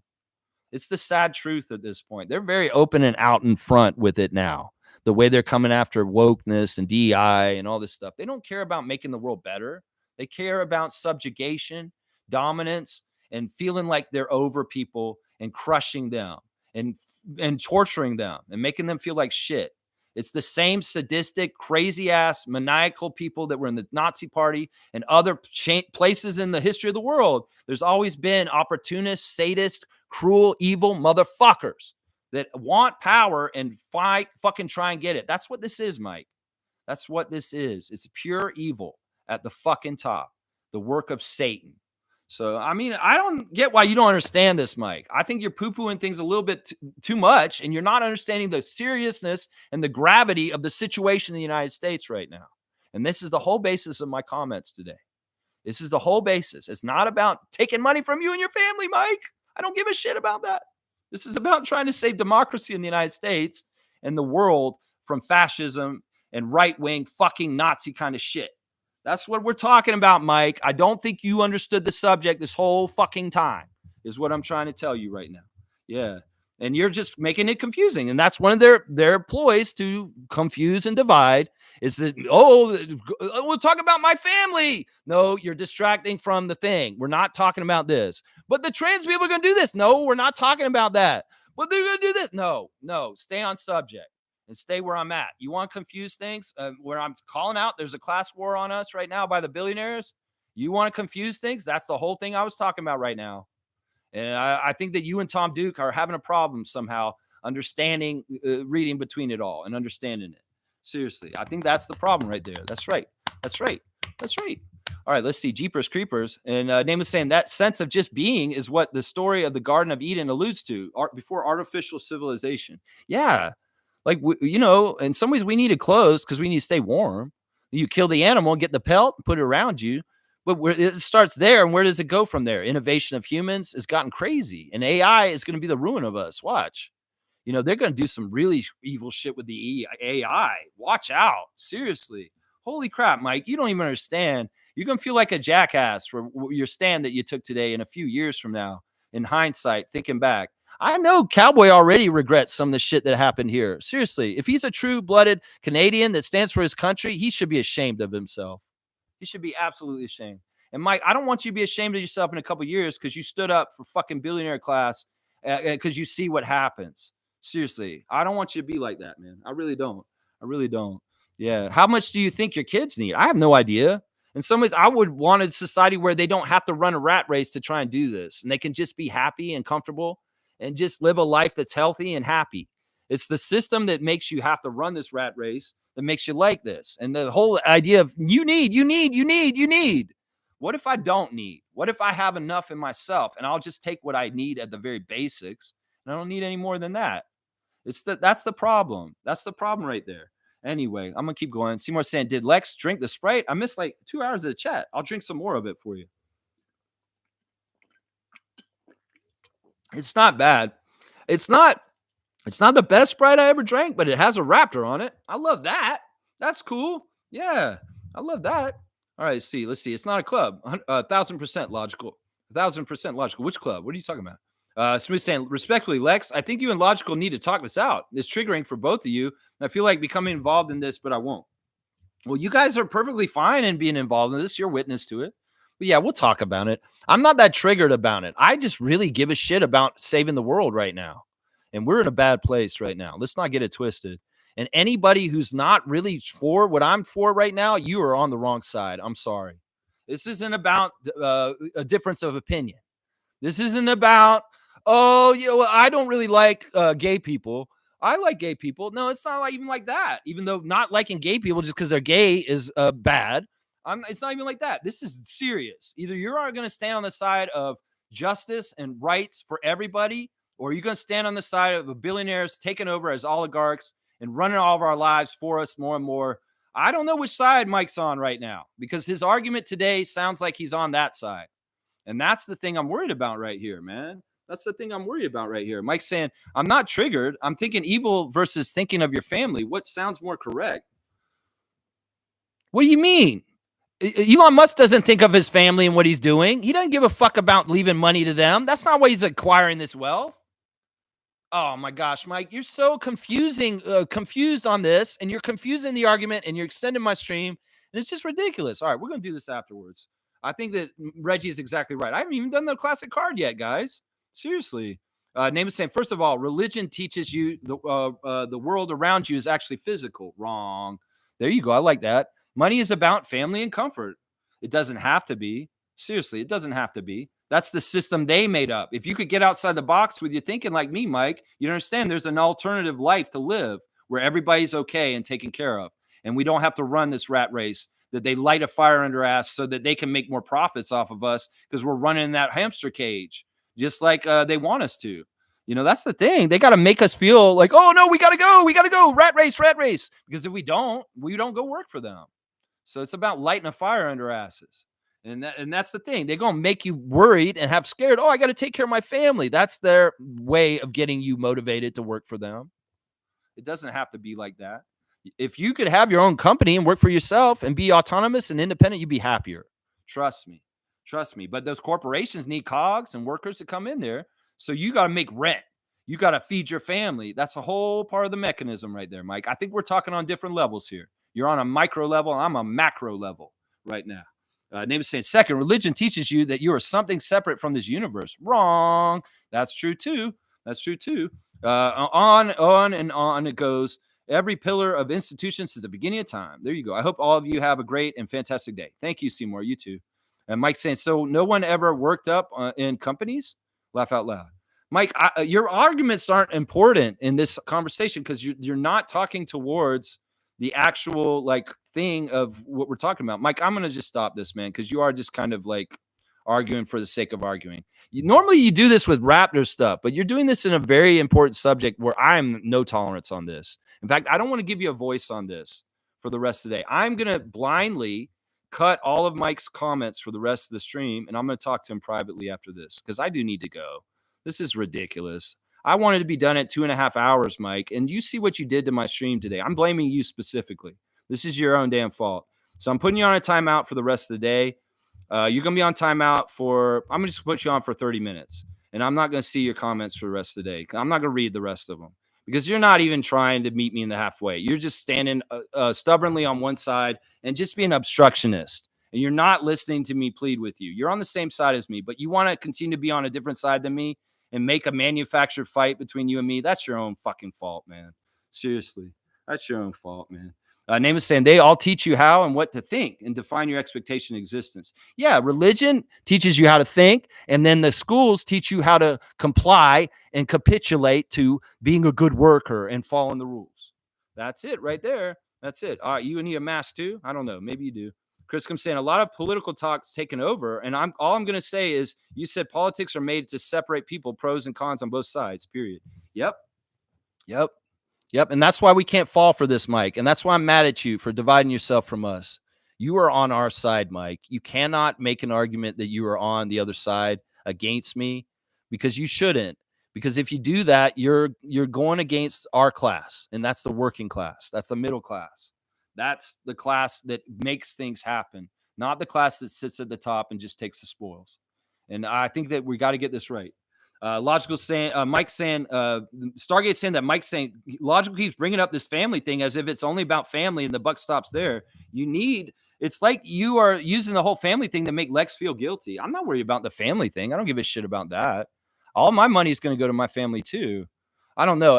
That's not a personal thing that bugs me. Some people may have weaponized having kids and having a family against me. I don't care about that. Once again, I'm not sticks and stones. You can't call names or talk about my life. I'm impenetrable. There's not fucking shit y'all can make me feel bad about. I don't have kids. I don't give a shit. I have the freedom to do the stream, and I have a very beautiful, amazing life. And all my money will go to my niece and nephew. So, yeah, there's still family getting my money. So, yeah, whatever, Mike. He's just stupid as shit. I don't think that's why he's doing that.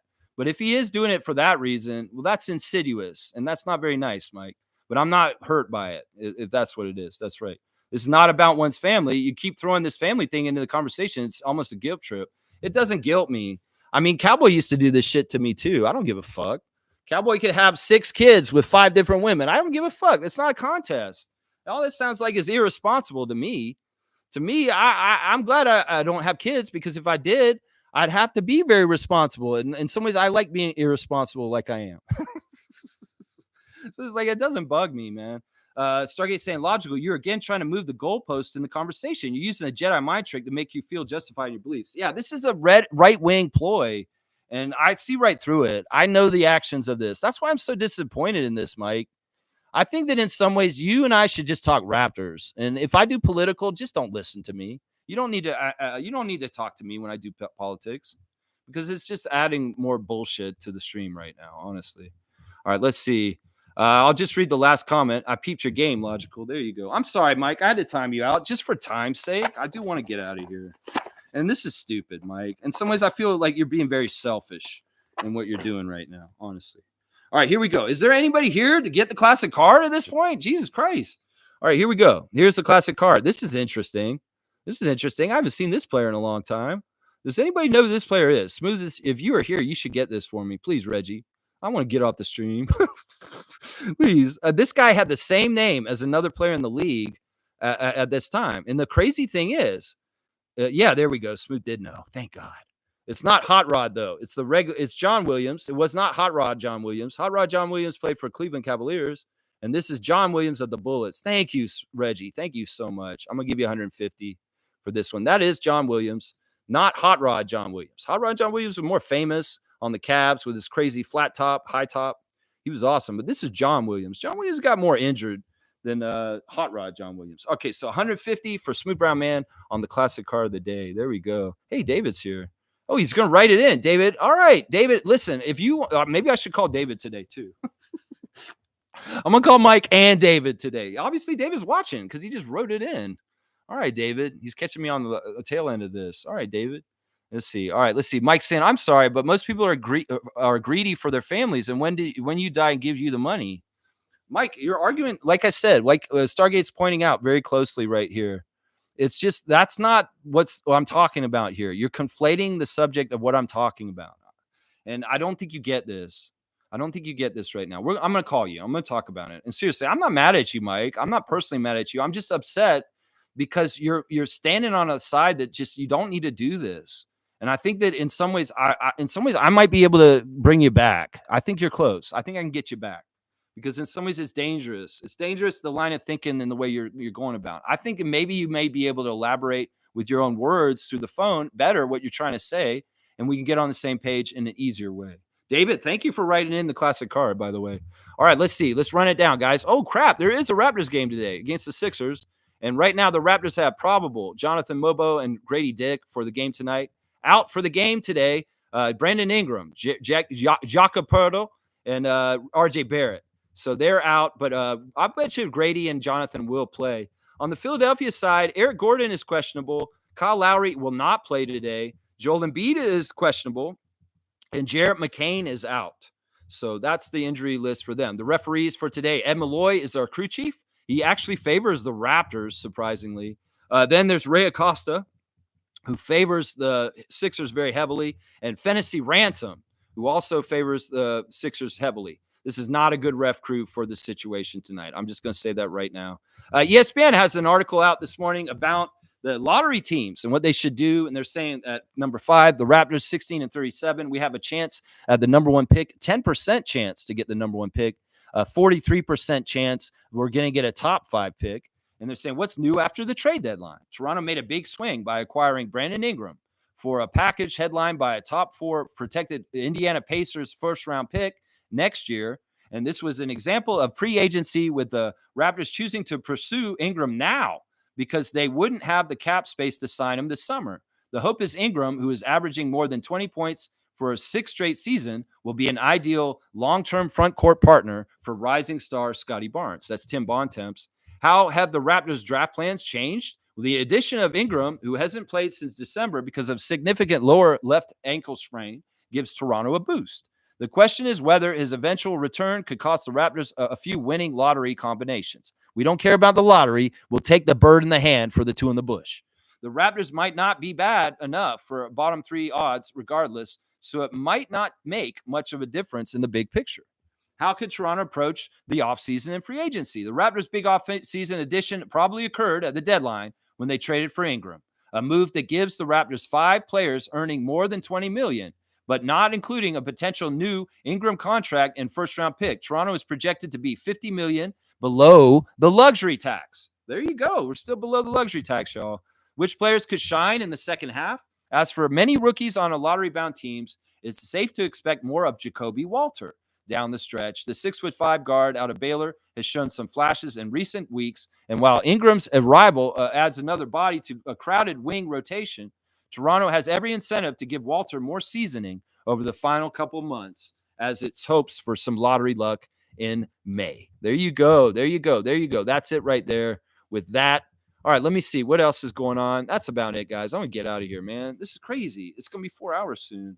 It's crazy. Stargate saying Cliff Levingston's on the back of the card. Let me see. Is that right? Yeah, he's right. Cliff Levingston. That's because his name's on the back of there. Yeah, Cliff Levingston. That's pretty good right there. Mike, I'm not gonna read any more of these. We're gonna talk about it afterwards. Just you and I. Well, I don't want to hold these people up anymore. All right, thanks for watching. Raptors, if you win, that's great. I love it. But if you don't, I understand too. There's all kinds of different reasons why you might not win. So I'm okay. I'm just want to see a good game. I'd love to beat Nick again, though. That'd be awesome. So we'll see. If Embiid's playing, this is exactly right. Whoever said this earlier, if Embiid's playing, we have less of a chance to win. But if he's out, we may have a chance to win. So, all right. Salute to y'all. Good luck to everybody. And let's Raptorize our day. Please like, comment, subscribe, and share. And if you want, join the channel too. It does have a membership, and it's something, I guess.